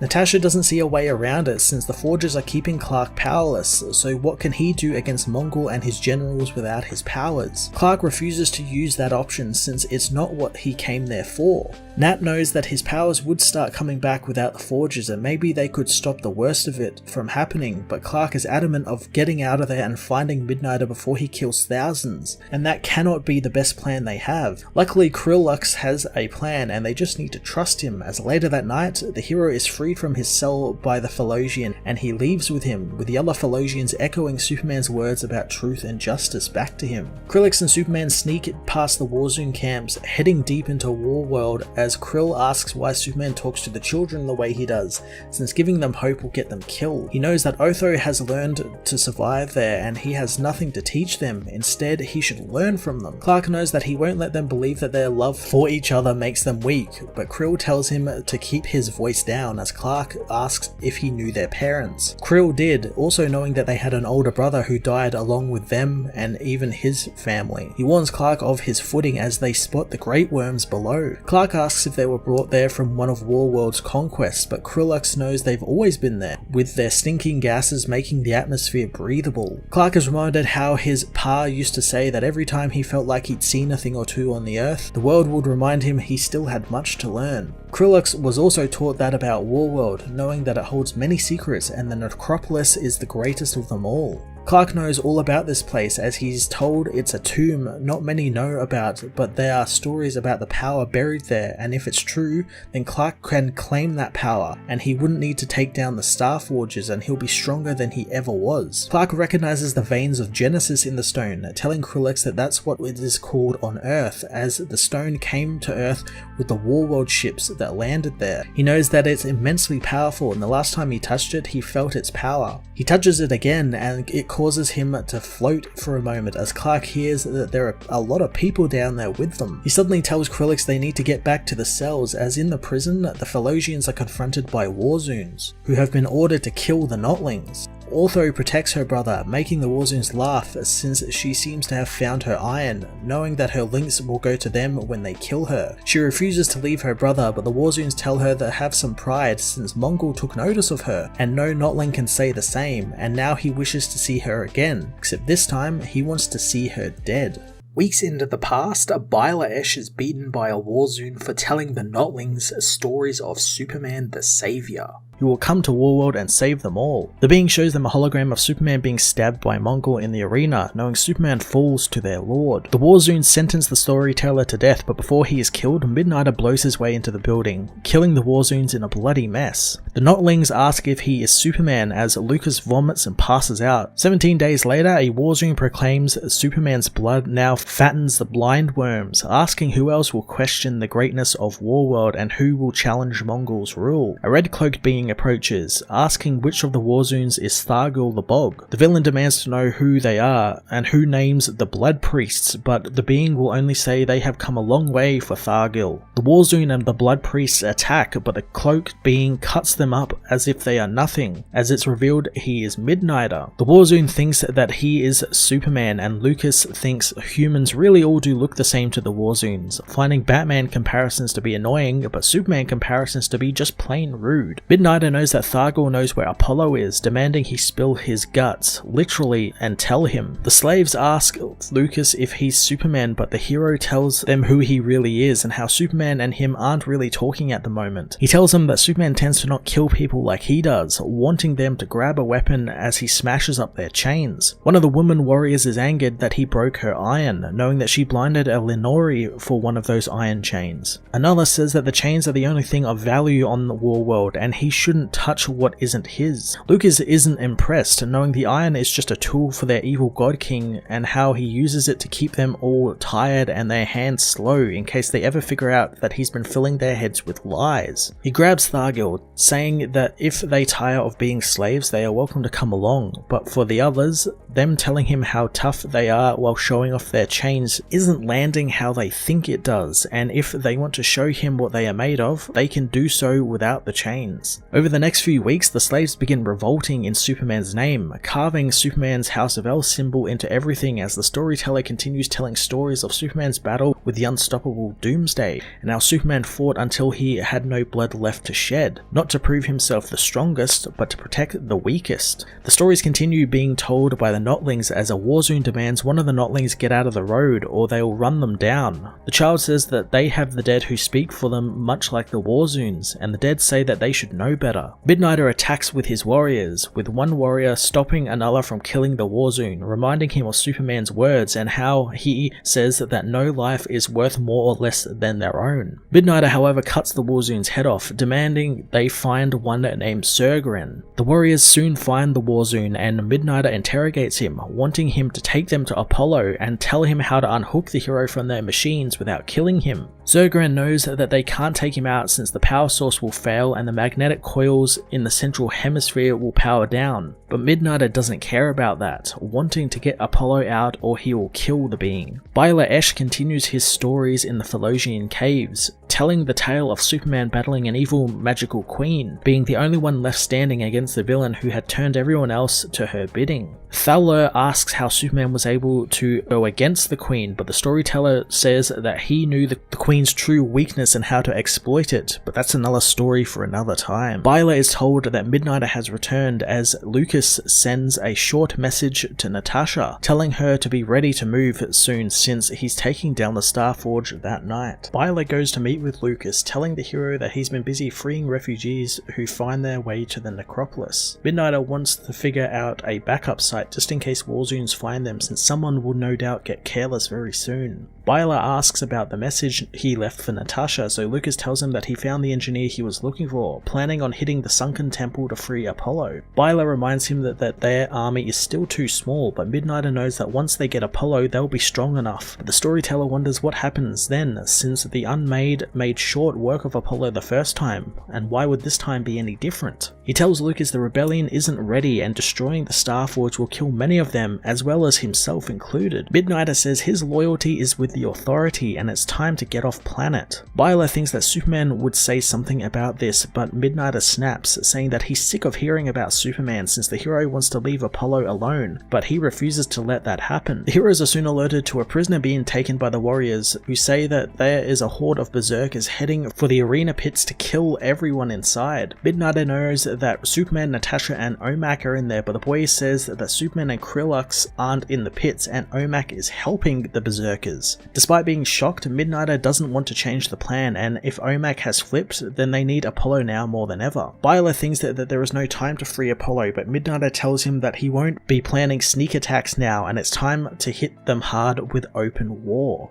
He admits without Superman this won't work, but Superman soon appears before them, telling the hero that he wishes there was time for him to tell him how humbled and inspired it is to see the refugees and everything Midnighter has accomplished. But Lucas never needed his help in that regard, and Mongol has forced their hand. Superman tells Midnighter to gather every fighter they have and follow him to the arena pits, where shortly the berserkers enter, told to kill all of the Philosians. Natasha confronts the warriors, telling them that they should pick on someone who has iron to claim. Teacher says that they are there to kill prisoners, but the ones brought in to kill Steel cares little for her iron. OMAC is revealed to have joined the war zones as the wall is blown in by Superman, who knows that this doesn't sound like the OMAC he knows, wanting to remind them what they came to do and get those people home. Back on Earth, Lois Lane keeps an eye on the comatose Thal-La, writing up a report on the Thalosians and how 3,400 years ago, a controversial Kryptonian scientist named Thalcus Salary was assassinated and his 40,000 followers left the planet Krypton, disappearing into the cosmos to become nothing but a mystery. John soon finds his mother, apologizing for startling her. Lois knows he didn't, she was just keeping an eye on Thal-La while she writes. John wishes that he wasn't so rough with the Thalosian, but Lois knows they understood, and how else was he supposed to feel, since he thought that she was one of Mongul's people and that she was going to kill his father. Lois knows the woman didn't have a choice in who she worked for, as suddenly something happens to the woman in the stasis tank and she begins seizuring. Kellex tells the Kents that her powers have been flaring up for days now, and her initial injury was caused by overexposure to Genesis energy, and she appears to be in withdrawal from it. Kellex thinks that they could possibly stop the seizures she's been having with some limited Genesis exposure. John knows that the orphan box was blown up, and Clark never told anyone where he hid the Genesis fragment, but Lois thinks she knows where it is, telling Thal-La to hang in there, since while Clark is saving her whole world right now, she was entrusted to them and she won't let her down. Superman meanwhile battles the war zones alongside Midnighter as the prisoners open the other cages for the other prisoners. Superman beats down one of the fighters, telling him his iron belongs to him now, wanting him to leave it where it is and get up since they aren't enemies.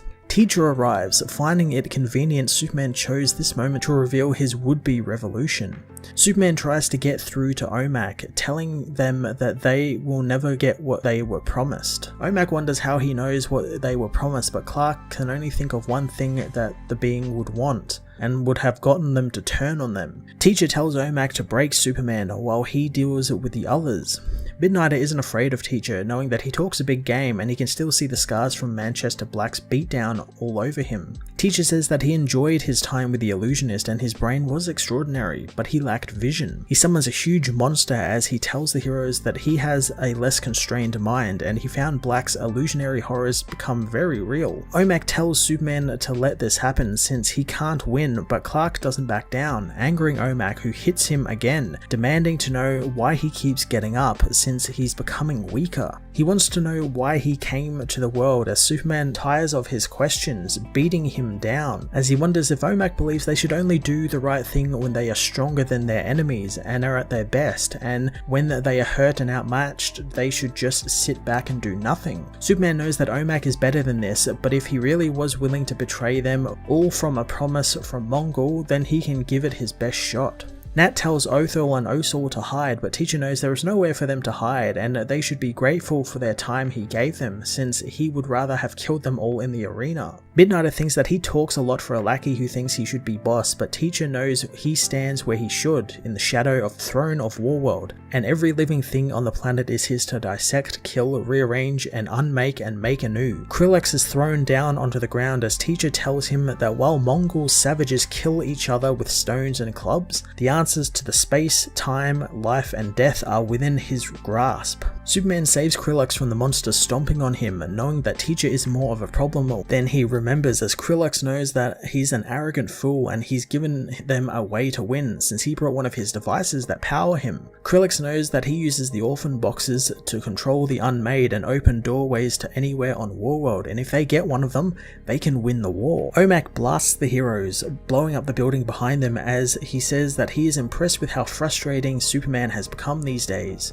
Superman thinks that Warworld has given them plenty of practice at it, attacking OMAC and ripping the exoframe from him, telling him to stay down. OMAC says that this wasn't personal and Superman was right and he would do anything for Lightray. Superman knows Mac would see her again and he doesn't have to sell his soul to do it. Mongul arrives knowing Superman's soul is already been sold, and each day he finds the Kryptonian less amusing. He knows that Chator was right and it was best to kill him, as Superman battles Mongul, holding him back as the villain tells the hero that he seems to have learned nothing and he still surrounds himself with lesser creatures, and this will end exactly the same as before, but this time he is going to harvest Superman's bones. Superman knows that he doesn't understand a damn thing, and the people he partners with aren't lesser than them. They are stronger than he or Mongul could ever be, and they have been through trials that should have killed them, and they have never had power jams or heat vision or the strength of gods to help them, and they have never given up. He knows that they are not lesser, they are more than he and Mongul, and can the villain really not see what he sees in them? The Philosians take the fight to the war zones as Superman races up the monster's arms, grabbing the orphan box from Teacher as he says that he has learned something and he has never seen such blindness and arrogance in Mongul. He escapes with the orphan box, telling Mongul that if he thinks that Superman caring for others is a weakness, then underestimating them is Mongul's, and it's why they will win. Superman activates the orphan box in a blinding light as on Earth, Lois goes to a rundown hangar, telling its occupant behind the locked door that she knows he has it. The door opens and Lois enters Steelworks, meeting with John Henry Irons. She hugs her old friend, telling him that her and John are holding up well, but John misses his father and John Henry has to be worried about Natasha. John Henry knows that she'll be safe, asking if Lois is writing about the fragment since he hoped she doesn't, since he is looking to keep it away from anyone. Lois tells him about Thal-La and John knows all about the Philosian, learning that she is having seizures, and Kellex theorized that a fragment can help heal her by exposing it to her. John Henry knows that they'll need to tightly control the exposure since the energy it produces is insane, and that's not the only thing,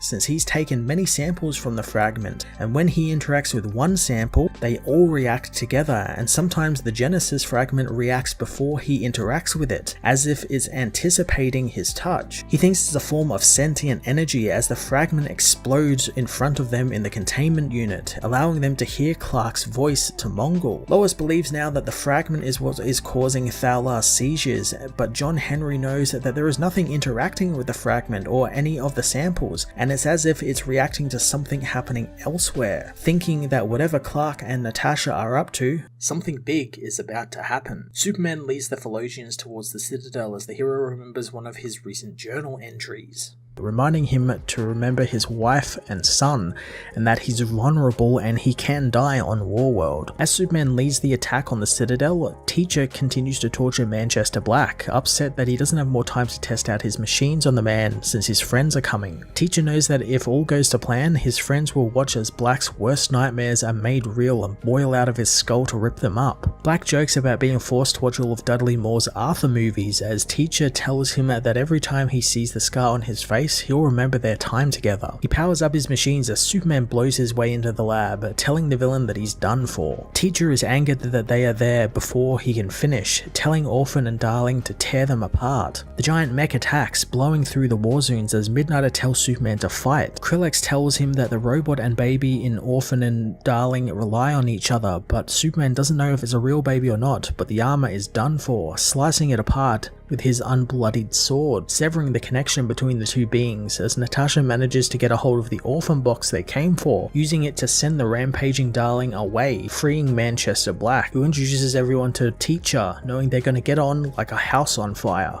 In the necropolis, Mongul is told the heroes have the orphan box, knowing Teacher wouldn't abandon the Citadel or his work, but his pride has cost Mongul a valuable asset. One of these underlings tells him they need to stop destroying the necropolis, but Mongul knows that thanks to it changing shape, it's impossible to map or find the rebels within it, so it must be mined for the Genesis power. The man knows the Genesis is the lifeblood of the planet, and if he keeps this up, he'll kill off the Great Worms and even the planet itself. Mongul doesn't care, knowing that he was the one who brought him the first fragment, and it was this man that bade him to lure Superman there. Mongul throws him down, telling him that nothing else will matter once the rebels are dead and the necropolis is cracked open. Mongul demands that they need more soldiers and Apollo will help them claim them from other worlds. Apollo is ordered to become one with Warworld and give the Warzoons his power as he opens up a portal to an alien world where the farmers try and call the United Planets as Warworld arrives in orbit to invade. Superman meanwhile looks over the now deep sleeping orphan baby, with not even Bila Esh knowing where it came from, only knowing that Teacher designed the orphan boxes based on Orphan and Darling. The group want to ask Manchester Black since he might have learned something while being tortured, but Midnighter just wants to torture Teacher into giving them their crew back. Natasha tells them that they have moved Apollo and the people claim that they are now keeping him in the Star Forge at Engine City 1, the most heavily guarded place on the planet. Midnighter knows that they should have freed him when they had the chance, but a Warzone knows that if they had, every Philosian would have been killed along with Natasha. Nat knows that there is some good news since Krill found Enchantress and she's being kept in a place called the Nest where the Mother lives. Midnighter wants to know what her deal is, so Nat explains that Mongol found a rich world and raided it years ago, but upon raiding it, he found that everyone had been drained of life and hung on the walls. She says that the locals, knowing that Warworld was coming, awakened an ancient evil called the Undead Witch Queen, knowing it would kill them, but it would also kill the Warzoons as well, since he made a deal with the witch and promised her everything in exchange for using her curse to help him kill his father and take power. Midnighter thinks this is going to be a hassle, as Krill knows that Enchantress might be alive down there, and if she is alive, disturbing the nest could unleash Mother on all of Warworld and kill everyone. Midnighter asks Superman what their next move is, and Mongol subjugates another world, forcing them to summon their master. One of the farmers summons Tharos, who thinks that Mongol has misunderstood their agreement, since if the United Planets don't interfere with his raiding, then there would be nothing to fear from Warworld, yet Mongol attacks them. Mongol knows that they now have Thanagarian war machines and the United Planets could potentially repel a Warworld attack, demanding Tharos explain why he failed to mention them. The coward knows that he meant no offense, but Mongol tells him that he is taking this planet and its people as a gift, and the people will now be slaves and their flesh will be fed to the great worms. He demands 10,000 of the Thanagarian warships as well, not wanting to hear Tharos' complaints, since with these gifts, his life is insured. Superman meanwhile finds exposure to the Genesis down in the Necropolis has brought back his powers, and he knows he doesn't need superhearing to hear the Warzoon's drums as they begin beating down the Necropolis nearby, trying to find them. Superman doesn't want to go deeper into the place since there is too much Genesis power down there and the Philosians' powers might begin to manifest and it's too dangerous and unpredictable. Clark goes to see Byla, finding that he is telling stories of the Mongols and how their fate is locked with Warworld now. Byla walks with Superman, wanting to tell him a story. Clark walks with the man, learning that he's slowly learning the old writing and has learned basic structure and number systems, but that's about it. He shows Superman the oldest runes in the Necropolis, citing how they talk about source myths, most of which have been echoed throughout multiple worlds in the multiverse, and some Clark might even recognize from Earth, citing ones like Orpheus and even Moses. He knows that he read that particular myth from thousands of other worlds, and the events of Superman coming have been echoed throughout the multiverse since the beginning of time. But the next story is one the hero must hear himself. Byla tells him about the mighty Ulgron, the first and greatest of the gods, who waged war against other gods who rose to fight him, tearing him apart and dividing him into 7 god aspects which took the form of gems which were hid across the multiverse, each with a device that would protect it from the wrathful and unworthy. Byla reveals that from each aspect a world was born, and Ulgron's story soon fell into myth, along with a warning that if all aspects are found and combined by one who is worthy, then they will be reborn as the hero he was meant to be, but if they are found by someone unworthy, wrath and fury will be unleashed across all of creation. Byla tells Superman that Warworld isn't just some battle station, it's a trial and puzzle box that needs to be opened and was built to protect the fire of Ulgron, the power Mongol wants, and if Superman doesn't claim it,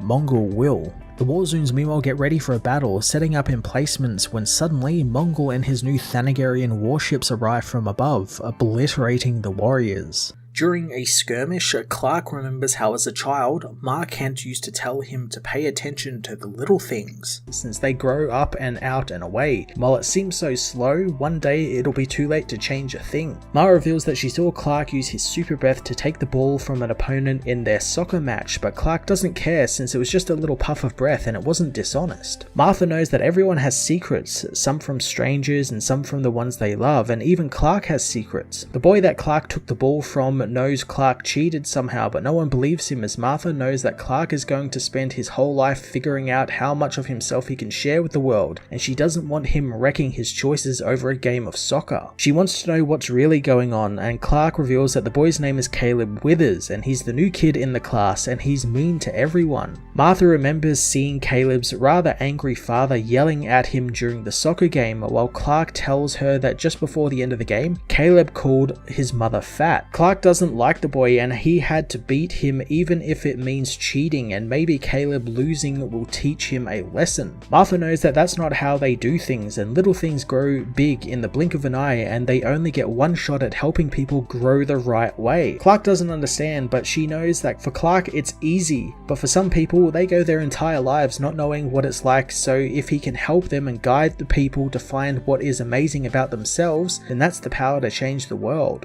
Long ago on Warworld, a young Warzone is beaten down by a strong female warrior, called weak and fragile for not striking another Warzone in the back. The boy knows that striking an enemy from behind is cowardly, but the woman knows that this is their culling day and he will be giving a choice between his or his enemy's lives, and he has chosen his enemy's life, which is cowardice. She throws the boy back into the arena, demanding he fight his opponent, her son, smashing him in the face. The warrior woman tells the boy's mother that her son is soft-hearted, and even if he survives, he'll be exiled. The mother knows that her boy's fate isn't there since he is the son of Mongol. The warrior knows that her son is the son of Mongol, and Mongol would never have laid with a woman like her. She knows the Mongol who is bested a fully grown bull mammoth at the boy's age. She points out how her son is dominating the weaker boys since he has no pity for him and he will make their tribe stronger, and then when he's of age he will kill his father and take his name and become the ruler of Warworld, while the other boy will be bones in all of the pits. The two mothers begin to fight as the boy is beaten by more of his opponents. His mother knows that her son won't die in exile and he is the son of Mongol, and today all his debts and hers will be repaid. Back on Earth, Clark apologizes, but he doesn't understand why he shouldn't win. Martha says that it's not a win if it's easy, and he doesn't need to score a goal to know he can do it, since he knows he can do it. She says that some other kids, maybe even Caleb, might need to score a goal to make their day, and it might even change his entire life, but now they won't ever know.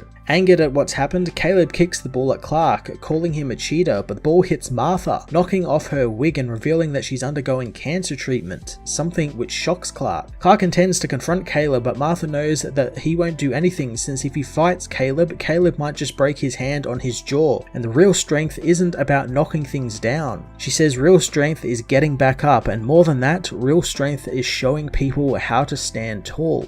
Later that night, Clark sneaks out of the farm, speeding across the fields to get revenge on Caleb. At Caleb's house, Clark tries to take the boy's bike, knowing that he'll have to walk to school when he hears a commotion. Hiding nearby, Clark hears Caleb's drunk father beat him, demanding the boy not talk back to him, calling him useless, and his mother left because she was so ashamed of him. The man leaves the house to get more beer, taking off in his truck. He soon falls asleep at the wheel, heading straight through a field and towards the busy interstate highway. Luckily, Clark stops the car before he hits the highway. The man crawls from the car and passes out, so Clark takes him to the local hospital, leaving him at the door when he hears his mother's name being called by a nurse. He finds a doctor telling Martha that her cancer is real aggressive, and while chemo is on track, it could go either way. Martha understands, but she isn't afraid, making the nurse tell her that she's an inspiration to them all and she's always so upbeat during her all-night chemotherapy sessions. Martha knows you have to roll with the punches since that's life, and she knows when they can't rely on stuff you took for granted, that's when you start to see the important little things that you know were never there.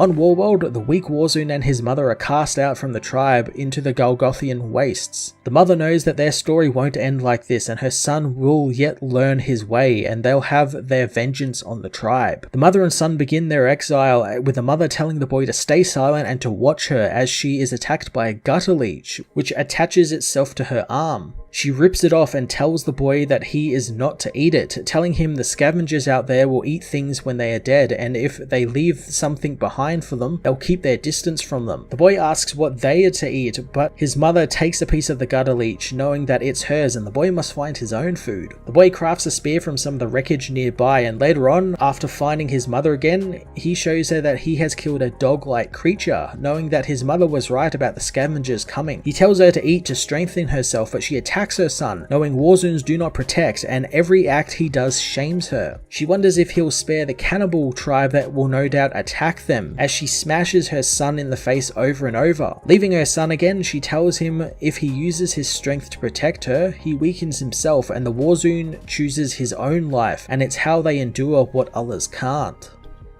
Clark meanwhile tells himself it's not much, but he wants to show his mother a gesture, trying to cut off his own hair just to be like her. After finding scissors break against his hair, he tries a chainsaw out in the barn, knowing that he is sorry if he ever lets his parents down. Chainsaw, however, breaks, as later at another soccer match, Caleb again picks on Clark and makes fun of Martha not being there. Clark doesn't take the bait, walking away as Pete Ross and others tell Caleb to leave Clark alone since even his father isn't there, hearing rumors that he tried to jump his car over the interstate so he didn't miss happy hour. The kids keep picking on Caleb, but Clark returns, telling them to stop. Caleb demands Clark stop sticking up for him, going to punch Clark as Clark at super speed remembers his mother's words about the little things and the strength is showing people that you can stand tall. He rolls with the punch so Caleb's arm doesn't break, and Caleb for a brief moment is happy, but Clark gets up, telling him that he isn't his father and he doesn't have to be. Caleb begins to cry as on Warworld, the mother and son are captured by the Kalathingir tribe. The mother tells them to face the mate and son of Mongol, but before the tribe can kill them,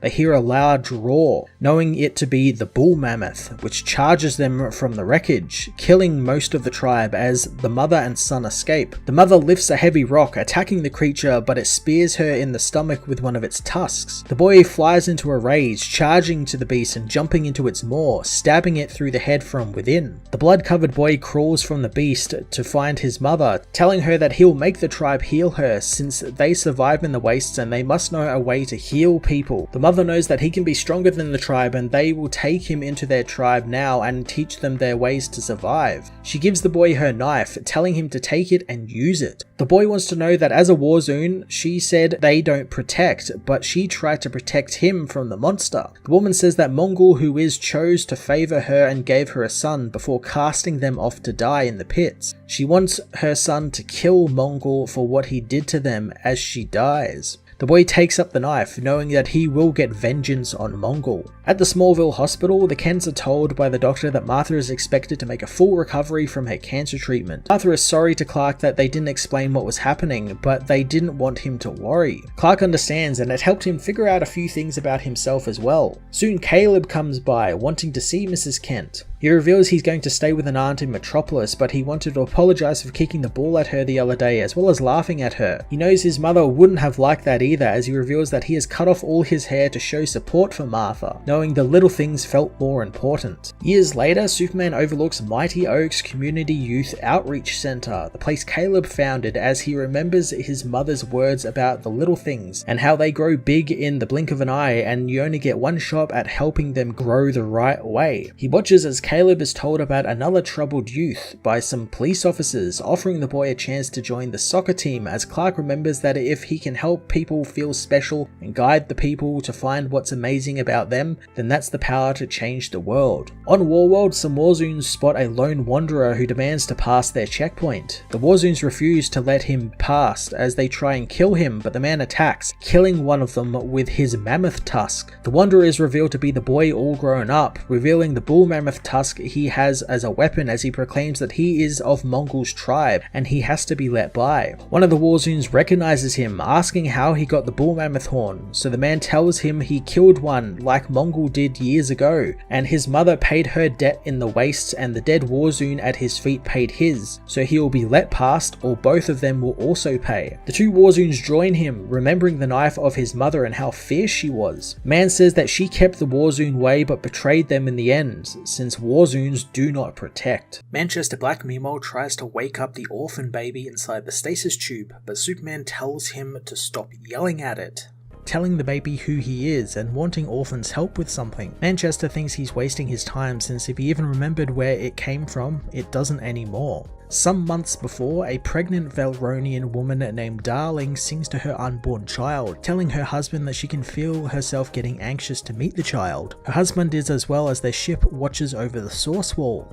Darling tells her husband that she can't wait to get home to Valron, but Deg knows that it was worth checking out the source wall for their expedition. Suddenly there is an energy fluctuation as the source wall is cracked open, and they are told to evacuate the area. It's too late, as the source wall begins engulfing their ship, and it is left without shields or power. Darling knows that they only have seconds left to be together, hugging her husband and their robot dog as the wall consumes them all. In the present, Superman wants to know how this happened to the baby and if they have any family anywhere everywhere, and who bonded it with the machine called Darling. Weeks after the Source Wall breach, Teacher leads Mongol into the wreckage of the ships, telling Mongol that they aren't there to plunder, coming across the baby in the stasis tube. Mongol thinks it to be some abomination, but the teacher explains that it's a techno-familiar designed to protect its Valoronian masters, and it likely assimilated its mother's corpse to save the baby, while the Source Wall preserved them, meaning the Source Wall flows through its veins like blood. Teacher knows that with its secrets, it could build something like the Mother Boxes.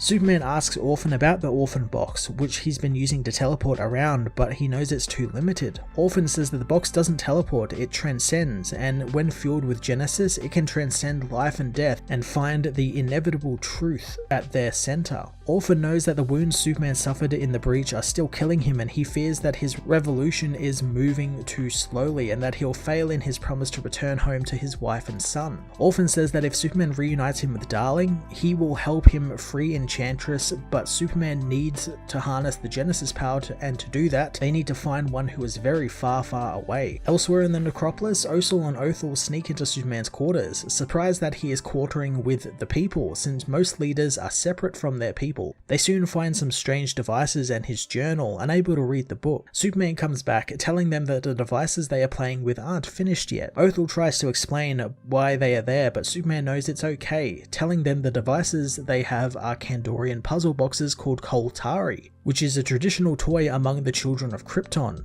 where their ancestors are from. He shows them how they work, surprising Osel as Clark says that he made a wooden one for his son to help him feel connected to his heritage. Othel asks what wood is, so Superman tries to explain how Earth has trees and plants and how his father would make the most beautiful things out of wood. He knows his son is all grown up now, so he wants to know if Osel and Othel would like these puzzle boxes. Midnighter comes to collect Superman, so Clark tells the kids that they don't have to take the Koltari, but the kids want them, despite them not being finished. He hopes that tomorrow they can finish them together after they rescue Enchantress, as elsewhere, Mongol finds that Lightray won't come back to life, attacking the Blood Priests out of frustration as they try to explain that with Orphan and Teacher gone, they are just simple alchemists. One says that the being has been dead for too long and they could use a fresh new soul to bond with the body, but Omak says that they were promised that the real Lightray would be brought back to life, not some freak in her body. Mongol blasts Omak down, telling her that he will not listen to their petulant demands, and Mongol is bound by no word or deed, and Mongol does as Mongol wills. He thinks that Omak should be grateful that he and Lightray were chosen for the ranks of the unmade and not fed to Mother. Superman and the others meanwhile make it to the nest, led by Orphan to where Enchantress is. Clark tries to wake June, telling her that the bad dream is over, but June isn't so sure as Mother makes her presence known. Orphan tells Superman to hurry as Mother unleashes her undead hordes onto Superman and his team. Midnighter hopes that the magic infant wants to do a trick as Orphan blasts apart the zombies, hurting Mother in the process and causing her to change into a giant monster. Superman tells the villain that she will not have June Moon, but the monstrous Mother knows that no more of her children will be taken from her and she shall adorn her home with the bones of Superman. Superman knows that these people were never her children, just her victims, and she won't have June or any of them be any more victims. Superman cuts Orphan free from the Mother's grip and the baby unleashes its power onto Mother. Superman says that June is one of them and is leaving with them, and if she has a problem with it, she can take it up with the one who brought them there. Mother is consumed by the power of Orphan as Mongol suddenly feels something coming. The monstrous Mother bursts through the wall, calling Mongol a false god who she lent some of her power and strength to while cursing those who would keep her from her throne, but she is now being repaid by thieves and murderers. Mongol stabs her with a spear, telling her that she was useful once, but that time is done as he rips Mother's head in half. After the battle, he tells his men to fetch the Blood Priests to bring Mother back to life one last time. The Blood Priests begin their ritual, offering up the body of Lightray. The soul of Mother explodes into the body, bringing it back to life again and changing it. Mongol thinks that they will need a different name instead of Lightray now, as the cloaked being tells Mongol that they are moving forward towards the finale and the game favors them now. And when faced with this weapon, soon Superman will have no choice but to seek the fire of Olgrun, and when he does, their plan will finally come to fruition. Superman meanwhile talks with the freed slaves about what happened and how Mongul came for them at the Citadel. The Warzoons say that the winged golems descended on them as they opened fire with their anti-aircraft guns, giving them an edge for only a moment, but it was too overwhelming and the Citadel soon fell.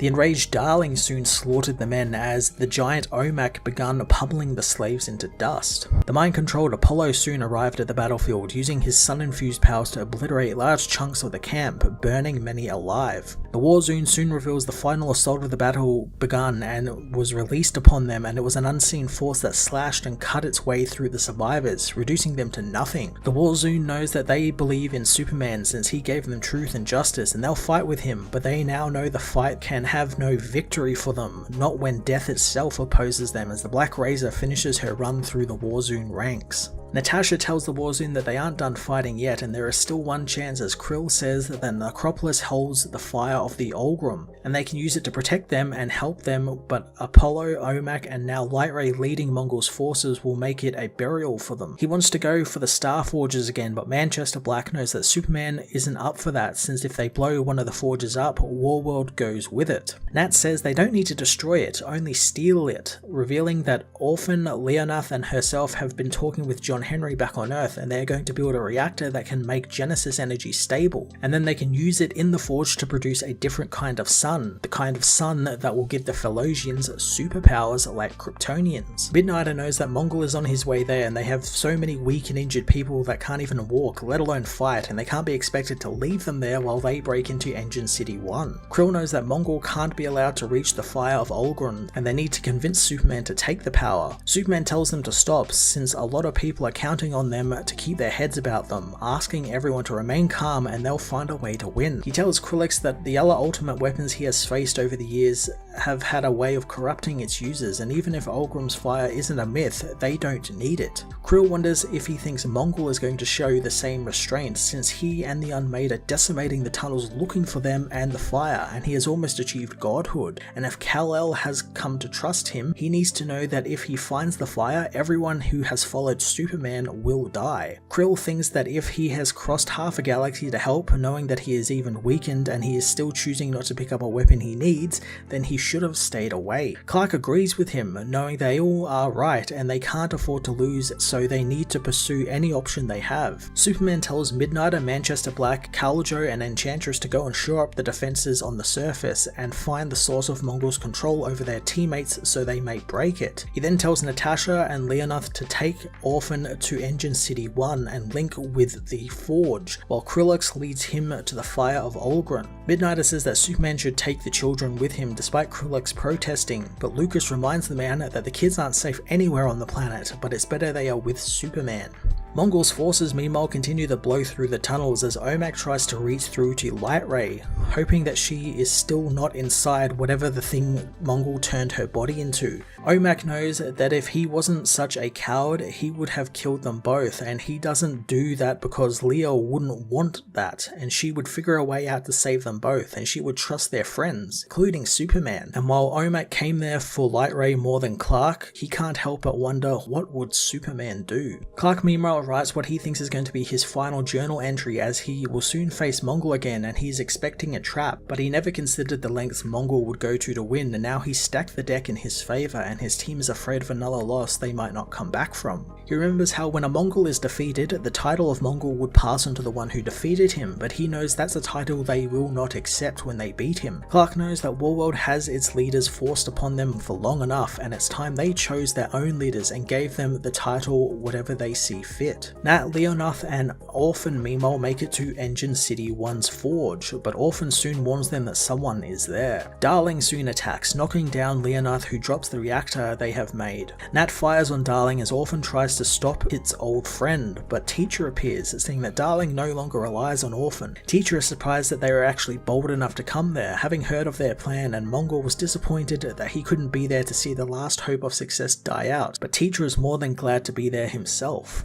Superman meanwhile leads Osul and Othel through the tunnels, assuring them that this is the right way, since the glyphs on the wall tell a story and the ones he's been following seem longer than the others, and if they follow the glyphs it will lead them to the center. Othel wonders when they finish the fight, will Superman take them to Earth, which surprises Clark that they want to do that. Krillux says that they should come with him to New Phalosia where their parents and brother grew up, but the kids don't want that. Superman tells them that they are welcome anywhere where he goes, and thinks Krillux feels the same. The man agrees as Superman says that he knows every Kryptonian who is alive and every one of them will see the kids as family. Even the other Philosians will as well, and while they will have their own family sigil one day, his sigil will be their own as long as they want it. The group soon find a large door older than anything else around, and Superman is able to tell that this is the heart of the necropolis, pushing the giant gate open only to find Bila Esh is there waiting for them. Superman knows it makes sense that he is there, and he always wondered how Bila Esh knew everything he did, demanding the man tell him who he really is. Bila says he's just a storyteller and a friend to the children, but also a servant to the gods of the first world, created to hide and protect the necropolis since inside lies the fire of Olgren, and the fire that made Warworld what it is today. He reveals his task is to repel all those who seek it and aid the one who would redeem the fire, and that person is Superman of Earth. Superman knows that after reading about Olgren and from what Bila and Krill have told him, he's not there to redeem a dead god, but he is there because people need his help right now, and some of the bravest people he has ever known are about to fight for their lives against impossible odds, and he doesn't think that he can help them with the contents of the tomb, hence why he wants Bila to stand aside and let him destroy the fire of Olgren before Mongul can get it. Bila begins to glow with an energy, saying that he would stand aside, but it's not within his power to give up the treasure, and all Superman can do is prove himself worthy. Bila grows into a gigantic hideous monster, telling Superman to step forward and to prove himself the master of Warworld. Superman and his team confront the monster that used to be Bila Esh. Clark knows that the gods of the first world are long gone, but they seemingly knew he was coming, and he's hoping someone is listening to this message he left and they'll come and give him a hand. Superman battles the giant monster, which grabs Krillax's leg, dragging him about. Superman leaps into action, jumping on the beast to try and pry its maw open. Krill tells Clark to get the fire of Olgren and to leave him since nothing else matters, but Superman knows if the man thinks that he'll let him die over the fire, then he is the one who's insane. Despite it cutting up his hands, Superman manages to free Krill from the monster's teeth. The creature tries to smash them against the bridge, but Superman and Krill jump at the last moment, getting free of the blast. The heroes retreat out of the area as Osul tells them that with the bridge destroyed, they can't get across the chasm towards the fire. Superman knows that he'll find a way, telling the kids to bind Krill's wounds and look after him since he must survive. Krill calls Clark a fool for saving him since he was already dead, but Superman tells him that he wasn't and he needs him for what's coming, telling the warrior that if he doesn't make it back, the Philosians will look to him to lead them and there isn't anyone else he would trust. Krill doesn't like Superman's words, knowing that he will make it back and he will get what they came for since there is no one else.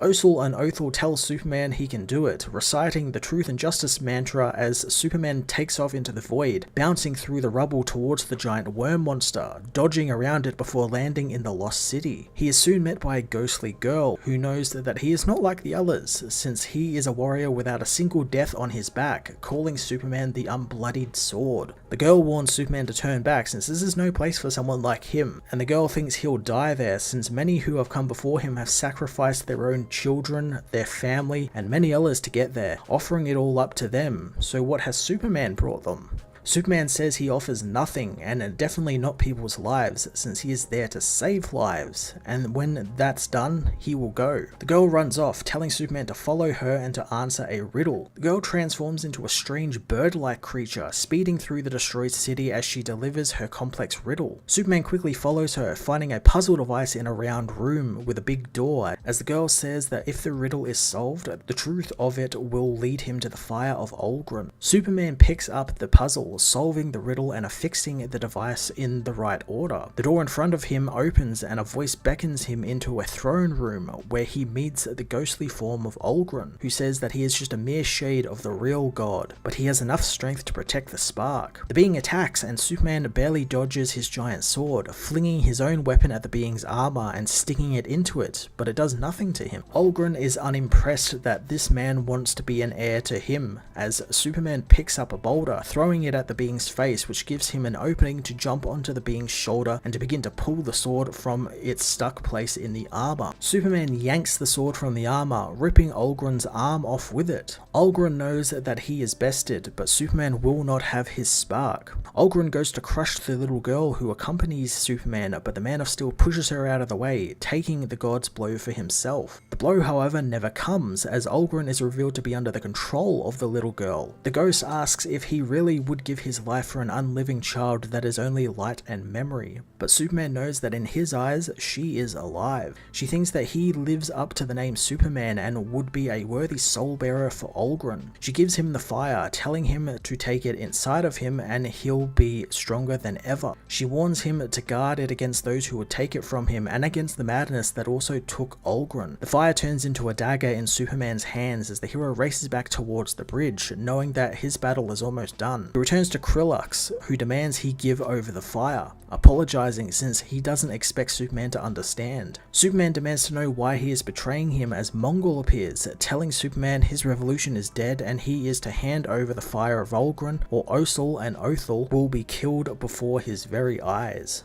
Midnighter meanwhile leads Superman's Warzoons against Mongul's hordes, knowing Mongul is afraid of them, hence why they are being attacked. He leads the charge for Superman, meeting his former teammates in battle as Manchester Black isn't too fazed by Lucas's inspirational speech. Midnighter reminds him that he's not actually Superman as he kills one of the warriors. Manchester thinks that he should pretend to be since they're fighting Apollo and it's going to be hard. As Enchantress tries to take on the possessed Light Ray, Superman confronts Mongul and the traitor Krillux, demanding to know why the Phalosian betrayed him. Mongul tells him that Krill knows of the world's secrets thanks to being a scavenger, and the man desperately wants vengeance and none but him can give it to him. He demands Superman hand over the fire of Olgrun or Ortho and Osel will be killed. The kids tell Superman not to do it, but Superman prepares to hand it over to spare their lives. Othel, however, lunges at Mongul, who grabs the girl and kills her brother Osel. Superman rushes to the boy's aid, finding the child is dead. Enraged, Superman attacks Mongul, who says that the boy's death is on Superman's hands, telling the hero to dry his tears since he'll see the boy very soon. At the Starforge, Darling and Teacher battle Natasha and the steelsmith Leonath, with Teacher confused as to why they thought only two of them could steal the forge. Now it reveals that there's actually more than two, revealing Orphan, whose power is unleashed onto the villain. Teacher pleads for his life as the baby shows no mercy thanks to what he did to Darling, blowing Teacher away and disintegrating him. Darling is freed from Teacher's control, so Orphan reunites with the machine, taken inside of it and telling him that he'll never be apart from him again. Orphan tells Nat to wire in the reactor to the forge and hurry, since the fate of Warworld will be decided in moments, and if one of them fails, they all fail. Enchantress meanwhile tries to snap Mac and Light Ray out of their mind control, asking for help as Apollo tries to kill his husband. Manchester can see Teacher's neural implants are all through Apollo's nervous system, so he's been programmed to kill them. Midnighter tells Manchester Black that Apollo's skin is impossible to cut and he's got accelerated healing, but Manchester knows he was just telling Lucas what needs to happen, since either they get them out or Apollo burns the place with them in it. Elsewhere, Superman continues to battle Mongul and Krill, shrugging off Mongul's hits as the villain proclaims that Olgrun's fire belongs to him since it's the place of the Warzoon and Mongul most of all. Krill tells Superman to give up, but Superman bashes him down, unsheathing the fire of Olgrun dagger and telling the villains that Bila Esh called the fire from which all Warworld grew, and it's not just strength it grants, but also life. So it belongs to the bravest and best of them, and that isn't Mongul or Krill or even Superman, but Osel. He stabs the dead boy with the dagger, unleashing a bright light which brings him back from the dead. Mongul demands to know why Superman would waste such a treasure on a worthless stray, since now he will never have the strength since it's gone forever. Superman will surely die without it, so why would he choose weakness for nothing? Superman tells him that this is why he couldn't have won, demanding Mongul stand up and fight. Midnighter continues to try and stop Apollo, who easily throws the hero off of him like he is nothing. Suddenly, the wall blows blows open in the arena and the Justice League arrive, taking the fight to Apollo, and while Flash keeps the others off of them, Batman, Martian Manhunter, and Cyborg try and restrain Apollo. Cyborg activates a needle-like device in his chest to try and get rid of all of the neural implants inside of Apollo, but the mind-controlled hero blasts Cyborg in the face with his energy beams, ripping the needle from Victor's chest and his neck as the mind control manages to fade. The League all disappear thanks to only being Manchester Black's illusions as Midnighter races to his husband's aid. Apollo wonders what took him so long as Lucas says that he spent months and killed hundreds looking for Apollo, so a thanks would be nice. The hero doesn't think that Warworld is as fun as they thought, telling his husband he loves them as Manchester reminds them that they aren't done, confronting the remaining Warzoons and Black Razor. OMAC arrives, apologizing for fighting against them since they didn't know how else to save Lightray, and she is still inside the dark version of herself, asking the heroes to help get her back. Natasha Irons, meanwhile, is in the inner sanctum of the Forge, told by Orphan that they need to replace the seed with the Genesis fragment, and a new sun will be nourished by the blood of the gods of the first world. The only problem is they can't actually get into the synthesis chamber since they'll be instantly killed by the heat and pressure. Leonarth is suddenly shot down by some of the arriving Warzoons, who demand the heroes be killed in the name of Mongol. The wounded Leonarth tells Natasha that he'll see to the reactor and it will do what it is meant to do. He asks Nat to buy him some time, wanting their work to be of some consequence. Natasha tells him that he'll have all the time he needs, returning fire on the oncoming Warzoons as Leonarth races into the chamber, hoping Natasha Irons makes it home safely. He rips the seed from its moorings inside the Forge, retrieving the Genesis reactor as he proclaims that he is Leonarth of the Arthurial, the last pupil of the House of Masters, and he built the Tomb of all Kings and the Armada of the Valiant Red, but today he avenges the Warzoons who purged his people. The Forge begins to disintegrate Leonarth as he knows that he was once a conquered slave whose life in the end had great consequence. The Starforge hums to life with the Genesis power as a white sun is born, while Mongol tells Superman he will miss him when he is dead, but when he does kill him, he'll drape his bloody symbol over all of the followers one by one as he kills them. Superman smashes Mongol in the face, telling him that when the fight is over, Mongol won't want to relive it. Superman breaks his sword against Mongol's jaw, defeating him, but the villain refuses to stay down, blasting Superman with his chest jewel. Mongol proclaims that Superman is dead, knowing that his will is forever bound to him now.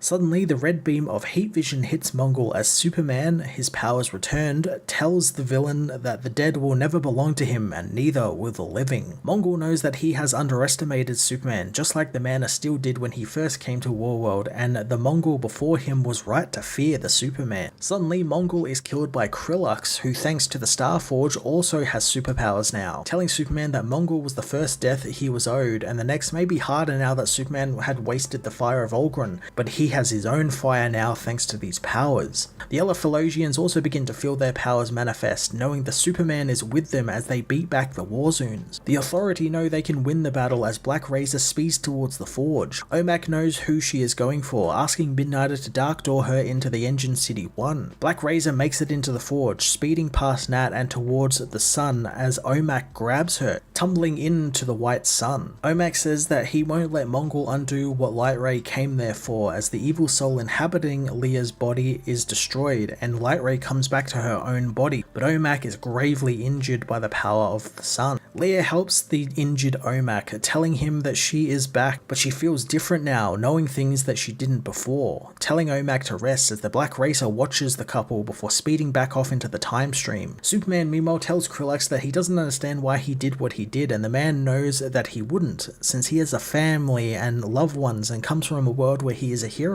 So how could he understand what he was driven to? He says that to kill Mongol he needed the fire, but he could only reach it if he let Mongol discover the Philosians' ties to Krypton, giving up a few hundred rebels who had learned of Superman's legends in order to convince Mongol of his loyalty. Krill doesn't care for his people and how they died for him since he managed to kill Mongol in the end, and that's all thanks to Superman coming to Warworld. Krill grabs Mongol's corpse, telling Superman that he has to go and take revenge on others who killed his people, thinking that it would have been easier with the fire of Ulgron. He assures Superman that he counts him as a friend and ally, hoping they'll see each other again, but Superman doesn't see how that's possible. But Krill knows that it might not be, but Superman has taught him to hope. The Phillosian teleports away as Superman uses his X-ray vision to see the victory is spreading across Warworld, and the Warzoons are celebrating their liberation as he reunites with Othel and Osel. Weeks later on Daxam, Tharos of the United Planets goes through his day-to-day business when his communication stone lights up. Thinking that it's Mongul, he demands his servant leave as Krillux contacts him, revealing that Mongul is dead, and he speaks for the Warzoons who will not bow to Superman's law. He remembers Tharos was once a strong and ambitious senator who stood tall, but now he has become a weak-kneed would-be emperor who offered the Phillosians up to Mongul. Krill reveals that the father of the Phillosian children Tharos had murdered still lives, and he is coming for him with more power than he had before, and soon the United Planets will beg for mercy from him the same way he once begged Tharos, but his answer won't be as merciful. Back on Earth, Lois Lane writes a letter to her husband telling him that she is missing their Sunrise Point, and she's getting used to having Jimmy spell check her articles, and John is always there to give her a speedy lift if she needs it, but she misses Clark's perspective on her articles, even when she knew what he would always say. She says John has the same effect on people as he did, with people standing a little straighter and acting a little better when he enters the room, loving that about her son since it feels like Clark is still there. Lois suddenly disappears from her office in a gust of wind as she knows nothing beats Sunrise Point, her and Clark's favourite view of Earth above the clouds as the first rays of sun wash over Metropolis in the morning. She says that when he comes back, that's the first place she wants to go with him, since the League, Metropolis, the Earth, and the stupid multiverse can have Superman back on the second day, but the first day is for them. Lois finds herself whisked up to Sunrise Point by Superman, who has returned to Earth. Back on Earth, Lois, John Henry, and Supergirl try and stabilize Thal-La, but everything they do doesn't work. John Henry knows that if they don't stabilize her soon, she could die within the stasis chamber. Supergirl thought that John's lab would be able to handle the power, but John knows that he would stake his generators against Star Labs any day of the week. But the problem isn't the gear. Suddenly, lightning shoots out of the fragment, smashing up the roof. Supergirl stops it from collapsing in on them as Steel suits up as the computers explode. Steel knows that Thal-La is draining the generators and maybe even the power grid to the city, since her Kryptonian cells are recharging themselves. Kal-El knows that the life support chamber she is in is offline, and if they fail to restore its power, Thal-La will die within moments. Supergirl tries to smash her way in, but Kal-El tells her the chamber is designed to withstand even the force of a Kryptonian threat. Steel demands Kal-El get back as Supergirl smashes right through the containment tube, grabbing Thal-La as the power explodes from within her. Supergirl speeds up into the sky as Steel learns from Kal-El that the life support chamber is in ruins and the Steelworks power grid is unresponsive. Steel knows that Thal-La's body is in full withdrawal and her body is begging for Genesis energy, but exposure to that energy caused her seizures to get worse. Lois knows that Kara knew what to do as Kara takes Thal-La towards the sun, since it always has been a Kryptonian's lifeline, and it might buy Thal-La some time while they figure out what to do. Suddenly, Natasha contacts John and Lois through the fragment, telling them that she is on Warworld with Superman and the others, and she can see what they are doing, and John is right since the Genesis is the key to saving Thal-La and winning the war on Warworld, but it's also too volatile in its raw form, so they need to refine it or convert its radiation somehow. She tells them that they need to solve this together, and if they can harness the energy, not only will they save Thal-La and Warworld, but everything will change. In Belle Reve, Amanda Waller meets with Kenny Braverman, telling him it takes a while to get used to Belle Reve as a prison, but he won't need to since Waller knows the warden and she can get him special treatment. Kenny wants to know why she is talking with him, so Waller tells him that she knows he is dedicated to his service and he's in prison thanks to Superman. She tells him that Superman isn't around anymore, and when he left Earth he took something extremely valuable, something that she has just found again, and they need a motivated individual to get it, as well as someone who has experience solving Superman-like problems. Waller has her man open the case, showing Kenny his conduit suit, asking him if he's the right man for the job.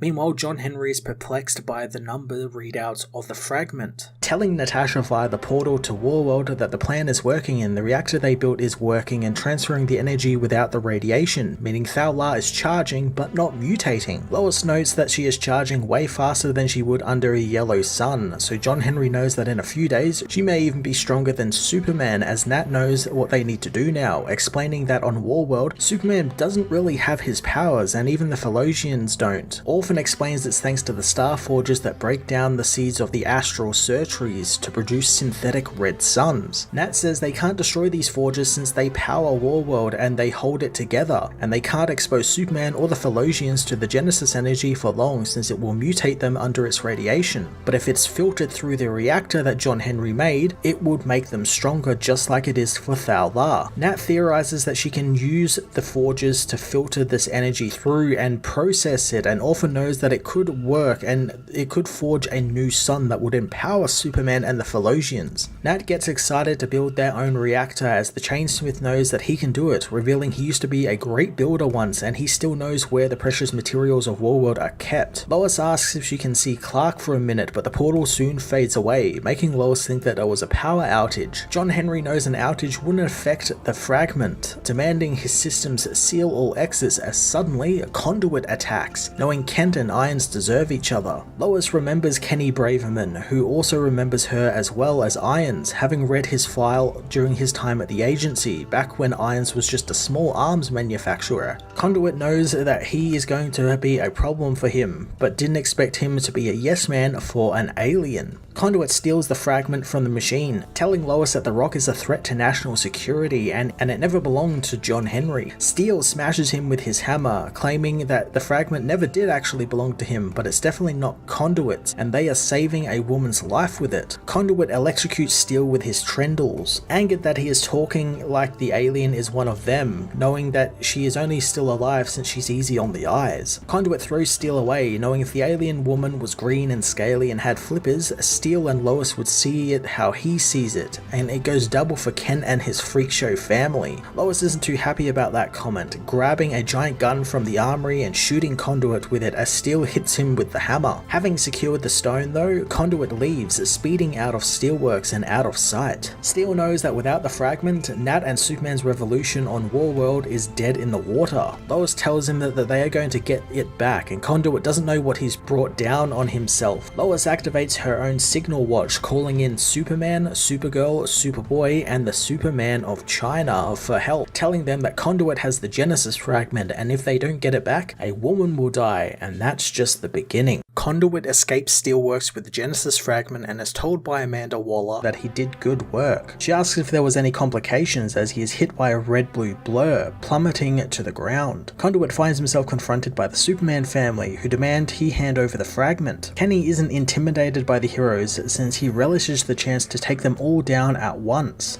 The villain unleashes his electric trendles onto Keenan while blasting Supergirl with his kryptonite-powered energy beams. Kara doesn't like being called an alien freak by him, knowing Steel and the Superman are both human, just like Conduit is, and the Earth is just as much their home as it is his. Steel smashes him with the hammer, causing Conduit to retreat, gloating how John Henry needed to call in his friends and family to help win the battle. Steel reminds him that he ran from their fight and it was Lois Lane who called the family in after he insulted them. Superman soon arrives, having heard all about Conduit, although not for a long time since he was in prison. Kenny knows that people with his skills don't stay locked up for long, and John's father never understood that, thinking the boy is very much like him. Conduit tries to blast Superman, but he is too fast, catching Conduit from behind and smashing him in the face, telling the villain he does try to be like his father, especially with guys who shoot at his mother. With his suit damaged, Conduit calls for Waller's help, but she denies him an exit, knowing her team on Earth-Zero doesn't have the firepower to take down the entire Superman family, so he's on his own. Kenny continues to ask for an airstrike or a way out, but Waller reminds him he said that he could take this job alone, asking if he's going to back down on his promise. Kenny, however, knows he won't, retracting his gauntlet and grabbing the fragment with his bare hand, its power exploding over him and reacting with the kryptonite in his armor, blowing the Superman family away. Kara thinks that he's overloading with the power as Connor tells the family that they need to get the fragment from Kenny before it disintegrates him. Conduit, overcome by the immense power, unleashes it on Steel, telling him that he doesn't know what he did by utilizing the fragment in his experiments. Steel manages to smash the stone in his hand, shattering it into pieces and freeing Kenny from its power. John Henry tells him that he'll be okay as he tells the family that someone is awake and that he sees them and he is coming. Superman notes that when the Genesis power hit the kryptonite in his suit, suit, it's like it ignited it. Supergirl also notices that the fragment is utterly destroyed, and Steele said that Kal-El will die without it, but John Henry knows that Kenny would have died if he didn't destroy it, and it felt like it was something that Superman would have done in that situation, and every life is worth the same, and they'll find a way to save Kal-El since Superman didn't give up on her,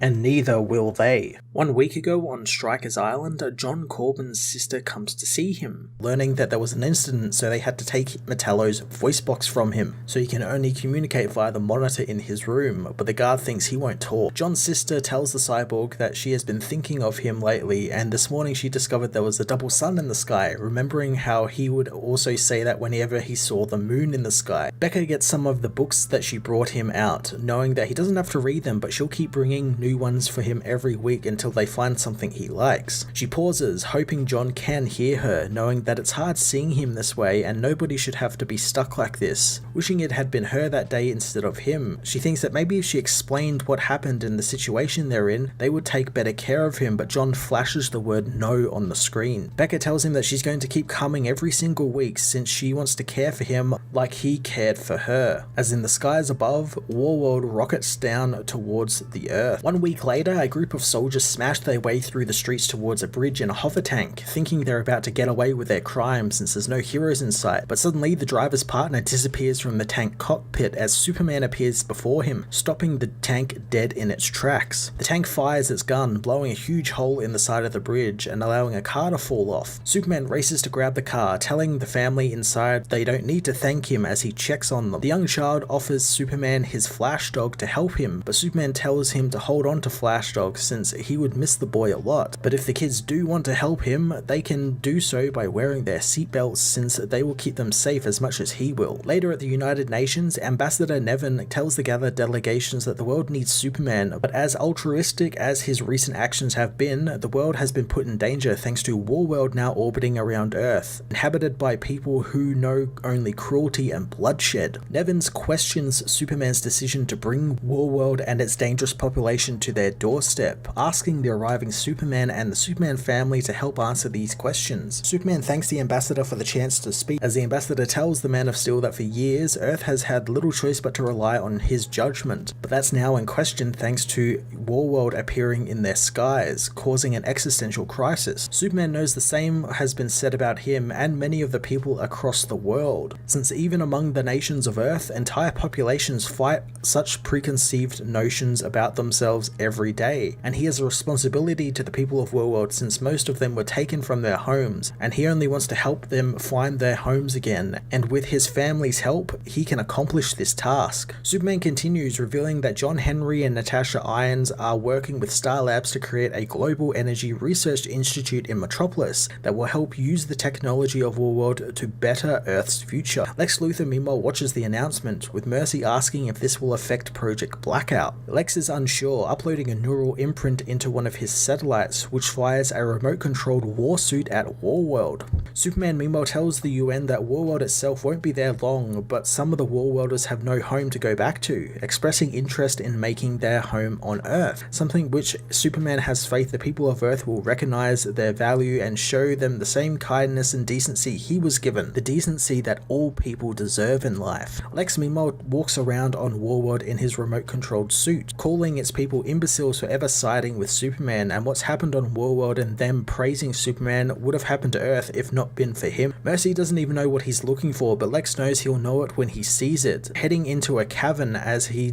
tells Mercy that he and Superman have a mutual friend who has been keeping him informed on Superman's activities on Warworld, hearing reports of necro cyborg biotech and orphan boxes, and it didn't pique his interest until Superman's little announcement about the Energy Institute. Lex soon finds a dead cyborg, opening it up and finding an orphan box as he tells Mercy that with some research and the right operator, he could do great things with this, knowing just the person to give it to. In Metropolis, Osel and Othel play with John's old toys as Superman watches them from the sky above with Lois, who is glad they aren't watching any reality TV. Clark thinks that they will be wary of technology for a while since the only technology they knew were weapons. He thinks that Lois is taking him bringing some children home rather well, but Lois is glad and it's nice having them in the house, since there are days when she gets up thinking thinking that John will run in with his little hoodie on, but he's not there. And when he's not with her, she feels like his age shifts up and down in her mind. Clark reminds her that Othel and Osel aren't John, and John is still with them. And Lois knows, and they know they have their son and he has them. But who do Osel and Othel have? Clark doesn't know, but he knows that he told them that the House of El Sigil was theirs as long as they want it, and he means it since they have earned it, telling Lois of the courage the children showed despite being scared as any other kid would be. Clark feels such pride in the children, and after everything they've been through, they are like family now. But he doesn't know what the right thing to do is or if there is a place there for them. Lois tells him that they'll figure it out together, kissing her husband and asking if they can stay in the clouds for a while longer.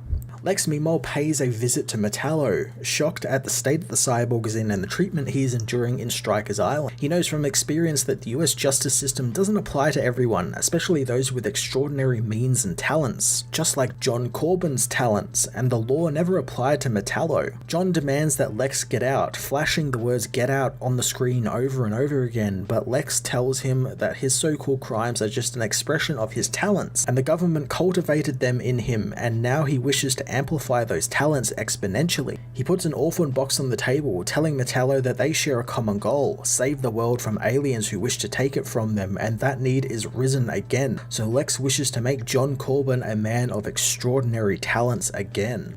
John Kent meanwhile remembers when his superhearing first kicked in, and light breezes became that of thunder, and insects skittering along the ground became hammers banging on metal. John lays in a wheat field trying to stop the sounds when Clark finds him, knowing exactly what his son's going through as he went through it as well. He hugs his son, telling him to focus on something small and close by, like his heartbeat, which helps calm John down. John awakens in the present, having not heard his father's heartbeat in months, and since he's been gone, he's had to step up and become Superman. John gets up and goes to see his mother, who hasn't slept yet thanks to a new story she's been writing on evidence being removed from the Metropolis Police Department station. Evidence that was Luthertech from when he went to prison last, and she's trying to work out if Lex had stolen it back. John notes how his mother's coffee is cold, and Lois knows that Clark would always reheat it for her every day. She tells him to be careful, turning on the TV to show John more fallout from the incident in Gomorrah. John reminds her that as a journalist, she's been telling him not to ever read the comments, heating up her coffee as he takes off into space. John knows he does this every morning, flying further and faster off into space before stopping and looking even further with his telescopic vision, looking for his father. After he finishes, Superman begins his patrol of Earth, visiting children's hospitals, planting a few acres of trees in the Amazon, before checking in with Jay for lunch and Robin for a quick team-up. Superman then travels the world, helping people all over it. He soon meets with the man whose arm he broke a few weeks ago, wanting to see him earlier, but a few things had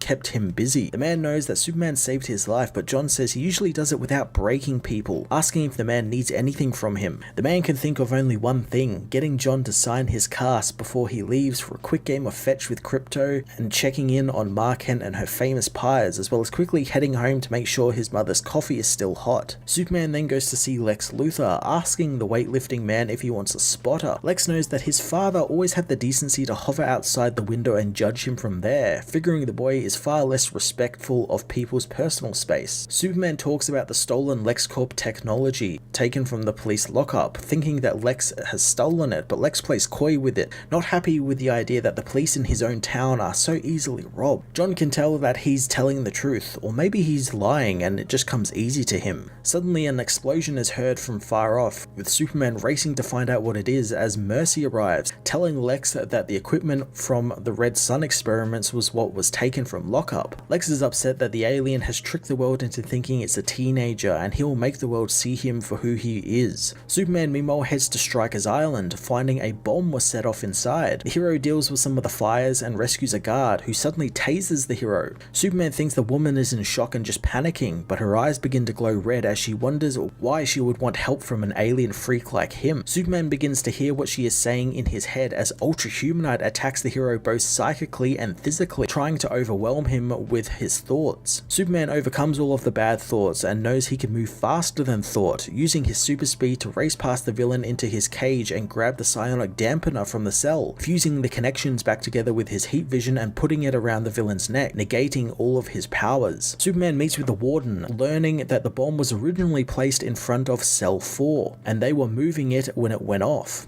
John finds that Metallo is in Cell 4, making Humanite lament about how if someone wants him out of prison, it means someone wants Superman dead. John knows that he's right thanks to the kryptonite in Metallo's body as he begins to hear something familiar, causing him to speed away from the monologuing Ultra Humanite. As John rockets into the sky, he hears what Ultra Humanite put in his head again, listening to all of the doubts about him being a hero and a person and an alien, but then he hears another sound above it all, one he hasn't heard in a long while. John flies into the arms of his father, telling Clark that he looked for him every day. Clark knows his son was going to do that, knowing that he couldn't leave Earth, but now he doesn't have to because his father is back and he is safe. Later on in an internet chat room, people talk about how Superman, the alien, invaded a country. A user named Red Sin says he can do something about it, having stolen Lex's Red Sun tech, which he wants to use to make Superman less special. Lex Luthor goes and visits Metallo again, asking if John Corbin likes his new body. John wants nothing to do with the villain, declining his job offer. Lex tells the cyborg about Warworld appearing above Earth and being Superman's fault, so he's needed, and he now has the means to make Metallo stronger than Superman, and all he needs to do is what Lex tells him. Metallo refuses, running out of patience and demanding that Lex get out of his cell. Lex bluntly states that he knows John is dying since the human brain isn't meant to go through what he's been going through, asking if the man wants to live or not. Metallo knows he wants to live, but not with Lex's permission, hoping when Superman is done kicking Lex's ass, he will say hello from him. Lex flips the table in a fit of rage, quickly calming himself before vaguely threatening his sister Tracy, hoping John will give her his best the next time he sees her since she is all John has now. Elsewhere, Lois has taken Othel and Osel to the Metropolis Zoo, trying to explain the concept of the place to the Philosians, who think that people either gather to hunt the animals there or it's a prison they have come to in order to shame the animals. Lois refocuses them as she introduces Bibbo Bobowski, who says that since Superman says that they are his best friends, that means they are his as well. The kids think the burly man is a great warrior, but Bibbo knows that he's not really a warrior in the common sense. Happy they ask though, since he's in need of some heavies like them, since Superman said that they are tough and brave, but he bets they have never had to get through an entire gallon of ice cream before. As the kids share ice cream with Lois and Bibbo, Superman watches from high above the earth, remembering how alone he felt when he came to Earth, but then almost at once he was given a family he never deserved, and it made him the luckiest person on Earth. Superman and the Authority continue dismantling a lot of Warworld's deadly satellites as Clark thinks about how he's going to send the people across the galaxy in search of a new home, wondering if the Warworlders will be half as lucky as he was. Suddenly he spots a glint in deep space, knowing it's not a star or a ship, but an energy signature, and he knows that means they're going to have company. Bibbo and Lois find that the kids are bored of the animals, so Bibbo livens things up a little bit, telling the kids of the psycho killer Beardy Cat, which is just a lion, and while it looks like a giant fuzzball, when someone gets too close, it will jump out of the fuzzball and rip their limbs off. The kids want the lion to jump, but Bibbo knows that they only do that when they're scared, and the kids aren't scary, so the kids begin roaring and waving their arms at the lion and calling for it to jump. Suddenly, a boom tube explodes nearby as Desaad, Orion, and Calabac arrive, demanding to know where the fool who awakened the god of the first world is. Bibbo protects the children, confronting the new gods and telling them that nobody gets into the city zoo without a bracelet, and unless they have the 2250 on them, he's going to have to ask them to leave. Calabac comes for Bibbo, eager to kill another human since it's been so long, but before Bibbo can knock him out, Superman blasts the villain down with his heat vision, knowing it's going to be longer still. Orion finds it tragic that he survived the trials of Olgren only to choose death now, as Superman demands to know why they have come all the way from Apokolips. Superman is told Apokolips isn't the only one there as Metron appears, telling the Man of Steel that despite freeing a few million slaves, he hasn't endangered all of creation, and now the new gods will decide what is to be done with him. Superman doesn't think that he's endangering creation, but he knows that he doesn't answer to Metron, but the being knows that he has set out to free Warworld and knew nothing of its origins and importance, and he read the words inscribed in the necropolis and awakened a power that should have been kept asleep for ages. Metron demands Superman answer for stealing the fire of Volgren, and the being must never be awakened, but several aspects have been awakened in Superman already and the madness has taken him. Superman assures the kids that everything will be alright and they'll figure this out, as Desaad notes that the fire isn't in Superman, but it is in the young boy Osel. Orion thinks that Superman was mad to imbue the child with the fire, but Superman says that Osel would have died if he didn't, and now he's alive thanks to his actions. Orion demands that the boy come with them, and that they are all there because Superman meddled in affairs of the gods, and he dare not meddle further. Superman remembers how his own son was taken away by Jor-El, not wanting the same for Osel. Orion tires of waiting, grabbing at Osel, but Superman smashes Orion down, battling the son of Darkseid and Kalibak, as later on Stryker's Island, some of the guards talk about the fight Superman had at the zoo, knowing the minute Superman came back the aliens would start to show up and bust up their town again. They think they should have just gotten rid of Warworld as they look over the visiting hours list, finding that Tracy Corbin never showed up, which is strange for her since she never missed a visiting hour. One of the guards assures Metallo that she probably was just sick, filling him in on the alien invasion at the city zoo and that they never know what's going to happen next. Clark and John meanwhile race each other to the third planet of Vega. Clark tells himself that he's missed this and he's missed his son greatly as John beats him to Vega 3. Clark tells himself that he really did beat him, but he tells his son that he put it to his cape just slowing him down. John thinks that he just got lost, noting how the sun on the planet feels different. Clark tells him it's because Vega is younger than Earth's sun as they both sit down. Clark catches up with his son, knowing that he overthrew a dictatorship. John reminds his father that he freed a whole world, but Clark doesn't think that it's a competition. Clark wonders if there is anything else John wants to tell him, and John wants to, but disregards it, wanting to race him back to Earth. Clark can tell his son, the man who has faced many monsters, is afraid to talk to him. Later on in Smallville, Clark gives Pa a hand in rebuilding the farm, assuring him they'll rebuild it as exactly it was. Pa knows that Ma Kent wants to make some renovations, and Clark knows it's just like his mother to find a silver lining in a metahuman falling on her home. Pa knows that Martha has a bit of a habit of making good things happen when powered people fall from the sky. Clark knows he should have been there, but his father reminds him that his son can't be everywhere at once, and Jonathan was there to protect them. He knows that watching John step up has really been something, and he's got the best bits of Clark and Lois in him, and the other great bits are entirely him. Pa asks if John has spoken about Jay yet, and Clark thinks he's afraid to, finding it strange how angry that makes him, that the world could tell him to expect anything other than acceptance from the people who are supposed to love him unconditionally. He wonders how his son could possibly believe that he wouldn't want anything else other than his happiness. Pa knows that some fathers don't want that for their kids, or they do care and they are just too worried about how it reflects on them in some cowardly way. Pa knows that John has been through a lot and maybe he resents Clark a little and lost some trust in him. Pa knows that it'll all be okay though, since whatever is broken can be rebuilt.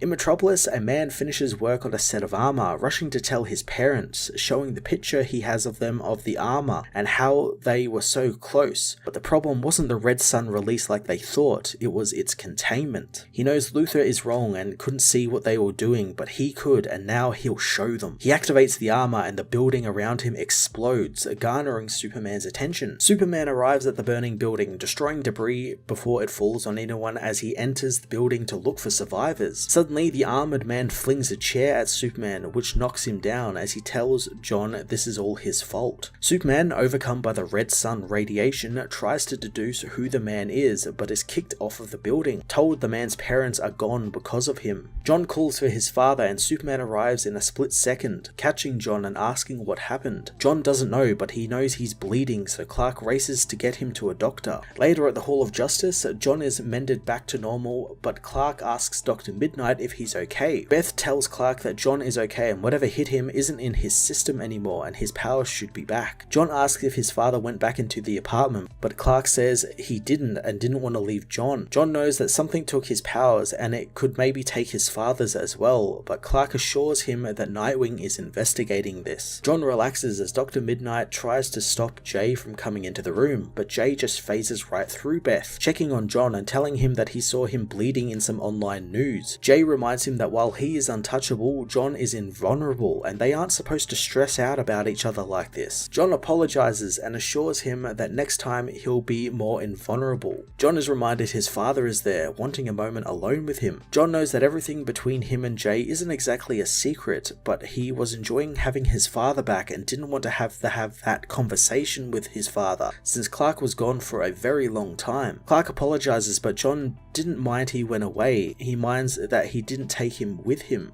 Clark thinks that if John told him his feelings for Jay, he would leave again, but John wasn't worried about his father literally flying away from him, but if he saw the doubt and disapproval or even disappointment in his father's face for even a second, that would be enough distance between them. Clark tells his son that when he was a child, he was scared since he was an alien orphan, and there were times where he desperately hid who he was from his adoptive parents, fearing that they would see him differently. He assures John he isn't suggesting that both their situations are the same, but he needs to tell John that every day he has been in his life, it has been better off, and whoever John loves is the last thing that could change that, and anyone who makes John's life better will always be a hero in his eyes, and no matter what, he will stand beside and defend him and always love him like a father. Clark tells his son that he's a miracle child of two worlds, hugging him as elsewhere, Lex Luthor angrily watches the news coverage on Superman's battle, upset that the people are worried for the hero, but knows that they will soon see Clark and John Kent for how he sees them. Lex gets ready to perform an experiment on a captured Gamora Corps soldier, assuring the man that he's going to be part of something very important thanks to Project Blackout.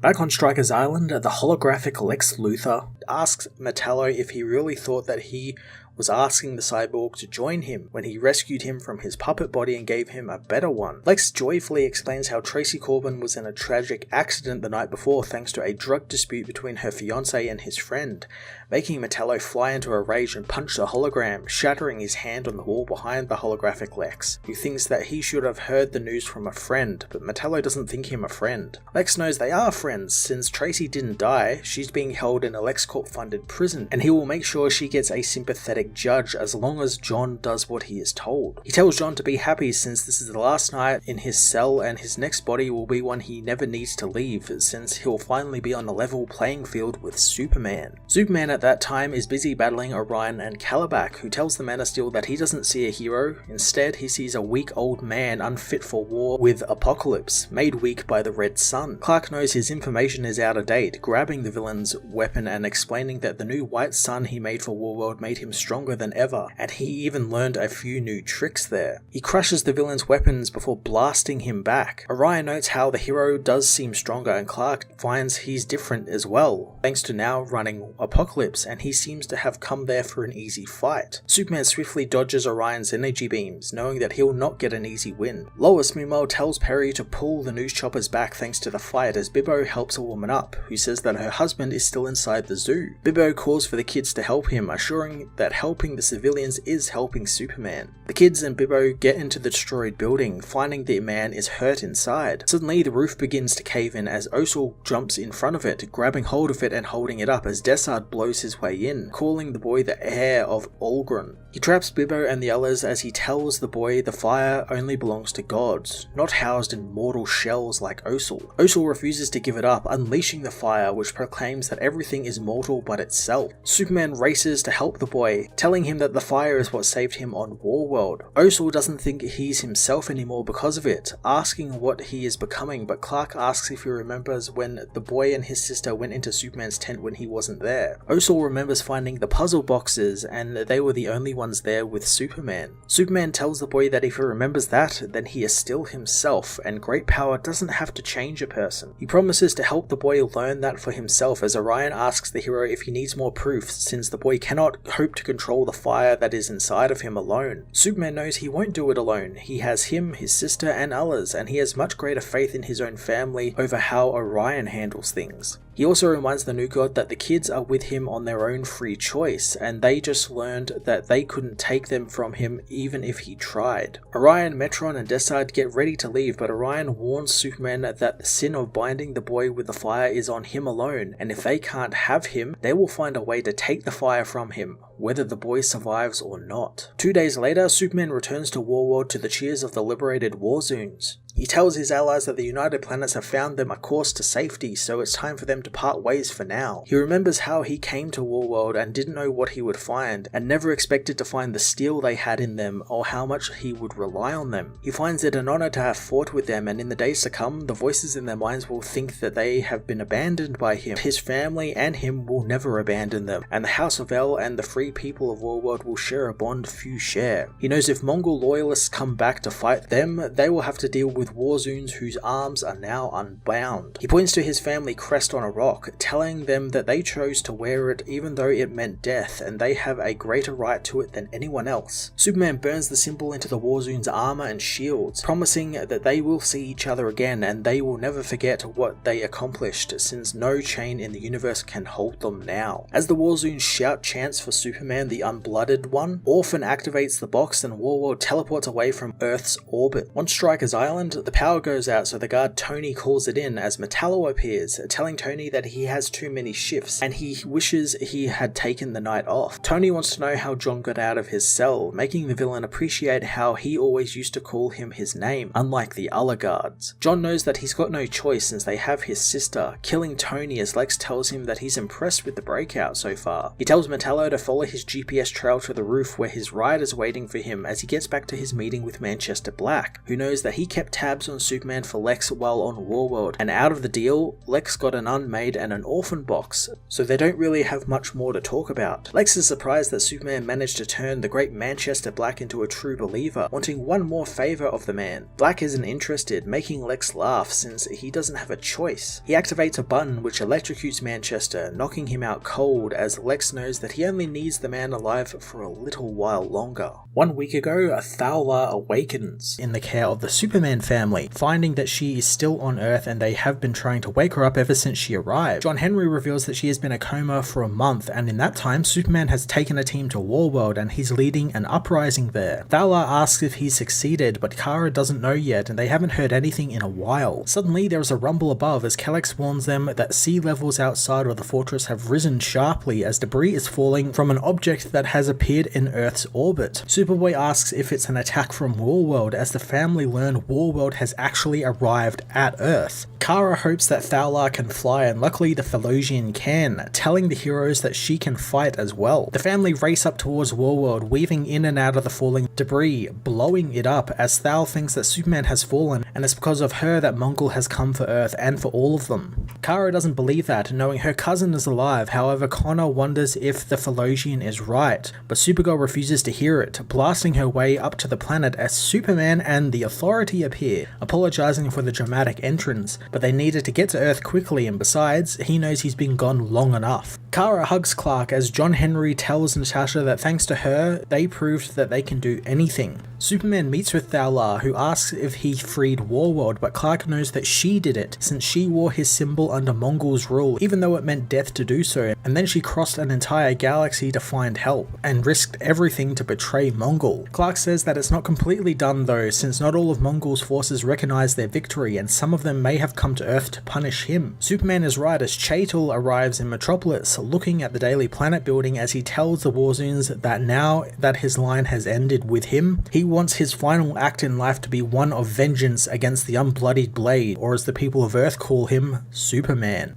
Chaital uses the 3 sons of Warworld he had with him to power a device of his own making, assuring them that their sacrifice will honor Mongol who was, and he'll see them again in the Orchard of the Dead. Supergirl meanwhile teaches Thawla how to fly, teaching her how to keep herself stable in the air. Thawla is frustrated since she flew before like Kara did, but her strength is waning now. Kara tells her to be patient since her powers are developing still, knowing her friend Keenan Kong went through the same thing as well. Thawla knows that they can't afford her to be slow at learning since they must find Chaital now. Kara understands and knows what's at stake as they know that Chaital stole an orphan box and intends on punishing Earth with it. Supergirl tells her that every member of the House of El is scouring the Earth looking for Chaital and his people, along with the Hall of Justice, Steelworks, and both Fortresses of Solitude. Thal thinks that they underestimate him, and anyone who has underestimated him in the past is dead. Thal reveals that Chaital is the oldest living Warzoon, and to be that, you have to be utterly ruthless and savage, and even without his limbs, he is is no less a threat, since the Warzoons themselves are his limbs now, and they obey without question. She thinks that she won't be of any use against him, but Kara knows that Kal disagrees, and he has a lot of faith in her, and values her knowledge and experiences, and if he didn't, he wouldn't have sent them to guard Metropolis. Thal is amazed at the City of Tomorrow, wondering if there were cities on Krypton like this. Kara tells her of her home in Argo City and how it was wonderful and had complexities to it, and one could lose themselves in all of its secrets, and Metropolis will be like that soon. She knows that the nearby rivers could change course and buildings will change and disappear, and in another 20,000 years, Metropolis would be as wondrous as Krypton. Thal soon begins hearing a noise which overcomes her, so Kara tries to talk her through how to filter noises like she can, but Thal knows that it's something else, hearing something breathing and growing, knowing that Kal-El is in the city. Supergirl wonders where, since she's been scanning with her X-ray vision since before they entered the city and couldn't find him anywhere. Thal thinks that he's below the city, and Kara soon spots him along with some strange device. Kara begins carving a hole into the bedrock near the river to reach him, and she wonders how Thal even heard Kal-El, since her hearing isn't as fine-tuned as hers. Thal tells Kara of Kal-El's invasion of the Kalutesh, and how even Mongol gave up on the long-winded siege, but Kal-El wanted to punish the people of the planet for insulting his master, so he found the egg of a meteoric stone reaver and planted it beneath the planet's proudest city, and years later, the egg hatched and killed everyone. Heroes confront Kal-El, who thinks that it's fitting Grubbs found him amongst the worms, as he unleashes his giant monster, proclaiming the monster will turn Superman's home to ash and bring it crashing down on Supergirl and Thal-La. Supergirl and Thal-La battle Kal-El's monster, which begins smashing the roof of the cave off, which in turn causes the streets of Metropolis above them to rumble with an earthquake. The heroes realize the neighborhood above them is coming down, so Thal tells Kara to go and save them. Kara refuses to leave the Philosian down there alone, but the woman says that Superman believed in her, so Supergirl should as well. Supergirl leaves to deal with Metropolis as the monster comes for Thal-La, while Kal-El tells her that without her super friends, Thal-La has no chance of stopping him or his monster. He proclaims that even as a legless being, he earned enough iron that even she couldn't support. So what hope does she have against his might? Thal-La unleashes her Genesis power onto the being, blowing him back as she blasts the beast, telling Kal-El that she was never the grub he called her, and neither were the other people he murdered, and neither was her brother. She confronts the beaten Kal-El, telling him that his chain is indeed long, and she remembers the fearsome story she heard of him, and how she was terrified to see him again. But now she sees him for what he really is, a feeble old grub with a beast on a leash. She approaches the machine Kal-El used to make the monster, telling him that without his machine, the poor creature he made will be as feeble as him. She smashes the machine apart and the monster dies. Thal assures Kal-El that he is beaten and Superman's city still stands, and if they still lived under Mongol's law, they would take his iron and feed him to the great worms, but he is a prisoner of the free Warworlders now and the law of the unbloodied sword. Weeks later on Warworld, Kal-El is imprisoned by Thal-La as the woman is told that New Phalosia is nearly upon them. The warrior wonders what they will do with Kal-El, and Thal-La tells her friend that she pities him since it feels wrong to keep him in chains after all they went through to get rid of theirs. They know they can't take his chain, however, since all he seems to care about now is the iron around him. Thal-La knows what he has done and how his life is keeping the Warzone way alive. He's just done it better than everyone else around him, and he did it so well he even outlived his masters and the lessons they taught him. After Thal leaves, Kal-El is visited by Krillux, who breaks into the cell via a portal. Krillux asks if Kal-El Ironblade belonged to Mongol's side, wondering if that's still true, and if he is the strongest Warzone there still is. The Superman meanwhile fix up Ma and Pa's farmhouse, setting the house's wooden frame into place for Green Lantern, who holds it together with his ring as Ma tells Wonder Woman that her and the League's time could be better used elsewhere. Diana thinks that this is worth their time, and they lost their home on the team's watch, so the least they could do was build them a new one. Wally asks if they need any changes made to the planning room, like adding a tanning room, since now would be the time. The couple find all the plans look fine, and so the speedster approves them, working with the League to build the house in a matter of minutes. Batman sees the shielding is put in place, telling Pa Kent that it's completely transparent and will withstand anything thrown at it. Superman hopes that he's sure, and Batman reveals that he designed it with Superman in mind, so it's impenetrable. John is impressed that Bruce found the spot between caring and utterly paranoid. John finds that everything is getting safer again, with the League there and his father being back, but there are still some things hanging over them as Nightwing and Lois arrive with some news. news,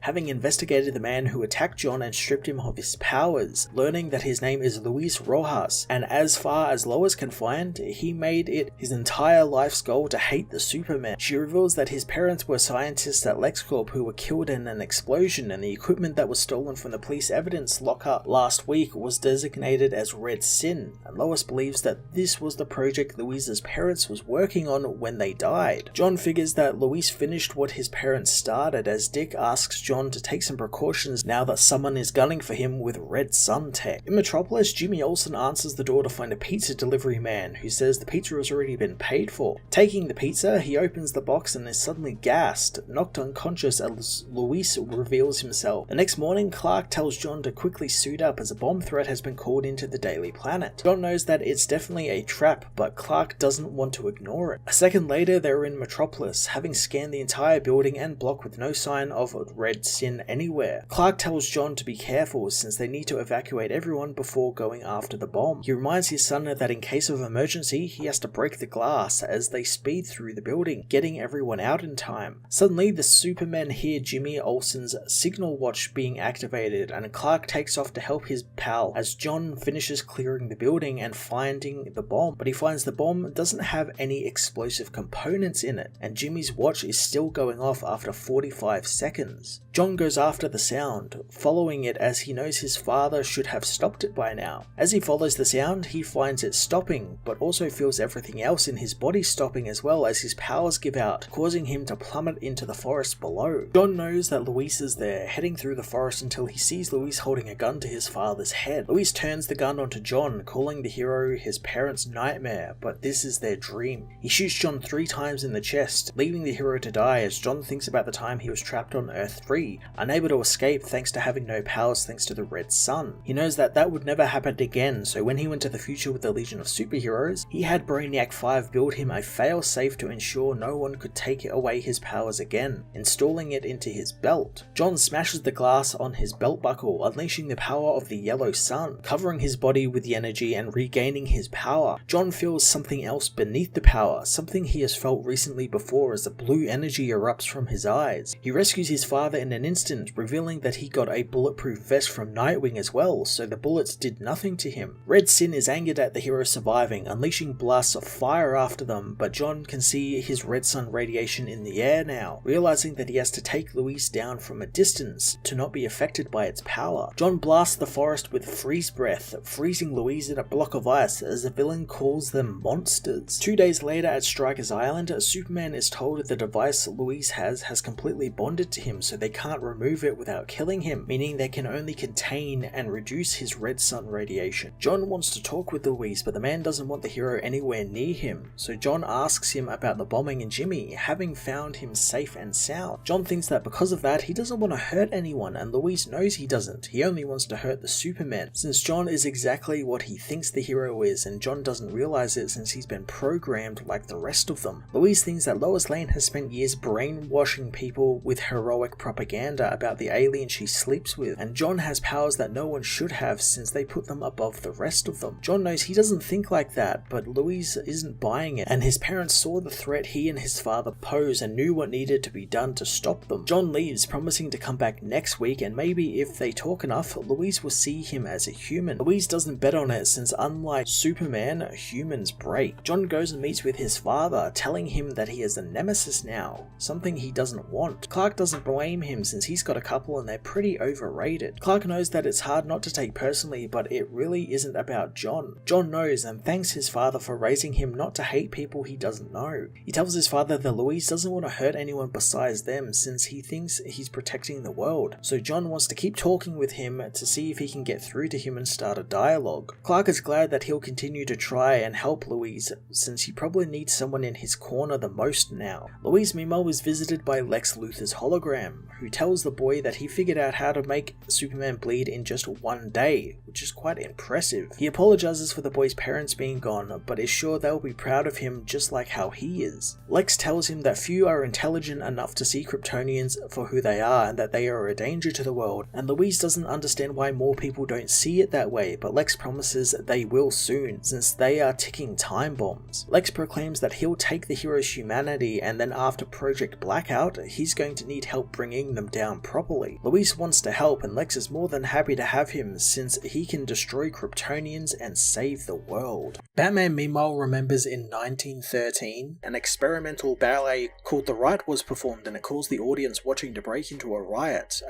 that has now somehow arrived in the 21st century. Batman uses Wesley Dodds' sleeping gas to knock out the rioters as Superman arrives. Batman asks what he wants, learning Superman is there for truth, justice, and maybe some breakfast. Batman hugs his good friend, knowing that he would come back from Warworld as he fills Clark in on what's happening, unsure of who they are under attack from, but he knows it's a historic event that is attacking them. Batman says that the sanity is being leached away from the area and surreal chaos is filling the void, making heroes know that this is the work of Mr. Nobody. Superman thought that he was more of a Doom Patrol villain, but Batman knows that it's hardly the first time he's challenged the world's finest. Superman begins seeing outbreaks all over Gotham, honing in on the villain's location, as Mr. Nobody meanwhile conducts a concert of the rioters, but Superman quickly takes his conductor's baton, snapping it in half. Nobody is angered that he would dare break the baton of Pierre Monteur, the man who conducted the ballet's premiere. He tells the heroes that they have no respect for the power of past greatness, proclaiming that the time is liberating them as he traps them in a golden and silver age comic book panel. Superman hopes that Batman knows a way out of their prison, and the hero tries to think like nobodies, since by confining them, the heroes can logically conclude that they are trapped, so therefore they become trapped because they thought they have been trapped, meaning that they are limited by their own reasoning. Batman wants them to think hard about something else, like flowers, which begin to manifest around them and break the panel, allowing them to leave the prison. Mr. Nobody isn't pleased the heroes are free, demanding that they serve as his pawns in the Brotherhood of Nothing. He tries to turn the heroes into shapes like him, but they turn back to normal, knowing that they don't have to do what he says. The villain is sucked into the snapped baton as the heroes wonder who gets the villain trophy this time. Later on at Bruce's house, Bruce cooks them both breakfast, saying that he likes being in the heart of the city, but he doesn't like living alone. Clark thanks him for looking after his family since keeping them safe was quite an effort. Bruce thinks that he's bracing for something as Clark is unsure of Bruce's cooking. Bruce defends himself, saying that he was trained at the best chef academy in Paris during his youthful travels. Clark doesn't buy it as Bruce says that his knowledge of egg whites once helped him capture a diamond smuggler in Brussels. After a moment, he tells Clark that he's been joking the entire time as he serves up an omelette to his friend, and Clark can't believe how delicious it is. Elsewhere, Jimmy Olsen live streams from the backseat of a high-tech jet which is about to go to supersonic speed. The pilot tells him to pause the chit-chat since they're being intercepted by a bogey. The pilot demands they state their intentions as he readies for aggressive maneuvers, but Jimmy knows that it's okay since it's Superman who is joining them at Mach 4. Later on, after the jet lands, Jimmy reunites with his friend, learning that he's back for good this time. Jimmy thinks that he's definitely needed since the world has been struggling without him, and the hero just being around makes everyone feel safer. Jimmy tries to get some video on him, but Superman wants to do this the more traditional way, wanting to communicate his return with a single picture. Jimmy knows that he was meant to get some shots of the Schuster Arena redesign, but this feels more like a job for Jimmy Olsen. Jimmy gets to work, following Superman around as he does what he does best, but finds the shots aren't giving what he wants, wanting to find something different than what he's done before. Jimmy begins to worry he's not going to get the shot, but Superman tells him that they're going to have a break, getting a pretzel with his friend and going to the top of the Daily Planet. While eating, Jimmy says that it's been hard without him and he's been on assignment a lot, going to war zones and climate disasters and uprisings, and it feels like the world is right about to crumble. Clark wants to see what Jimmy has shot, so Jimmy shows him the small gallery showcase he's been doing on his work to raise money for some local charities, and it's why he's been so hard on himself to get the perfect picture of Superman's return. Clark is distracted, making Jimmy think that he's got to go, but Clark says that John is dealing with it. Jimmy is reminded of some pictures he has of John, telling Clark that his son has been doing a great job, even having his own approach to the superhero game that the kids these days respond to, since he finds a way to stick around after saving the day to work with people and make sure the problem doesn't come right back. Jimmy knows that despite that, it will mean so much for the entire world to see Clark back as Superman. Clark isn't so sure since he's happy to be back, but seeing the pictures, he sees humanity taking science, technology, and compassion to new heights, and while they're definitely only has been darkness, Jimmy has shone a light onto some extraordinary humans. Jimmy figures out what the shot should be and later goes back up into the jet, told by the pilot he's eating into their photo exercise budget, so he better make it worth it. Jimmy knows it will be worth it as he takes a picture of Superman looking over the pictures Jimmy captured of the greatness of humanity. Later in Italy, Clark tells Lois that he's seen some magnificent things throughout the galaxies, but the most beautiful thing has always been on Earth. Lois knows her second honeymoon has been perfect, and Clark says he wanted to do this so much since it won't be much longer before people realize he's back in town and the madness begins again. Clark wonders if she wants to go and get some of the best pizza in Venice that John told him about, and Lois wants to get it a little later.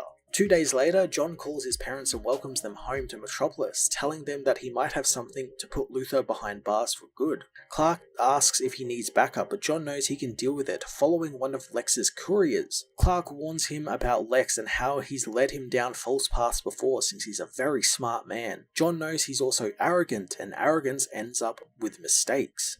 His parents tell him to be careful as Superman smashes into Lex's hideout, but Lex welcomes him as it's revealed that Luthor is holding a press conference for LexCorp Charities, which has bought the warehouse they are in and are turning it into living facilities for the homeless, all of which have been approved by the city. Lex hopes that he'll come and pose for some PR photos with the door he smashed down, but Superman leaves, telling his father all about the false paths he was warned about.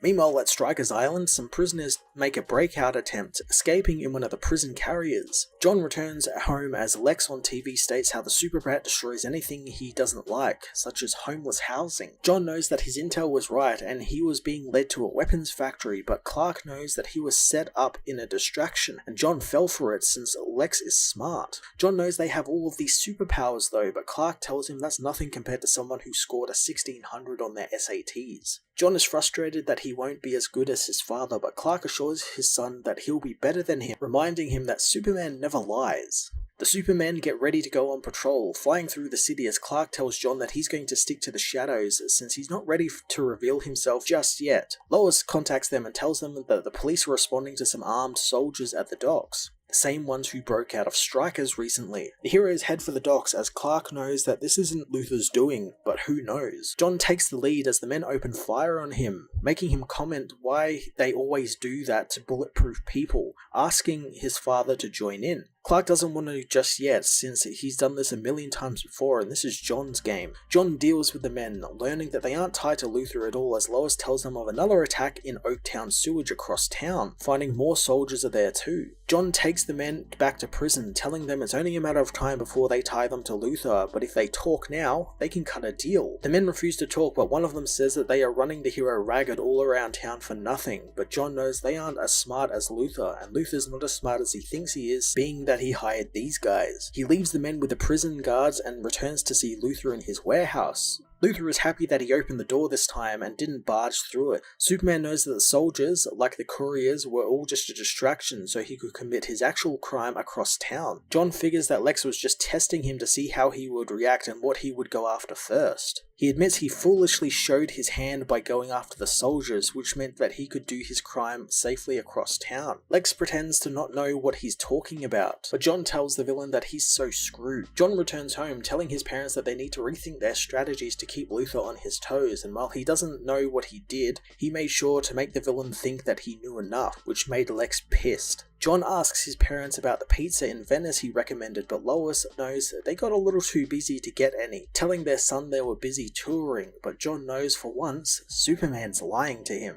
Days before, Superman returns to Earth, remembering how home isn't a person or a place or a feeling, and you can have many homes for many reasons, and to him, the Hall of Justice will always be a home to him, since it's the place of warmth, friendship, camaraderie, and support. Superman enters the hall, knowing that even a familiar home can be loaded with surprises. He wonders where everyone is, as suddenly Naomi tackles the Man of Steel with a hug. Martian Manhunter is surprised to see Clark is back, as the hero knows that he's not looking on the past and legacy of the Justice League with John, but its future as well thanks to Naomi being there. The Flash soon arrives, hearing that there was a homecoming going on. Clark is happy to see Wally as the Speedster hugs him, unsure that he would be back. The heroes have much to discuss as Wally reveals he's got breakfast made for all of them. The heroes all sit down at the core bar. sharing stories about Batman making jokes as Naomi finds it awesome that legends like Flash, Manhunter, and Superman are just sitting around talking with each other like old pals. Wally knows that they are just heroes who are old friends. Naomi still thinks it's special, so Superman takes her into the museum, knowing that they weren't always like this, and they wouldn't have gotten where they are without the League, since at its heart, the League is a place to grow and a legacy that will continue no matter what happens. Superman tells her that her being in the League teaches you a lot, like how to survive and trust each other. He shows her the monuments to fallen heroes, knowing that they have seen loss and sacrifice, but even during their losses and overwhelming odds, they survived and pressed on, and the bonds between them all became stronger, something which carried on in his absence. Superman tells his friends that he needed this, but he needs to go now. Heroes don't want their friend to go straight away, but Clark assures them that he'll be back. He just needs to check in on something. He finds saying goodbye to Wally and John nothing new, but for Naomi it's different, as he assures her that he'll be back, wanting her to think about how this place is a touchstone and a North Star, and she'll be amazed at how much she'll come to rely on it, as the League is a rock to lean on, but most importantly, it's also a home. Superman takes off for Warworld in orbit, but he is suddenly teleported away to aid with the Dark Crisis. Sometime after the Dark Crisis event, Lex Luthor wakes up Manchester Black. Reminding Black he's not finished reporting to Lex on Superman, and he's got one more service he needs from the man, and it's a big one. Black is hooked up to a huge machine as Lex regrets the man has to die this way, but the result will be miraculous, and he wants to know one last thing.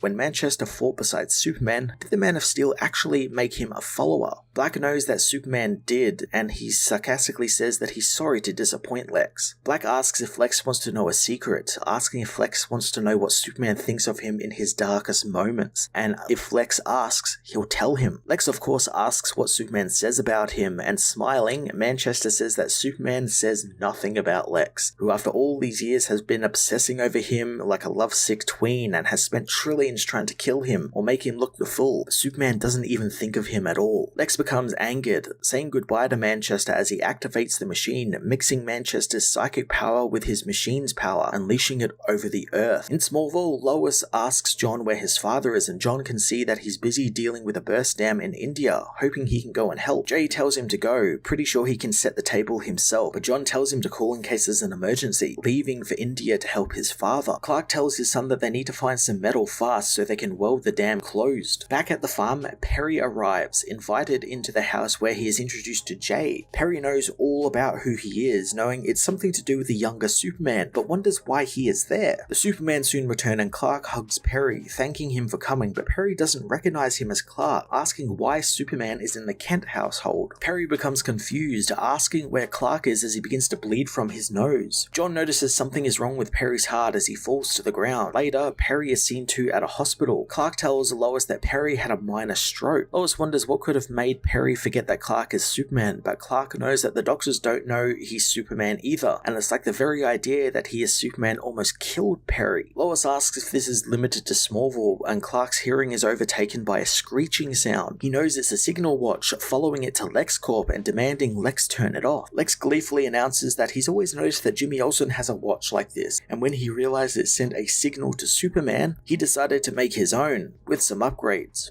Lex says that after his time with Perpetua, he had a type of revelation and it was hard for him to admit, but the world does need Superman, and since he's been proven right twice, first during Superman's adventure on Warworld and then during the recent Dark Crisis event where Superman was believed dead again, he knows there is many more challenges on the horizon and his symbol means so much to humanity and it can be used to lead humanity to a better future. Lex reveals a Superman-themed warsuit, telling Clark that he wants to give the world his version of Superman, combining his mind and resources with Superman to fix the world. He knows that sacrifices will have to be made and the world needs to believe that Superman is a god and above them, not one of them, which is why the world can't know he's Clark Kent. Clark realizes that Lex is behind Perry not knowing who he is, and Lex reveals that while Superman was on Warworld, he gathered tech from Warworld and Henry Bendix's superhuman experiments and combined them with Manchester Black's powers, all to wipe Superman's identity from the minds of everyone on Earth. Superman knows he'll stop stop Lex, and Lex hoped it wouldn't come to this, activating his signal watch again and causing Superman pain as he assembles his new war suit. He says that if anyone knows Superman's secret identity or he reveals it to anyone, it could kill them, and if he agrees to work with him, Lex might lift the punishment on the hero. Lex knows that Clark is lucky he left him with his marriage, but his son knowing who he is questionable, and he might change that. Superman smashes Lex out of the building and into the street below, but Lex knows that he won't be hurt by Superman, but he can hurt others, since that's what hurts Superman. Lex kicks a car filled with people away, and Superman in an instant saves the car and appears behind Lex, smashing him into the air. Clark races up and grabs Lex, flying him into space and telling him he's done enough damage today, so they'll continue this conversation someplace safe. Superman tosses Lex into the moon, making the villain wonder why he even thought that he could reason with the hero, since he's got too many muscles to see what is best for them all. Superman is done with Lex hurting the people he loves and the people of Earth, but Lex doesn't think that Superman knows anything of hurt, remembering when they used to live in Smallville at the same time and how he was so alone, like there was no one else in the universe who could understand what he was going through, and Clark just lied to him and hid who he really was when he could have helped him. Lex hits Superman with his Morning Star, angered that Superman gave his identity to the people, and if he wasn't good enough for the truth, no one is. Superman attacks Lex, telling him that he can make this right and tell him where Manchester Black is. Lex hits Superman back, saying that he never liked Black since he was smug and smoked, so the world is better off without him. Superman realizes what has happened and demands to know what Lex has done with the man, and Lex knows the hero is aware of what has happened, and in the end, Manchester was more useful to both of them, since not only did he help Lex with his project, but he helped Superman's Warworld project as well. Lex fully admits to killing Manchester Black, but knows that it was a bargain, since thanks to him, he has Warworld technology and enough power to make Superman submit. Superman smashes him into a satellite, calling him a murderer, and he asks Black to help him with Warworld, and he risked his life even when the Justice League said no. He said yes, and then Lex just killed him. Lex thinks that things will be easier now without Superman around, activating an orphan box inside his armor and blasting Superman to the other side of the galaxy. He thinks that maybe he'll send Clark's family to another system as well, when suddenly Superman claws his way back through another portal, telling Lex that he isn't how he was before, and his mind and body are stronger than ever thanks to what happened with the Genesis power. Superman tells him that concepts like time, weight, and distance have lost any meaning for him, and in moments he can cross distances that aren't even measured in distances, they are so big. With a single touch, he dismantles Lex's warsuit, telling him he does it all without Lex's metal suits or ray guns. Lex pleads for the hero not to kill him, and Clark tells him that him just thinking that makes him wrong. He's going to prison for murder, and next time he thinks he has the power to threaten him or his family, he should think again. Later in Gotham, Superman meets with Batman and Nightwing, learning that the world was subject to a telepathic attack, and a suggestion wormed its way into every mind on Earth. The Justice League, their reserve heroes, and the Titans all have psychic defenses set up by Martian Manhunter, and the Kents, Jay and Lois, were protected by the shield over the Kent farmhouse. But everyone else on the planet no longer recognizes the identities of Clark Kent and John Kent as the Supermen. Clark knows that there are photos and videos revealing who he and John are, but Batman reveals that not only has the world forgotten, but the suggestion in their minds is so strong that if anyone sees any images or media that contradicts what their minds tell them, they reject it hard, and in Perry's case, they have a stroke. Clark wonders why, with all his power, Lex decided to do this, and Bruce knows it's simple, since Lex doesn't like the world seeing that Clark and John are human. He wonders if this is such a bad thing though, admiring his work as Clark Kent, and he can't be happy that such a powerful force of good like Lois Lane has been reduced to being the wife of Superman in so many people's eyes recently. Clark agrees, and that's one part of going public he did not appreciate, and he knows Lois would never complain, yet he knows it wasn't fair on her. He knows that he can adjust to this, but he's worried John will have a hard time. John, however, picks himself up a coffee, with the barista getting his name wrong. The man apologizes, but John knows it's perfect, finally having a successful secret identity for himself. As on Stryker's Island, Lex is sealed away in a prison in the most secure part of the facility. Elsewhere in the multiverse, a Superman is found dead by someone who knows that this is yet another Kal-El that has been murdered. They know they have to stop this, but another voice doesn't want to risk involving another dimension's Kal-El. The Superman of Earth 2, Val-Zod, knows that they will need the son of Superman, wanting to go and find John Kent. In Metropolis, John Corbin is woken by the hologram of Lex and his scientist, who assures John that this is all real and he should find his new body almost indistinguishable from the body he was born in, with a few enhancements that is. John finds that he's been given a totally totally new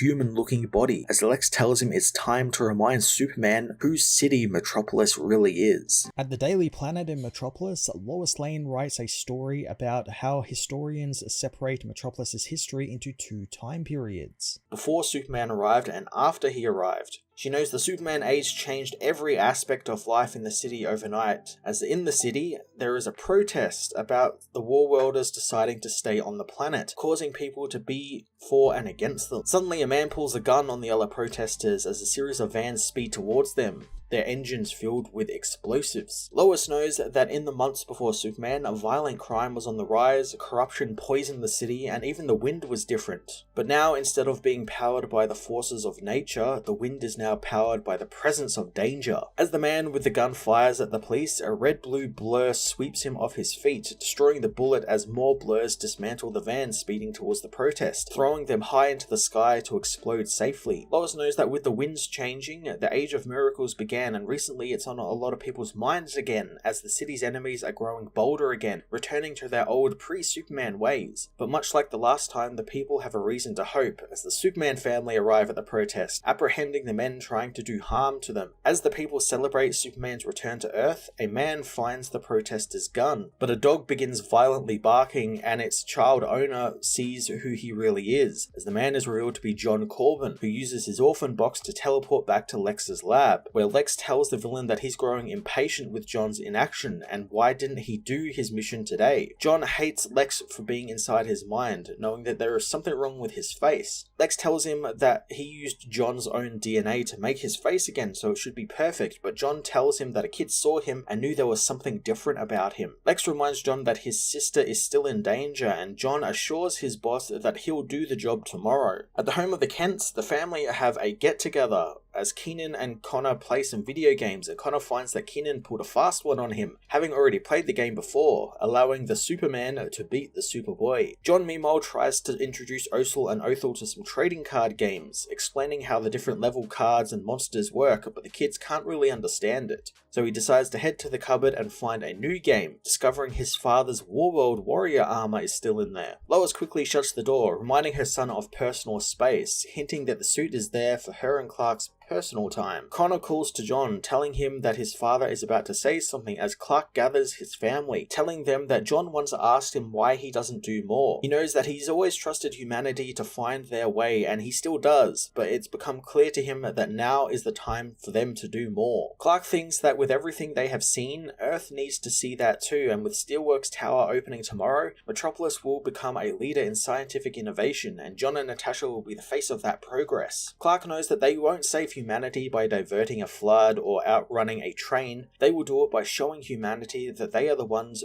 with the miracles in them. He reveals Lois and him have also decided to take in Othel and Othel, letting the kids live with them. Kara welcomes them to the House of El, gifting them some new costumes, as Natasha notices that John seems distant, asking if his parents told him about this. John knows they did, but he didn't really understand the situation until now, but he's happy since the kids just got the best parents in the world. The next day, Steelworks Tower is open, despite threats from the Blue Earth movement who protest the opening, not wanting aliens or alien tech on Earth anymore. The Daily Planet press cover the event, detailing how John and Natasha Irons are running the Institute and the Superman family of Metropolis are also overseeing the event. Noting the 2 new members of the team being young Warworld refugees, the internet has now dubbed the Super Twins. They know that Superman himself isn't there, as Lois and Clark go about their jobs for the Daily Planet, with Lois filling in for Perry, telling the recovering editor on the phone to stop calling her since she has it all under control. Inside the building, security find a man has entered one of the exhibits on the roof, demanding that he leave the tower since it's not open for another 30 minutes. The man is revealed to be Metallo, and he attacks the guards, killing them violently as John takes the stage below, telling the people that all of the solutions to many of Earth's problems lie in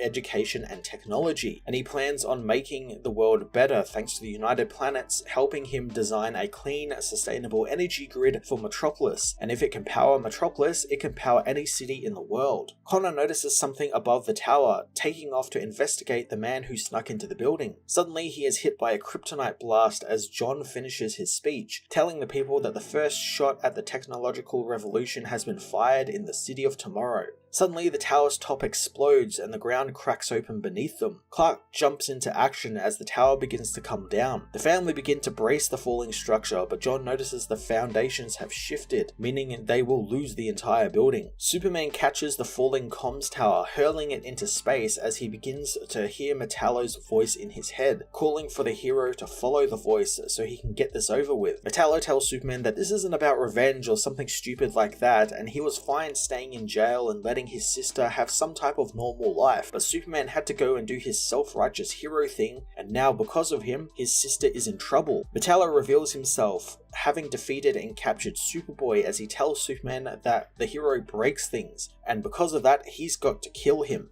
Metallo beats Superboy down before meeting Superman in open combat. Metallo blasts Superman with his kryptonite heart, telling the Man of Steel that he wasn't the only one who returned home even stronger. Superman is smashed away by the villain as he charges up his fist with a deadly kryptonite-charged blow, apologizing to the hero since he's not the only one with family to look after either. Steel and Natasha arrive, gaining Metallo's attention. John Henry hits Metallo with his hammer, but the villain stops it, asking if the big shot scientist remembers him. John Henry remembers him just fine, returning Metallo's hit with his own, ripping off Corbin's face. Lex tells Metallo not to concern himself with Steel, but Metallo tells him to shut up as he charges up an energy blast to kill John Henry with. Superman returns, grabbing Metallo and blasting him with freeze breath, turning him into a solid mass which he hurls into the atmosphere and into space, putting a stop to Metallo's rampage. Later on, Lex's news network reports on the attack possibly being connected to the people of Warworld, as trace signatures of Warworld energy were found at the battle scene, and because of this, the Blue Earth movement continue their tirades against the Warworld refugees and the danger they pose by staying on Earth. The Kents watch the news and Connor isn't happy that Metallo got away with this. Lois reminds him that no one else saw Metallo except for the heroes, and it doesn't fit the W-Lex News Network's narrative. Osel asks who Metallo is. John Henry tells him who John Corbin is, saying that he was a volunteer for the Steel Soldier program that LexCorp was running, but it was a rushed production, and because of it, John Corbin was turned into a kryptonite-powered cyborg. John Henry claims that he's now just a dying brain in a metal corpse that he puppets around, but he doesn't envy him at all, as Othel thinks that he is an unmade, prompting Clark to tell John of the elite Warzone soldiers he fought on Warworld, and calling John Corbin one describes him perfectly. Lois calls the young Philosians to bed, getting them to brush their teeth. The kids ask why Clark wears old man glasses, so he tells the kids that many of Earth's protectors wear masks to protect their loved ones. The kids think that Clark Kent is the mask, but Clark sees it more as his truest name. But he had to keep Clark and Superman separate, and Superman is the name Lois gave him. Othel knows that Lois also calls him Smallville, but Othel prefers Superman, calling it a mighty name, and he wants a mighty name of his own, calling himself the Othel Fight Master. Lois takes the kids to bed as Othel asks if Clark pretended to be human so his enemies wouldn't kill him in his sleep, enemies like Blue Earth. Clark thinks the people like the Blue Earthers aren't their enemies, they are just afraid, and some have just been misled by others. He tells the girl that fighting isn't the only way, and sometimes you can find a way to hear your enemy and make them hear you, and sometimes you'll find that you are both on the same side. He assures the girl that she doesn't need to worry about the Blue Earth, since no one sets out to be a villain. Metallo meanwhile remembers his childhood, drawing pictures with his sister Tracy as chaos erupts in their home as his father returns with his uncle Mark, who has been shot, tells the boy to shut up and to take his gun and to go to the nearby river and throw it in as far as he can. He warns the boy that if he screws up or tells anyone what he's about to do, he'll kill the boy with his bare hands. Metallo awakens in space thanks to Tracy's voice. His sister appears in a hologram, telling her brother that she is scared and he can't leave her. John tells her that he'll be able to get her free now since he did what Luthor wanted and trashed Steelworks. Tracy reveals it's not that simple, since John told Superman about her and Luthor had Tracy moved to a top secret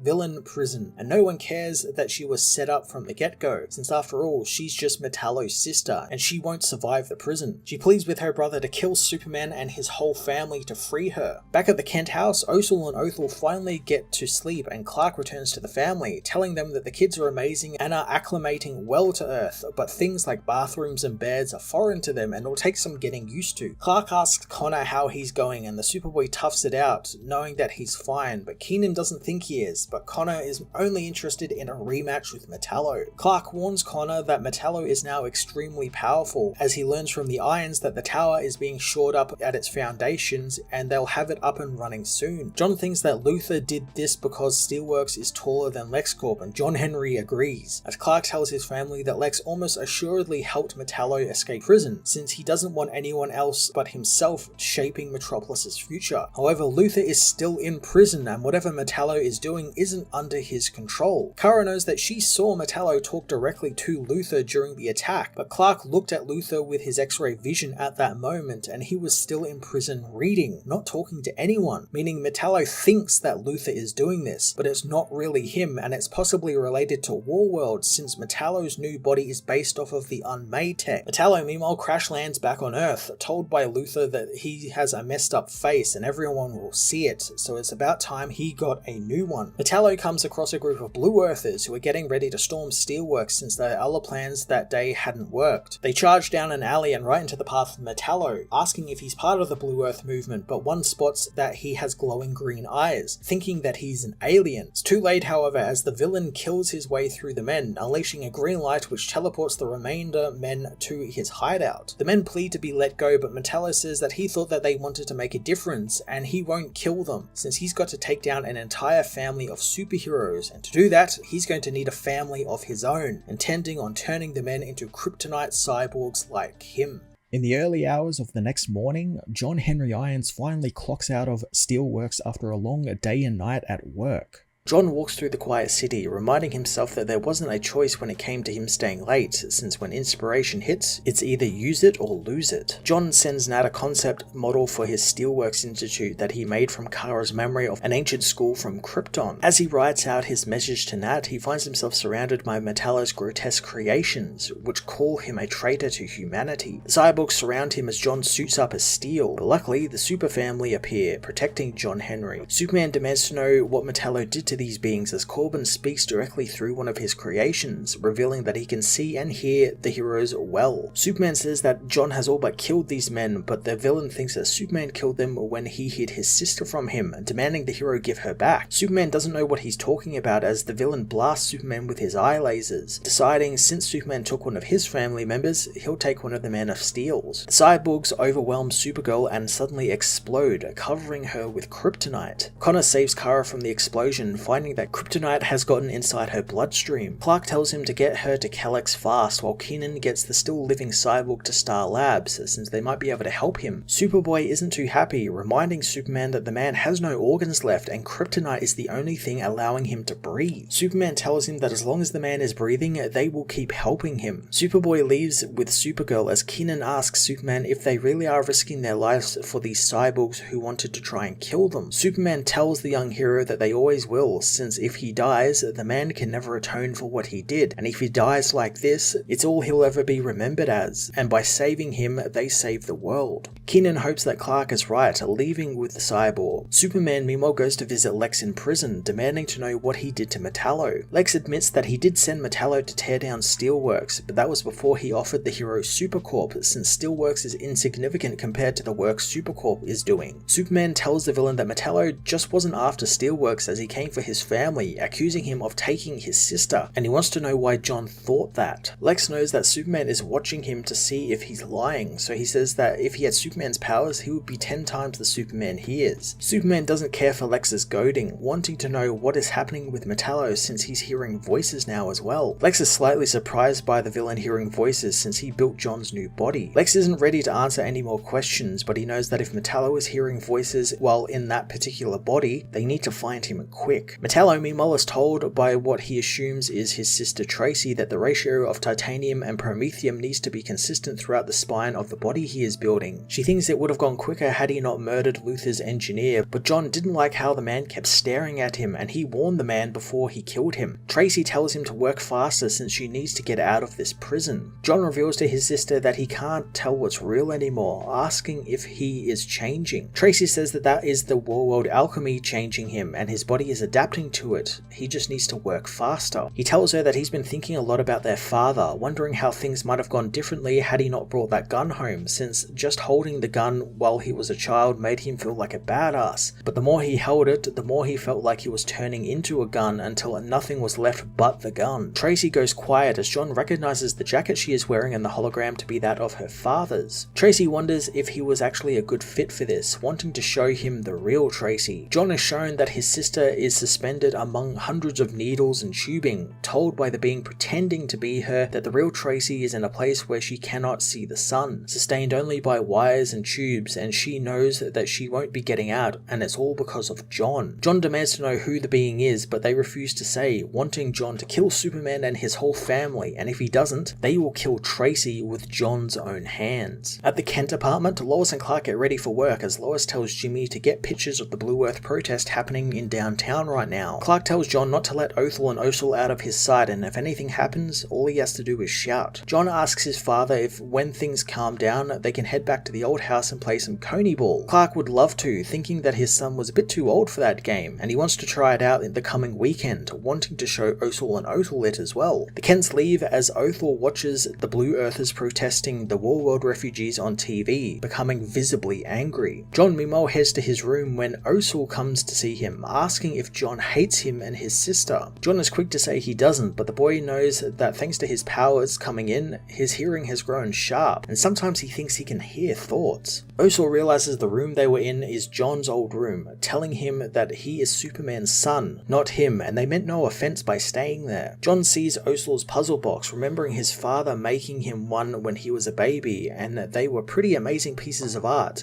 and they never opened the same way twice. He tells the boy that he didn't understand until later that the boxes were traditional Kryptonian artworks, making them extremely hard to make, and the one he had was probably the last in the universe. That is, until his father made one for Osel and Othel. He reveals to Osel that his family lost a lot of time together, and while he was okay, he knew his parents weren't. But seeing how they are with the Phallosian kids, it's making him feel like how his parents felt when he came back. He ensures the boy that none of this is his fault though, and they are family, and having more Koltari puzzle boxes in the world is a good thing. John wants to go see if Othel wants to play some Jenga, but Othel is missing. Suddenly on the TV, the news reports on a huge explosion at the protest as John and Osel see that Othel has attacked the protest and hurt people. Othel continues her rampage through the Blue Earth protest, as Lisa Lombard covers the event for the Daily Planet, citing the attacker is one of the Super Twins. John and Osel arrive to calm her, and John thinks that she might have killed someone, blaming himself for allowing this to happen. He tells the Super Twins to stay close since they have to make this right. He rushes to help an injured man up, but he is revealed to be one of Metallo's Necro drones, who blasts Superman with his kryptonite beams. More drones appear, telling the trio that they walked right into their trap.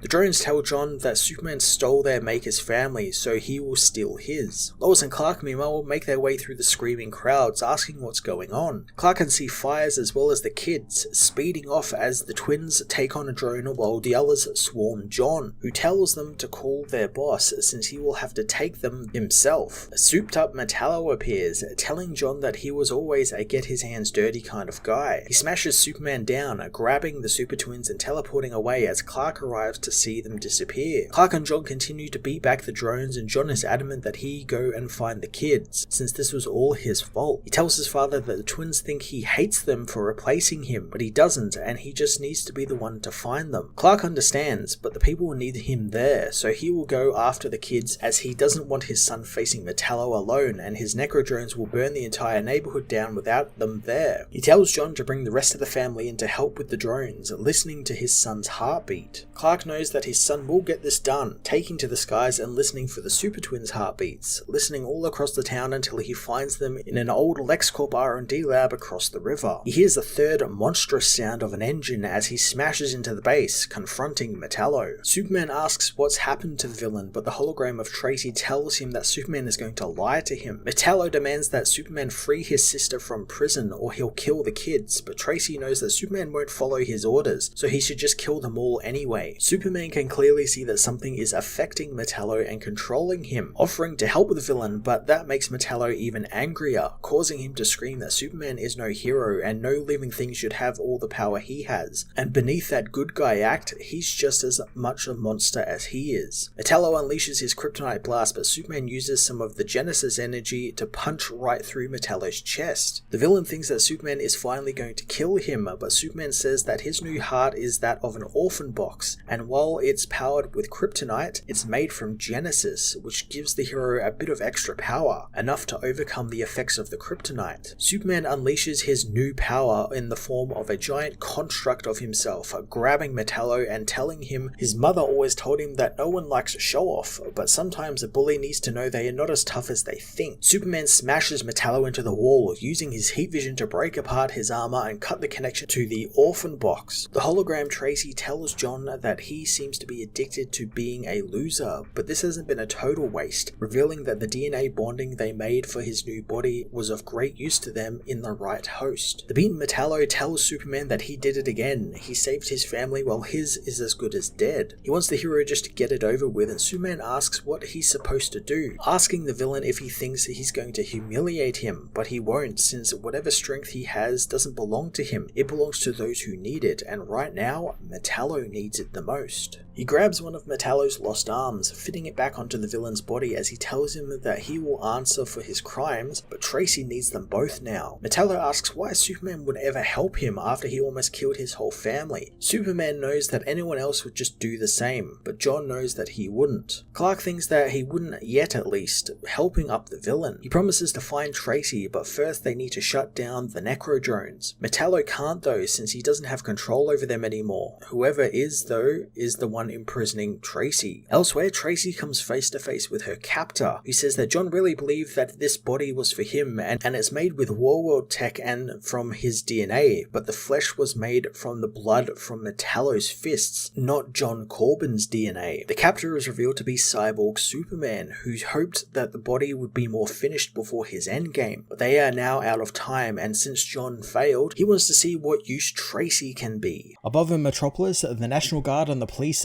battle the Necro Hive alongside the Superman family, protecting the Warworld refugees from the killer cyborg terrorists. Connor and Keenan revel in getting to punch some things very hard, and Keenan even quotes Star Wars, making John think that they need to work on their Mandarin, since Keenan's English is putting them to shame. Steele asks the boys to call out if they hear a heartbeat, but they haven't heard anything yet, signaling to them that the Necro Hive is just all corpses. One blasts Superman, telling him that he should look past the meat puppets and hear his voice, since Superman should recognize his own flesh and blood. The Necro Hive surround the heroes, telling Clark that he never paid the price for the villain's murdered wife, so the Super family will pay it for him. Superman knows that they are dealing with Hank Henshaw, the cyborg Superman, as Nat thought that he was still in the Phantom Zone, but Clark tells her that John reported a puppet of his was reanimated during the Dark Crisis. Hank thinks the heroes find it hard to believe that someone might find a way out of his ancestral gulag, as he explains that he is a technopath, and anything his mind can reach into, he can control, and after he's done using those devices, they still retain trace amounts of his consciousness. Luckily for Henshaw, Lex Luthor didn't know this when he used Henshaw's digital consciousness to make the Henshaw engine, which he then installed in his battlesuit satellites and then used to make Metallo's new body, giving Henshaw free reign to take over Corbin's body. Superman demands to know where Tracy Corbin is, as Henshaw gloats about the woman being with him, and by the time the hero finds them, they will both be family. He implores the hero to hurry up as Superman crushes the Necro Hive's skull, and later, in the Fortress of Solitude, Metallo throws around some equipment in frustration, telling Superman and his family that it's been too long already and Tracy might be dead. Superman tells him that Henshaw called himself the hero's flesh and blood, and if that means what he thinks it does, he has a way he can find him. Kara hates this idea, but Clark hasn't even said what it is yet, but Kara already knows and reminds her cousin that this person is a monster and no goodwill will come of this. Clark tells her that this isn't the same one they locked away with Henshaw, it's just a template. Connor and John don't know what is going on, as Metallo implores Superman to do what he is doing fast. Clark grabs a sun crystal, plugging it into the interface and apologizing to Kara as he talks Kryptonian to the Eradicator, a holographic holographic version of the Eradicator appears and wants to know his directive, so Clark asks if it is still the caretaker of Kryptonian purity, and the Eradicator confirms he is by pointing out Connor as a Sully clone and John as a half-Terran child of Superman, asking his master if he wishes them to be culled. Kara thinks she was right about this being a bad idea, but Superman asks the being if he could track someone using Superman's DNA bonded to a cybernetic frame. Eradicator knows he can track such an abomination, leading the group into the world as John, Kara, Keenan, and Natasha protect Metropolis from the Necro Hive. John tells his father that this will keep getting worse until they deal with Henshaw, but he'll hold them off. Metallo tells Superman to focus up since the Eradicator has found something. Othel tells Metallo to shut up and not talk when not spoken to, but Superman reminds her of her manners. The girl asks why they brought an unmade with them since he tried to kill them, but Clark says that they are working to save John's sister, and only then will he pay for his crimes, since sometimes adversaries can still fight for a common purpose and even become friends sometimes. Othel waves it off, not wanting to be friends with Metallo as Eradicator takes them to an abandoned airport.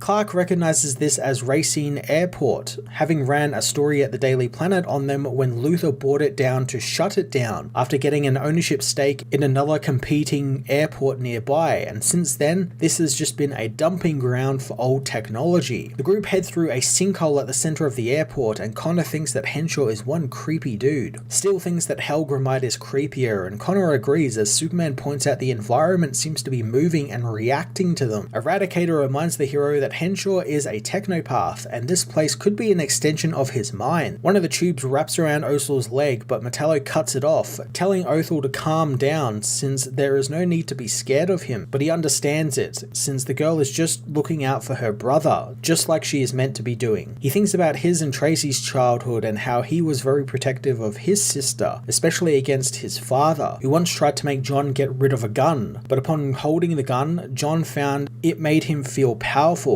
like he was holding a magic wand. He hid the gun and his father abused him and Tracy once their uncle Mark died, and John couldn't take it anymore, using the hidden gun against his father, killing him before he was able to beat Tracy. After the incident, John was split up from his sister and sent to a military academy for broken kids, becoming a well-trained soldier where he found that using a gun made him accepted and valued, and soon he became Metallo, feeling himself getting closer and closer to the thing he was always meant to be, a gun. Othel is sorry about what happened to him, and it takes John a minute to realize what she said, but he knows that if he hadn't gotten that gun, his sister would be dead, and she is the only one that really matters here. He thinks that things will be okay soon though, since why couldn't he become a good guy now, since he'll just do his time in jail and Tracy will have the life she deserves, and eventually he could be a hero. The group confronts Cyborg Superman, who is happy to be reunited with Superman once more. Superman tells Henshaw he is outmatched by the family and they want Tracy Corbin. Henshaw thinks that it's convenient as the heroes are blasted by a kryptonite beam from the now cybernetic Tracy Corbin. Henshaw tells Metallo that she has been asking for her brother as Tracy warns him she cannot control her body and needs help. Cyborg Superman finds it rather touching to see a family overcome their troubled past and finally come together as he sends Tracy to kill Metallo and Superman. Superman leaps into action and attacks the cyborg Superman, who thanks the hero for his recent adventures on Warworld, since because of Superman's boost from the white sun of the planet, the technology of the unmade, and none of his childish restraint, it has allowed the cyborg Superman for the first time in his life to have nothing hold him back. Henshaw unleashes his boosted power onto Superman and Steel as Superboy is blasted by Tracy Corbin with a kryptonite beam, telling her brother that it's not her doing this and she doesn't want to hurt them. John shields the super twins, understanding that his sister is not in control, but assures her they will make it okay. Steel helps up Connor, who knows that they need to wrap this up quick since there's quite a bit of kryptonite down there with them. John Henry is more worried about the super twins since Henshaw blames Superman for his wife's death, and he suspects the villain thinks that killing the children might be the best way to punish the hero. Henshaw captures the children, telling the family that the body he is in is a nexus for his consciousness, all thanks to the treachery of Superman, because thanks to the Warworld technology Superman brought back, he can now be everywhere, like in A-Town, where the Necro Hive under his control is battling the Superman family who are losing, while more of the Necrohive are under the Warworld refugee camp in the town, taking apart the city's structural supports and intending to slide the settlement into the sea. Superman charges the villain, telling him that will only happen over his dead body, which Henshaw quips is the plan. Steel and Superboy meanwhile combat the mechanical monsters of Henshaw, but become overwhelmed by them. Connor asks if the Eradicator is going to help them, but the Hardlight construct won't lift a finger to help a flawed clone and 2 Philosian exiles, since they are not of any interest to Krypton. Eradicator, however, mentions before his connection is cut by Henshaw that Henshaw's constructs are fluid, so when one is destroyed, another one will be created in its place. But if Connor uses his tactile telekinesis to disrupt Henshaw's commands, then they will all be cancelled out and won't be able to reform. Connor unleashes his telekinesis, disrupting the signals, leaving Henshaw open to attack. Henshaw, however, decides that Tracy is still of use, taking control of her properly and sending her after Superboy.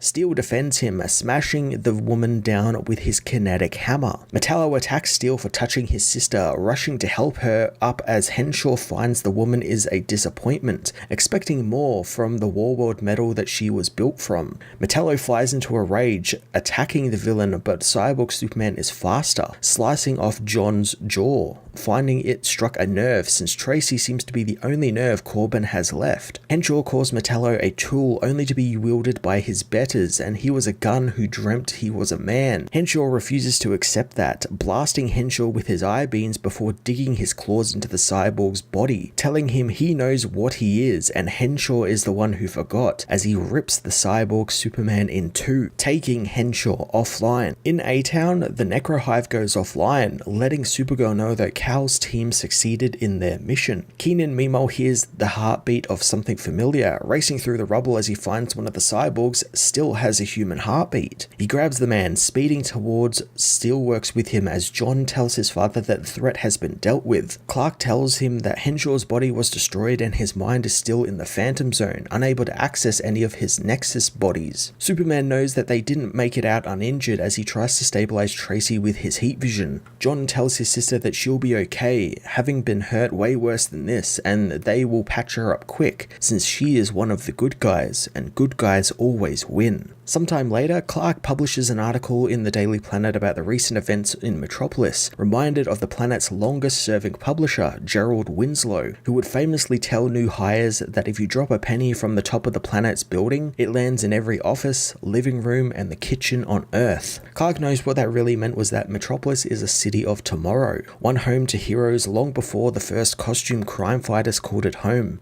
And it's a place that calls to the great thinkers, dreamers, artists, and champions.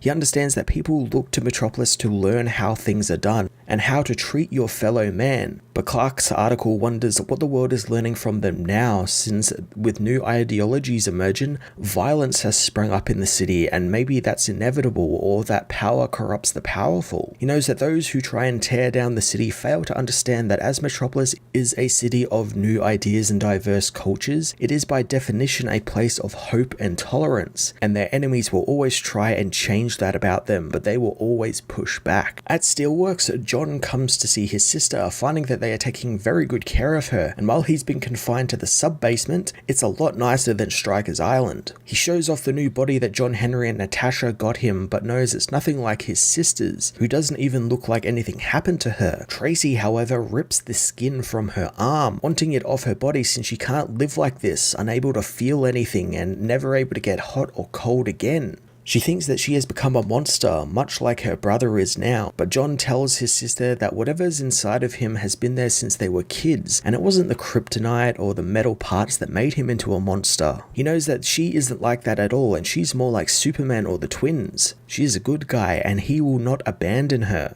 Superman watches through the security feeds, thanking John and Nat for keeping them there. Nat thinks that it's just like Superman to look out for Metallo after everything he's done to him, not wanting to say that anyone anyone else would do the same, since that's not true at all. Clark knows that Tracy needs her brother, and John is going to surprise them one day, wanting Natasha just to wait and see. Later that night at the Blue Earth headquarters, the group meet to discuss how they can win their losing battle against Superman and his family, since with every new building that goes up, they are running it off of the Steelworks energies, which are made using Kryptonian and Warworld technology, while humans like Lex Luthor and Charles Walker III are locked up or run out of business. The leader thinks that their kids are being indoctrinated on things like the United Planets, and the Kryptonification of Metropolis is very real and a big threat to them, and they must stop it. A voice asks if this is why they started Blue Earth, wondering if they really think the stuff they say. The Blue Earth leader reveals herself, telling her people that Metropolis is terrified of Superman and his family, not Metallo or the other so-called villains, thanks to what the family can do. She knows the people are happy to clap and cheer because they are terrified of what will happen if they stop. She proclaims that by tomorrow, Superman and his family will be mass murderers, and it will be their family of the Blue Earth movement who saves the day for a change. Sometime later, Superman shares lunch with a construction worker named Glenn, who asks about what it's like being Superman. Clark knows that he's the luckiest guy he knows, as he has a brilliant wife, and while the kids have been through a lot, they are handling it well.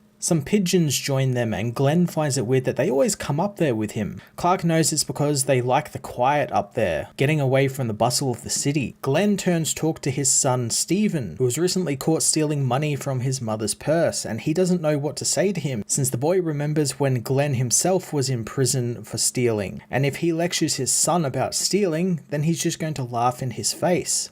He thinks that his son needs a dad like Superman, but Clark is quick to tell him that Stephen has the perfect father, since he understands right and wrong are more than just abstracts, and he made the same kinds of mistakes Stephen is making, and he had the guts to turn it all around. Superman knows that if Glenn tells him the truth, his son will respect him more than he thinks. Clark hears Lois calling from him from the Daily Planet, telling him to get to the office very quickly. Clark apologizes and goes to leave, and Glenn tells him that he doesn't have to keep coming and checking in on him, since he's got a whole universe to take care of and can't be wasting time with him. Superman assures him that he's not checking up on him, he's just having lunch with a friend. He thanks Glenn for the food and heads off through Metropolis, saving a boy from being hit by a car as he arrives in front of the Daily Planet. Clark enters the busy bullpen, telling Carol where his story on the offshore drilling is. A fellow reporter tries to get him to read over something, but Lois screams for him to get the lead out. Clark is ushered into an office where Lois tells him that they just got a call from Blue Earth and their founder wants to give an exclusive interview, and they are on their way over.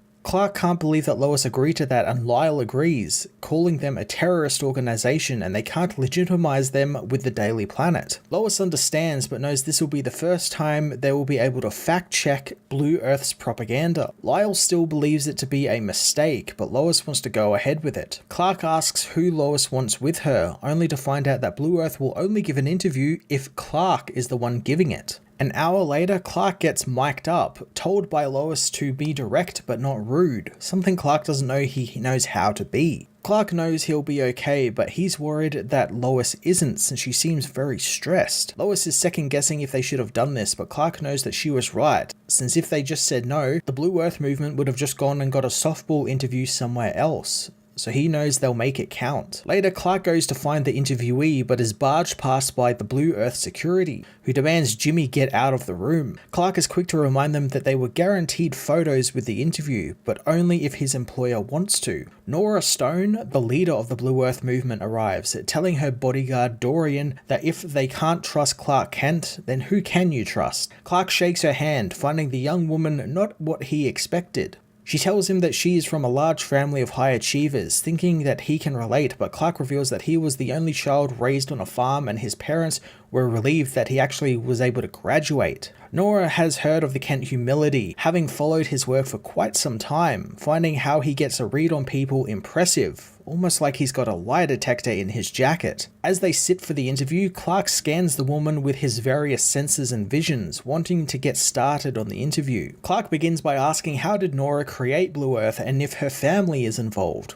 She doesn't think that he would know her family since they are all environmental scientists, and this doesn't interest her, since she believes real magic is in the people and the influence they exert on one another. She finds the FBI labeling them as a terror threat unfair since they are humanists. Clark knows that bombings, armed riots, and xenophobic rhetoric aren't usually associated with humanism, but Nora tells him that they have never asked their followers to do any of that sort of thing. Clark can tell that she is lying through her teeth as she tells him that Blue Earth wants to save humanity from alien threats that are trying to replace them. Again, Clark tells her that Blue Earth rallies have led to assaults and attempted murder on Warworld refugees. Nora thinks that murder is something that human beings do to one another, asking Clark if an alien crashes into her home and has no vital signs that they can measure with any science of theirs, if she kills it, is that counted as murder? Clark bluntly says that it is, asking her about the Steelworks bombing and how she would count the deaths that happened there had Blue Earth actually succeeded. She says that she never met those men who did that attack and she doesn't associate with them, which again, Clark finds is a lie. He asks if she denounces them, but Nora says that years ago, a rocket brought something which looked like a human to their world, and while it probably looked like a normal human baby, it could shoot lasers from its eyes, and it smashes mountains together and flies faster than light. She knows that tells them that they need protection from alien threats. Lois knows that Lyle was right since this kid is on some sick crusade, as 40 minutes later the interview ends and Nora finds it good to finally meet Clark, who hopes the woman's opinions continue to evolve since she is too young to be espousing very hateful views. Nora doesn't think that it's hateful to resist invasion, but Clark knows refugees and immigrants aren't invaders, quickly excusing himself. Nora doesn't think that her and Clark are so different, since she wants to make the world a safer place, just like Clark does. The only difference is, this world is her home. Clark stops in his tracks, finding Nora not to be lying this time. He quickly leaves the room and Jimmy notes how Clark doesn't look so well. Lois also notes that he's sweating, as Clark is sure that he's seen the girl somewhere before and he wants to follow her and see what she is planning. Clark assures his wife that he is fine, entering the elevator where he finds Dorian waiting. Clark thinks that they left something behind and the man says that he did, unleashing some sort of magic onto Clark before slamming him into the wall of the elevator. Dorian speeds out of the building with Clark in tow, asking if he feels weak and powerless as he throws him back down through the building. The villain tells Clark that this is all his fault and they might not have come for him had he not gotten involved. Dorian transforms into Superman, telling Clark that he's going to show him what happens when people put their faith in a monster. Dorian asks the injured Clark if he even remembers why this is happening, not expecting the hero to remember, and it won't matter anyway since he'll be dead along with the entire city block he's on, which the villain plans on killing using Clark's face and sigil. The villain attacks, proclaiming that this will be the only legacy of the mighty Superman. Clark doesn't think that he hits hard enough though, taking more blows, which he's happy to since it means the people down below are spared. He begins feeling his bones give way and his organs fail, but reminds himself to roll with his hits since Dorian doesn't know Superman's power like he does.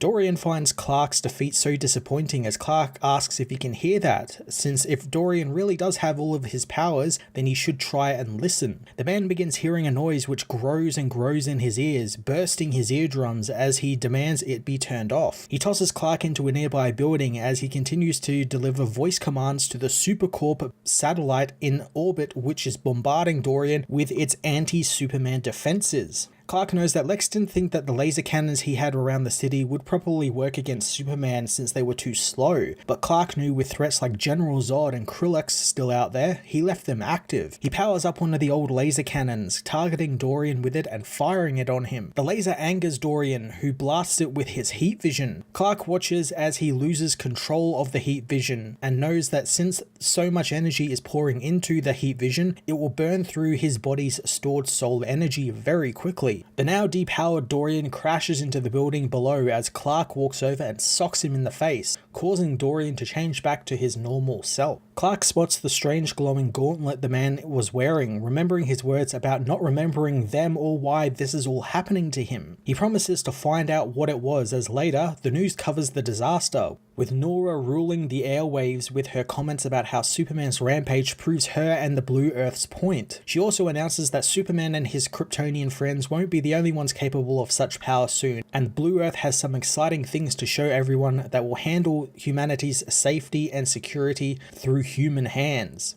Lois meanwhile coordinates the planet's coverage on the events from home as the family return home from Steelworks. She asks Othel and Othel about their first day at Steelworks' education program, but Natasha tells Othel to tell Lois what happened. The girl says that she got into a fight with another girl who was laughing at her brother, knowing that they are meant to defend others from harm, and that is what she did. Natasha reminds her that no one actually hurt Othel, and she can't pick a fight whenever someone is just a little mean to them. Kara assures Lois that they stopped it before their powers flared up, but the other girl was very upset. Lois warns the children that things are different now, and they are not on Warworld anymore, and they can't be fighting, especially with people at school. Suddenly the door opens and the disheveled Clark arrives home, asking the kids how school was. As Lois talks with her husband, Kara takes the kids into the next room for a story, revealing that she brought a book from the Great Library of Kandor and wants to tell them about the house fables of Krypton. Sitting with the kids, she tells them that every house on Krypton has its own sigil, banner, song, and even a house fable, with her family, the Elves, fable being about Flamebird and Nightwing. She knows that the kids are Philosians, which means it's a little more complicated since whenever a Kryptonian house joined the Philosians, their sigils, stories, and banners were all struck from the records, but luckily this book is from before that time and she discovered the stories of the House of Ra, the house Othel and Othel are part of. As Clark joins them at the doorway, Kara tells the story of two great tribes of Krypton, the Avor and the Aldani, both who thought the other was evil and warred for centuries over the land, and because of said war, their land was cast into the sea by their gods, so on the brink of extinction, both tribes came together and sent their greatest warriors, the Red Sun and the Star Child, out to make peace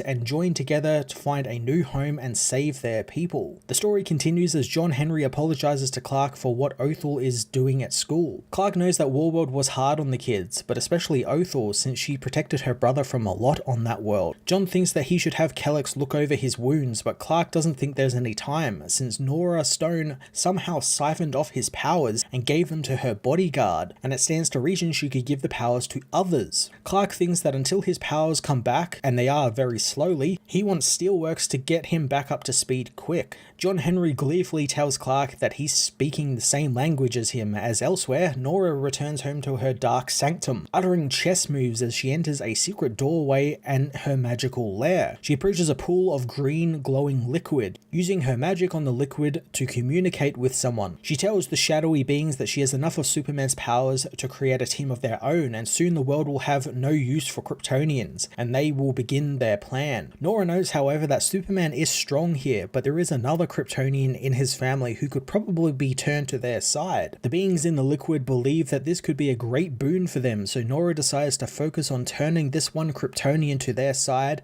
and razing the world to the ground. At Steelworks, John Henry puts the finishing touches on his new armor, giving it to Clark. Clark grabs the newly made sword as well, commenting how he didn't think that he would be able to hold one of these again so soon. John believes that it will come in handy, and besides, Nat won't shut up about his new Warworld skills. Clark dons his new super armor and sword, eager to take it for a spin.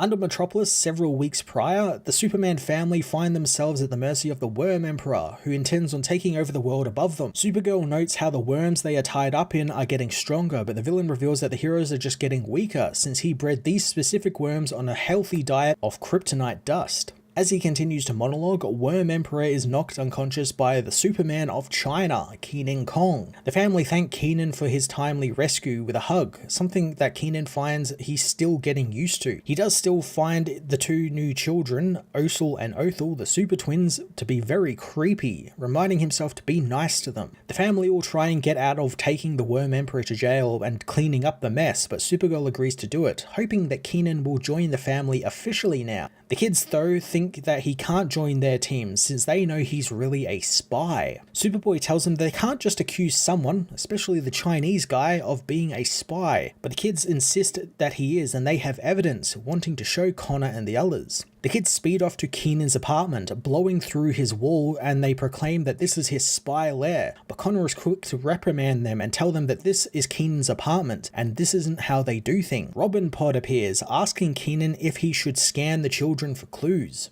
Kenan warns the droid off as Othel and Othel point out a board Kenan has set up that looks like he is tracking the Superman family with. Connor, realizing there might be some weight to these accusations, asks Kenan what's going on. Sometime before in Shanghai, Kenan meets with Baxi, the Batman of China, at a morgue. The Batman shows him the body of Tang Tai-Quan, a reporter for the primetime Shanghai who suddenly died of a stroke. And not only that, he died just as he was beginning work on his biggest story, uncovering Superman's secret identity. Keenan knows that everyone knows who he is since he announced his secret identity as soon as he became Superman, but Batman, however, means that he was trying to find out the American Superman's identity. Robin Pod says that the man's heart ceased thanks to excessive heat, and Batman points out that it was targeted heat, made by a thermal laser, or perhaps even heat vision. Keenan doesn't believe that Superman or anyone associated with him would do this, since after all, this is Superman they are talking about. Baxi reminds him that they don't know who Superman really is under the cape, so he wants Keenan to go to Metropolis and embed himself in the Superman family and find out all of their secret identities. The Batman reveals that before Tang became a reporter, he studied at the Academy of the Bat and was one of the few students who actually liked Baxi, and he considers him a friend, and now he wants Keenan, his best friend, to help him discover why he deserved to die like this. Keenan is still unsure, as in the present, Keenan has Robin Pod translate his exact words to Connor and the kids, telling them what happened in Shanghai and how maybe Superman might have killed this man and he was sent to investigate the family. Keenan wants to know their identities and promises he won't tell his friend, and wants them to trust him, but Superboy flat out refuses to reveal their identities, so Keenan tells Robin Pod to begin scanning them. Connor demands that he stop the robot immediately as the kids try and knock it out of the air. Since they can't catch it, Othel decides to punch the spy, hitting Keenan in the face. The robot stops its scans, finding soil on the feet of all of the kids and Connor to be from a farm outside of Metropolis, a farm the robot discovers belongs to famed reporter Clark Kent. Upon figuring out that Clark Kent is Superman, Keenan suddenly has a stroke, all thanks to the procedures that Lex put in place that would affect anyone who figures out Clark's secret identity. Connor rushes to help Keenan, but it's too late as they find the Superman of China is dead. Sometime later, Cat Grant and Steve Lombard cover the 98th annual Metropolis Day Parade, commenting on how all of the 6 of the city's boroughs have flooded into the streets to watch the parade. Down in the crowd, Bibbo Babowski takes the Super Twins through the parade, telling them that his grandpa used to take him to the same parade when he was their age. The kids are enraptured by the joy and excitement of everything, finding it quite disturbing. Bibbo thinks it's because there's a lot to take in and a lot to be excited about, like the sights, the sounds, the food, and the spectacle. They watch a float for the Arctic Glacier project go by, and the kids know that that looks nothing like the Arctic they saw when they went to the Fortress of Solitude with Superman. They decide to help out a little bit, unleashing their freeze breath into the air, which sends a blizzard up into the air, causing the crowd to become cold. Bibbo ushers the kids away from the area quick and nondescript to a nearby hot dog stand, telling them that getting a hot dog is a Babowski family tradition. As Bibbo orders the food, the kids dash off and meet a Superman mascot with a big head. They mistake him for the real Superman, asking what happened to his head. The man inside plays it off, telling the kids that this is what Superman has always looked like. Othel uses her X-ray vision to see the scared teenager inside, attacking the man and claiming him to be an imposter. Parade security comes to get the kids, but they tackle them down and escape across the parade floats.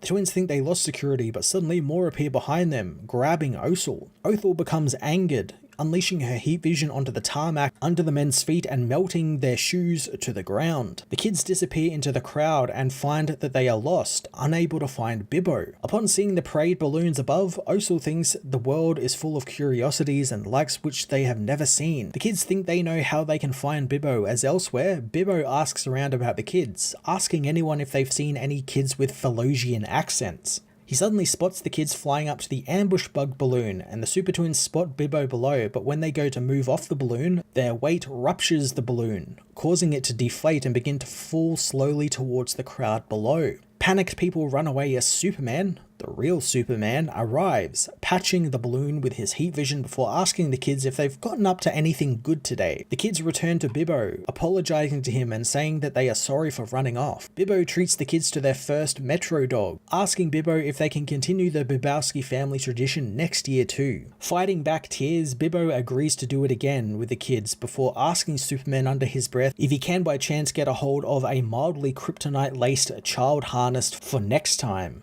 A few days later, a group of bank robbers speed through the streets of Metropolis, panicking when they see the beings who are pursuing them. The truck comes to a halt and the robbers plead to Superman to not take them to jail, but it's not Superman who has been pursuing them though, it's the Blue Earth, who smash into the truck, trapping the men inside. A fire breaks out inside and the men plead for the beings to let them out, but the Blue Earthers stand around and watch. Superman, clad in his special armor, leaps onto the truck and uses his sword to pry open the roof and rescue the men. The Blue Earthers aren't concerned with Superman and Steel, finding that they are outmatched, but Clark begs to differ, shielding himself from the heat vision as the men proclaim that this is their city now. Clark reminds them that it's not their city, and the street that they are destroying was named after an immigrant who fought Nazis and made a fortune and spent it on the Metropolis poor, so the city isn't what they think it is. The Blue Earthers try and crush Superman with some rubble, but he whips his shield at them, causing it to fall on the man as he smashes the other over the head with his sword, breaking it. The Superman family arrive, but before they can join the fight, Superman calls for a ceasefire, telling the Blue Earthers that they are taking the robbers to hospital and then to jail, but the villains don't believe Superman speaks for the city anymore. Superman reveals that he told his daughter Othel that they aren't the enemy, and he's asking them to show her that now, and he believes that they put on uniforms to answer the call to serve and to stop crime, since if they put them on to commit crimes, that makes them the worst kind of people in the world. He asks the Blue Earthers which one they are, and the villains decide it's time to put on a show for the gathering people. Othel and Othel leap in after them, and Othel becomes lost in a strange mist that engulfs her. A strange voice says that it looked into her mind, and while the others are all standing for truth and justice, she does not. Nora Stone appears before Othel, claiming that the girl has the iron in her. She reveals that she is more than just the leader of the Blue Earth movement, and while they have their uses, it's just the first step to the real prize, which is Othel. Nora tries to appeal to the girl, telling her that she was right to kill in order to protect her brother on Warworld, and Superman threw all her hard work away. Othel doesn't buy it, claiming to be a Supergirl of the House of El. She blasts Nora with her heat vision, but it passes right through Nora like it is nothing. Nora knows that she can still feel her chain, and it's like a phantom limb to her, and at night she twists her socks and her shirts up into a chain and wraps them around her arms to simulate the cold feeling of it, and she misses it so much. Nora begins to fade away like a ghost, telling the girl that she will see her soon. Othel wakens in reality, finding that she missed the battle with the Blue Earthers and they defeated them, but they managed to escape. Kara notices that Othel is clutching an amulet, but Othel thinks that it's nothing, it's just something she found in the rubble. Later on, Superman recharges in the Steelworks solar harvester, regaining a little of his power. Clark is impressed with Natasha's harvester, finding that she started building it the day after they got back from Warworld, and it should recharge Superman quicker than the sunlight. Clark doesn't have time for a full charge though, since he's going to help with the cleanup, but Lois arrives, telling him he should check the news. Elsewhere, Kara and Connor watch over Othel and Othel, thinking they have homework to be doing rather than playing. Connor notices Kara doesn't look so good, and she tells him that she has been feeling weak ever since the fight earlier that day with the Blue Earthers. Connor is reminded about how Clark felt that same way once Nora Stone touched him in the Daily Planet and his powers were taken. Kara doesn't want to be reminded of that woman since they don't know anything about her, and they are just reacting to what she is doing and waiting to see her next move. Clark meanwhile learns the Blue Earth is sending out doctored photos of their battle with the Blue Earth to the press, making it look like the Superman family were causing all of the damage and the Blue Earth people were there to stop. Lois is really worried since Nora is trying very hard to replace him in the family, more than any other villain before. Clark knows that it will be okay since people will see through these lies, and he's more concerned with how she is taking their powers for her own people. Lois tells him that Stone had told the news that they invented radiation processing nanobots that replicate Kryptonian powers, but John Henry doesn't buy that story and no one will believe it. But Lois thinks that people already do since the world is watching Metropolis, and Nora is pushing this incident to sell the Blue Earth as a new Superman family and maybe even a new Justice League. Clark stares at Nora's image, not able to shake the feeling that he has seen her somewhere before. Lois offhandedly says that the woman reminds her a lot of Bruce Wayne, and then it clicks for Clark. He remembers who Nora Stone is, remembering his run-in with Jal Al Ghul on Earth Al Ghul with the Authority. He can't believe that he was so blind to this, and it's all his fault. He tells the family about Jal Al Ghul, the daughter of Bruce and Talia from another Earth, and the alien invasion she's been ranting about is real, as the Empire of shadows is invading them. Out in the garden, the amulet Othel got explodes with a green power, which restrains her. Kara tries to save her as Superman speeds into the area, grabbing at Othel, but she teleports away before he can grab her. He screams to the girl that they will find her and bring her home as she is transported to Earth Al Ghul, meeting with Janal Al Ghul, who tells her big things are about to happen and a lot relies on Othel. As Othel spots statues of Ra's al Ghul and Bruce Wayne, Janal laments how she thought her family had high expectations, but wait until Othel meets the Al Ghuls.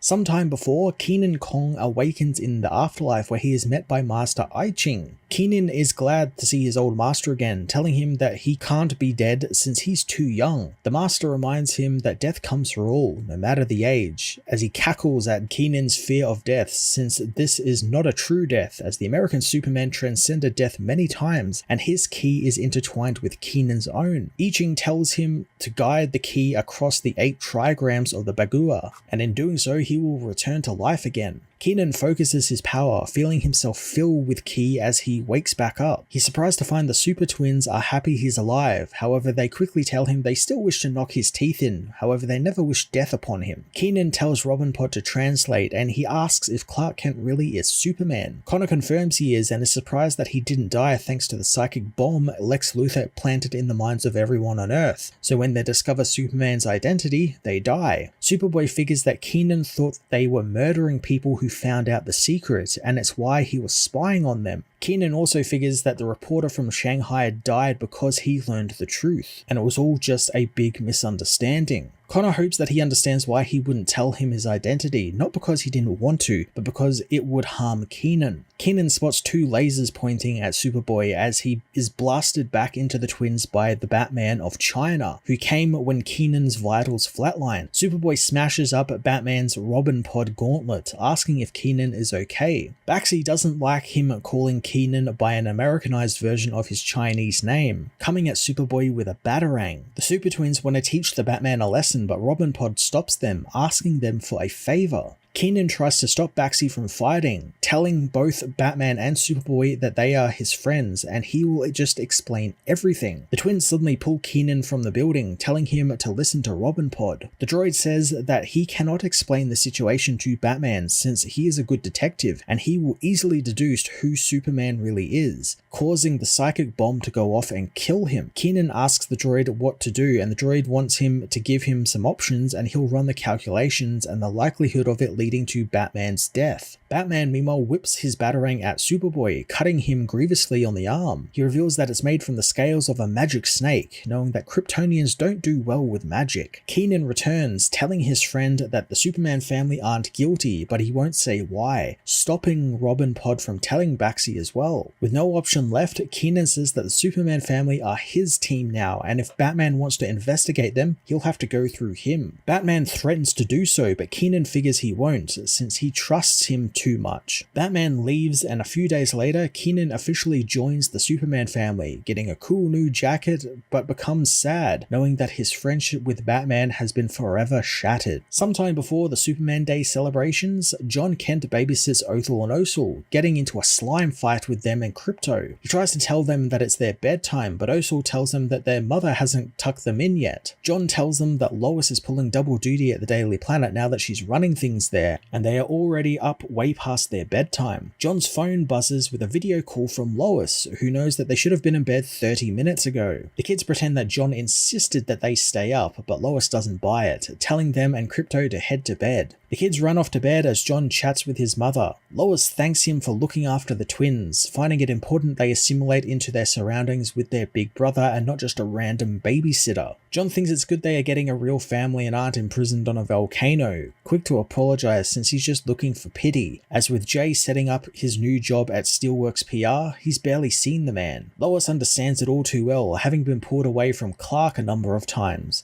but she believes that people who care about each other always find their way back together again, much like a rubber band. Lois is told about some meetings she is currently late for, quickly saying her goodbyes and ending the call. John thinks it's just him and Crypto, but wonders if Jay is home yet. He texts Jay, finding that he won't be home until well after midnight, so then he can call him. Until then, John decides to go for a fly around the city and take in the city's night lights. Jay soon calls and both discuss their days and how their respective jobs are going, chatting for hours before Jay realizes he's got to be up for work very soon. However, he didn't get any sleep. John thinks that it's time they took a day off, telling Jay to get some sleep and meet him on the apartment roof in the afternoon. Later, Lois tries to get John to watch the kids again, but he tells her that he's taking a very much needed mental health day with Jay. John arrives at Jay's place with fresh tacos and burritos, setting in for a late afternoon brunch. Jay's phone begins dinging constantly, so John decides to take him for a short flight around the neighborhood before he has to inevitably go back to work. John flies through the sky with Jay, telling him to loosen his grip a little so he can feel like he's actually flying. However, he loses his grip on Jay, causing him to fall. John catches him in an instant, giving him a kiss before hearing something happening over in Centennial Park. Jay reminds him that it's the Superman Day celebration and it's why his phone keeps dinging. John knows that he and his family are going to the celebration and he can drop Jay off to work at the same time, but their time is cut short when the park violently erupts with explosions, calling Superman away. Superman helps out his family with Walker's killer robots as Jay deals with the PR nightmare, hoping that John is okay. John appears, wondering if Jay is talking about him. Jay is surprised to see Superman, but John reminds him that when he's in his street clothes, he's still using his secret identity again. He wants to finish up their date, as elsewhere, Lois tells Clark that she hasn't been able to get hold of John since the battle at the park. Clark figures that she wants him to track their son, and with some reluctance, Clark finds his heartbeat, taking Lois into the sky to go and find their son, but Lois tells him to stop since she's glad he's okay and they should give him some space, deciding not to go and look for her son as both Jay and John have passed out in their picnic on the rooftop. Clark thought that Lois's inquisitive mind would want to go and know what is happening immediately, but she tells him that that's the reporter side of her, but the mother side of her knows better, although she does hope that he is wearing a jacket wherever he is, since he might get a cold, although Clark is unsure if he can actually get a cold. Sometime later on the other side of the world in London, John Constantine listens to a punk band. Superman arrives, removing the man's cigarette and telling him he needs his help, since he doesn't know how to find his daughter without him. The visibly drunk John thinks they'll let anyone in pubs nowadays, but wants to know where Superman's daughter was taken to. Othel meanwhile calls across Earth Al Ghul for her brother and family, but Janal Al Ghul tells her she is a long way from Kansas, and she brought the girl there because this is where she belongs. Othel confronts the villain, telling her that she is the daughter of Superman and he came to free her and her brother from Warworld and will come for her again. She unleashes a powerful energy blast onto Janelle, but it does nothing, making the villain tease Othel's claims that Superman is the greatest hero in the universe. Janelle reveals that she is actually called Sister Shadow and she has killed heroes, tyrants, lanterns, new and old gods, and her family brought about absolute peace and order to many Earths. That was until Superman and the Authority invaded them and turned it all to sand, destroying their gateways between worlds and all of the civilizations they built, leading to the houses of Wayne and Al Ghul to die out, all except for her. Othel tries to escape, but is met by an army of bat-like creatures. A Sister Shadow tells her that she found a new way to cross between worlds, and now her world's time has come. She reveals that every world they have conquered begins with the culling of the Kryptonians with the blue earth, but Othel was brought there because she is no weakling like the other members of the Superman family, but being with them will make her soft. Sister Shadow grabs Othel, telling her that she is meant to be something more as she shows her other Othel-Ras within the multiverse, showing her the vision of the Valkyrie General of the Warworld Engines and Soul Bearer of Olgren. Sister Shadow tells her that Superman robbed her of this future and she has brought her to this world to give it back to her, while the other Kryptonians are culled. Back on Earth Zero, the news reports on the Blue Earth followers are suddenly developing powers and the police are struggling to contain them. All of these supporters raid A-Town, the alien refugee town in Metropolis, but Superboy, Keenan Kong, and Natasha Irons confront them. The men think that they can be Superman now with the powers they have, but Superboy thinks they have a long way to go, slamming into the ground and causing the Blue Earthers to fall over. Back at Steelworks, Osul wants to go after his sister, but Lois and Kara are forced to stop him, since Nora Stone could take him as well, and they need to keep him safe. The boy refuses to take no for an answer and wants to go, unleashing some of his power. Kara tells the boy to calm down, reminding him of the story of the Red Sun and the Star Child, and wants him to tell her where they came from. The boy knows they came from Rao, Krypton's son, and Kara tells him that that's where his family comes from, and the seed that birthed both heroes has split into two, with one being found by the Avor people and the other being found by the Aldani. But the war with both tribes fought couldn't even keep them apart, with the siblings joining forces and heading into the caverns of Mundru, where the Red Sun's fire of Rao came to life and saved both tribes and his sister in their hour of need. Superman meanwhile heads to the Cathedral of St. Lazarus, the oldest cathedral in Metropolis, and it's where the Blue Earthers are basing their HQ out of. Constantine finds a magical door that tells them a chess move, making him quip that he's a bit more into blackjack. He asks Superman for a light, but Superman doesn't think it's a good time for him to smoke. John tells him that he needs the smoke for a spell, and when it comes to Superman needing some planets knocked about, only then can he tell the hero that it's none of his business. Superman reluctantly lights the cigarette with his heat vision, and with a few puffs, John uses the smoke to create a magical sigil, which opens the door. Heading inside, John is shocked to find the gathered magical artifacts and tomes, asking who Nora Stone really is. Clark tells her about the stone and her relation to Ra's al Ghul, among others. John thinks that she isn't to be trifled with if any of these knickknacks are to be believed, but he finds a lot of what he recognizes is wrong, since there are bones of people who aren't dead and ruins of places that aren't actually ruins. John hopes that Superman understands that magic is transactional and every interaction is a bargain being struck, so Superman better not touch anything, take anything, give or offer anything. John becomes horrified when he finds that Nora has made an Organum Infernalis, a magical treasure housed in the bones of a hellhound and fueled by the spirits of one of the condemned, and it's how she is teleporting between worlds, using hell as a checkpoint of sorts. Constantine refuses to touch the device, imploring Superman to find another way across amongst the magical trinkets. Superman doesn't think there is any time, but John reminds him that he pulled John into this since he knows nothing about magic, and taking the road through hell requires a toll. Superman soon begins hearing Othel's voice calling out to him. He calls back as John warns him that it's not Othel's voice and he needs to ignore it, but Superman begins to dig through the trinkets, finding it's coming from an hourglass. Othel shouts that she is stuck in the item, and Superman, going against John's screams, grabs it. The hourglass explodes and destroys the Infernalis as well, sucking Superman into it. The Man of Steel awakens, finding himself in the company of Bloodwind and Etrigan the Demon, who thank him for freeing them from the Infernalis, and because of it, they will help him rescue Othel, as they have all seemingly arrived on Earth Al Ghul.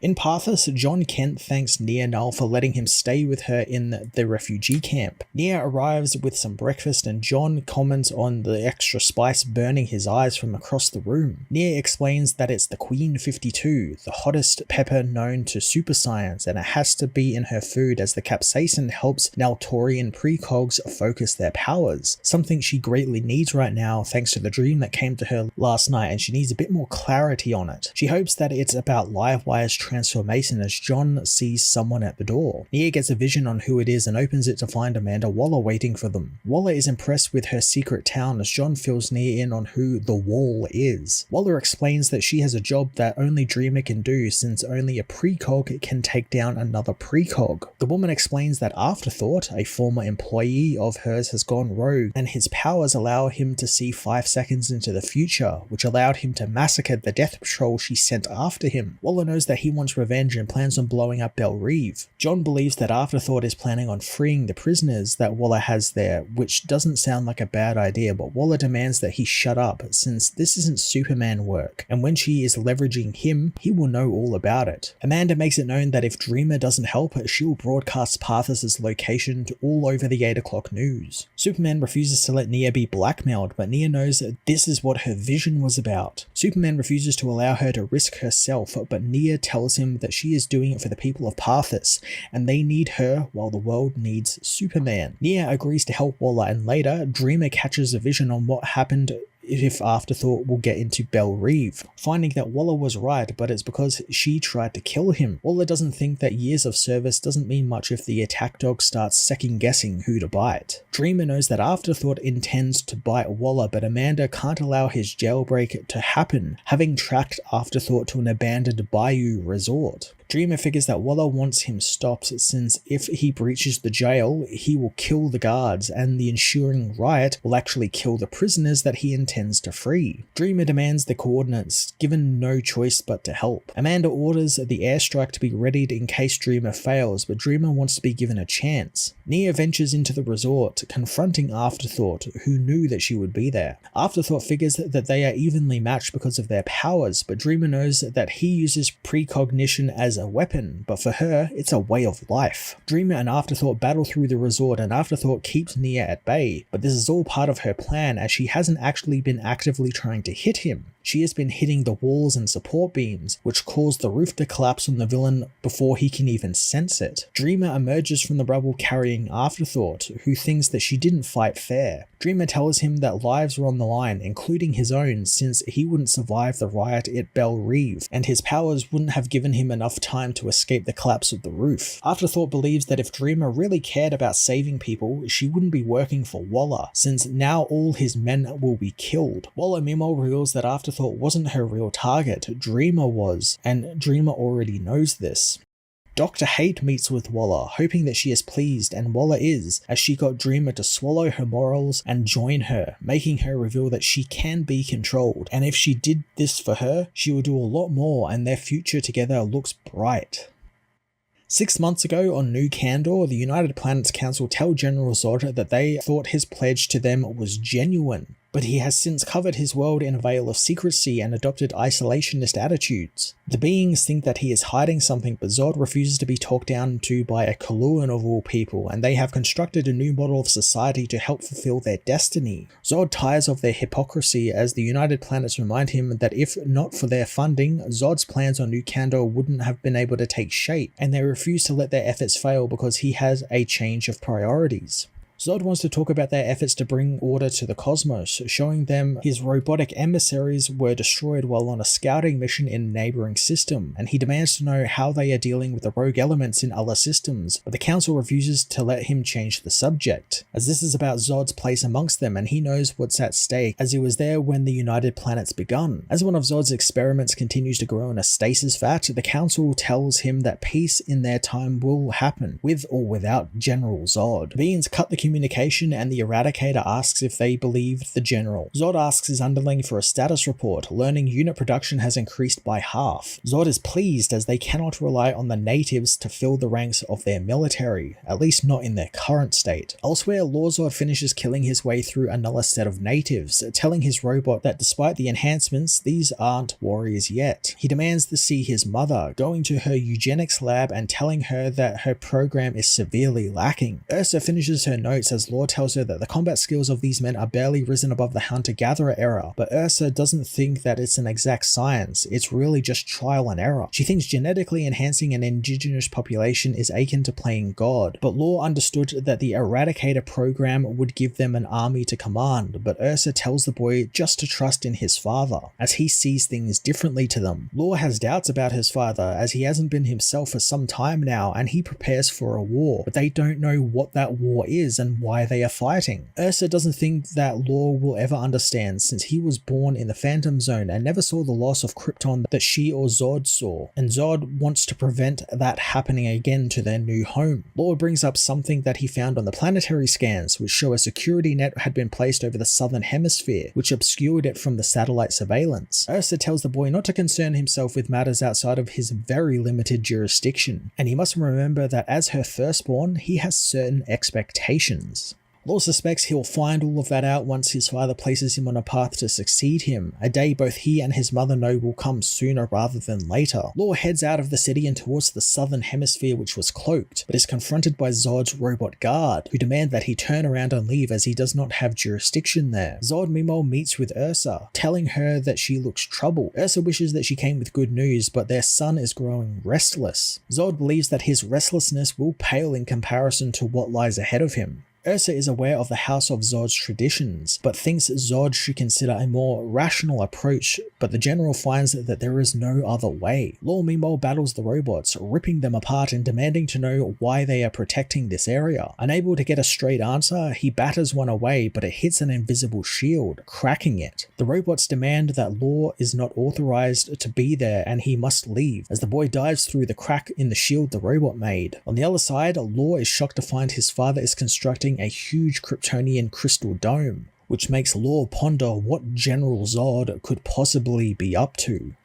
Meanwhile, on Earth Al Ghul, the Al Ghul soldiers round up a family, angered that they would not part with one of their children, so now they'll kill them all. In a flurry of wind and ice, Superman, Etrigan, and Bloodwind arrive, taking down the soldiers and their bat creatures quickly. The family are reunited with the son the Al Ghuls wanted, as Superman asks the girl if she's okay, thinking it must have been really scary for her. The girl asks about the picture on Superman's chest, so Clark tells her about his family sigil and how it reminds him to be brave, hoping that it's working, and the girl feels a little bit braver. The girl says she does, as her father tells the heroes they can never repay them for what they have done there. Superman thinks they can by telling them where the Al Ghuls would have taken his daughter. The man thinks that she would have been taken to White's tomb, giving the heroes some directions. Before they leave, the boy asks how they can fight and win, and Superman tells him that victory comes in its own time, and it just needs them to fight on, and if you can keep fighting and never give up, eventually the enemy has to give up. At White's tomb, Othel Ra is given great power in the form of some new chains, finding that she has dreamt of having a chain as long as this one. The girl sees herself battling gladiators in Warworld's fighting pits, adding more links to her chains as Janal Al Ghul tells her that one more battle will be needed before she is ready. The girl stops herself though, remembering that elves don't kill, wondering where her brother is.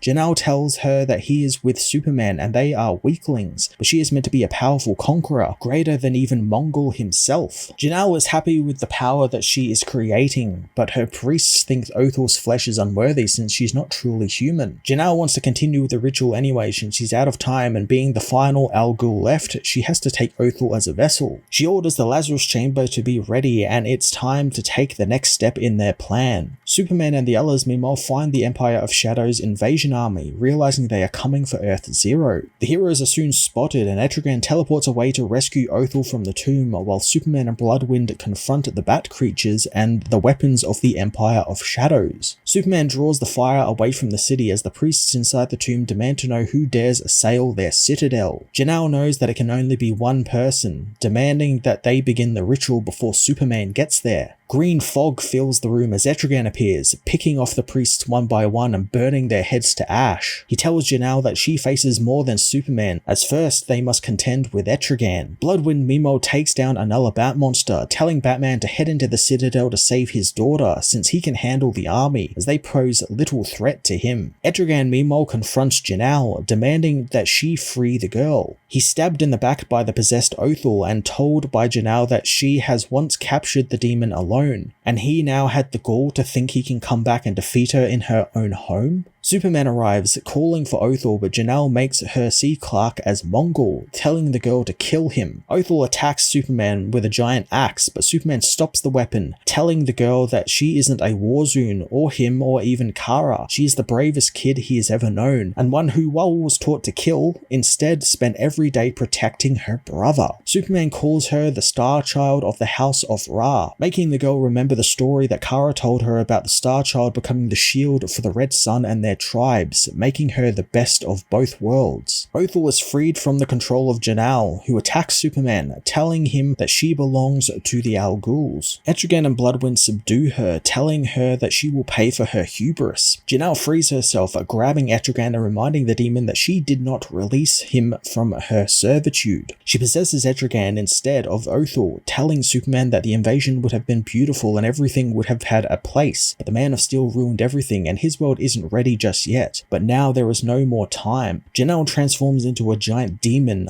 leading her army through a portal to Earth Zero. Back on Earth Zero, Jimmy and Lois cover a massive Blue Earth protest, watching as the powered Blue Earthers take down some aliens. Luckily, the Superman family arrive, taking down the Blue Earthers instead, who think that the family are just Superman's spares, offended at the idea that they have to deal with them and not Superman himself. Keenan thinks that they will wish Superman was there, smashing the Blue Earthers in the face as Connor tells him that Superman doesn't think that they are bad guys. He thinks that they are being used by the real bad guys, but he still thinks that they look like bad guys, and that's good enough for him. The family soon hear a low hum as a portal opens above the city, ushering the Empire of Shadows invasion force into the City of Tomorrow. The Empire's bat creatures flood through the streets, and Supergirl points out that this is that alien invasion the Blue Earthers have been so afraid of, and they and their cult leader led them there. She asks them if they still want to protect Earth, and they do, so Kara asks them to fight with them. The Superman family and the Blue Earthers fight back against the Empire, aiming to get them away from populated areas as Osul rushes off, spotting Janelle aboard a blimp. Superboy tells the Blue Earthers to draw fire from the ships, chiding one of them for throwing a ship into a building as the people are evacuating below. The man apologizes, visibly shook since Nora Stone is the one attacking them. Connor knows that it's okay, telling them that Superman was right and they got played, but now they can make things right. Superboy tells them to watch out for bystanders as Osul speeds towards the command ship, remembering the Red Sun and how he repelled the fire of a monster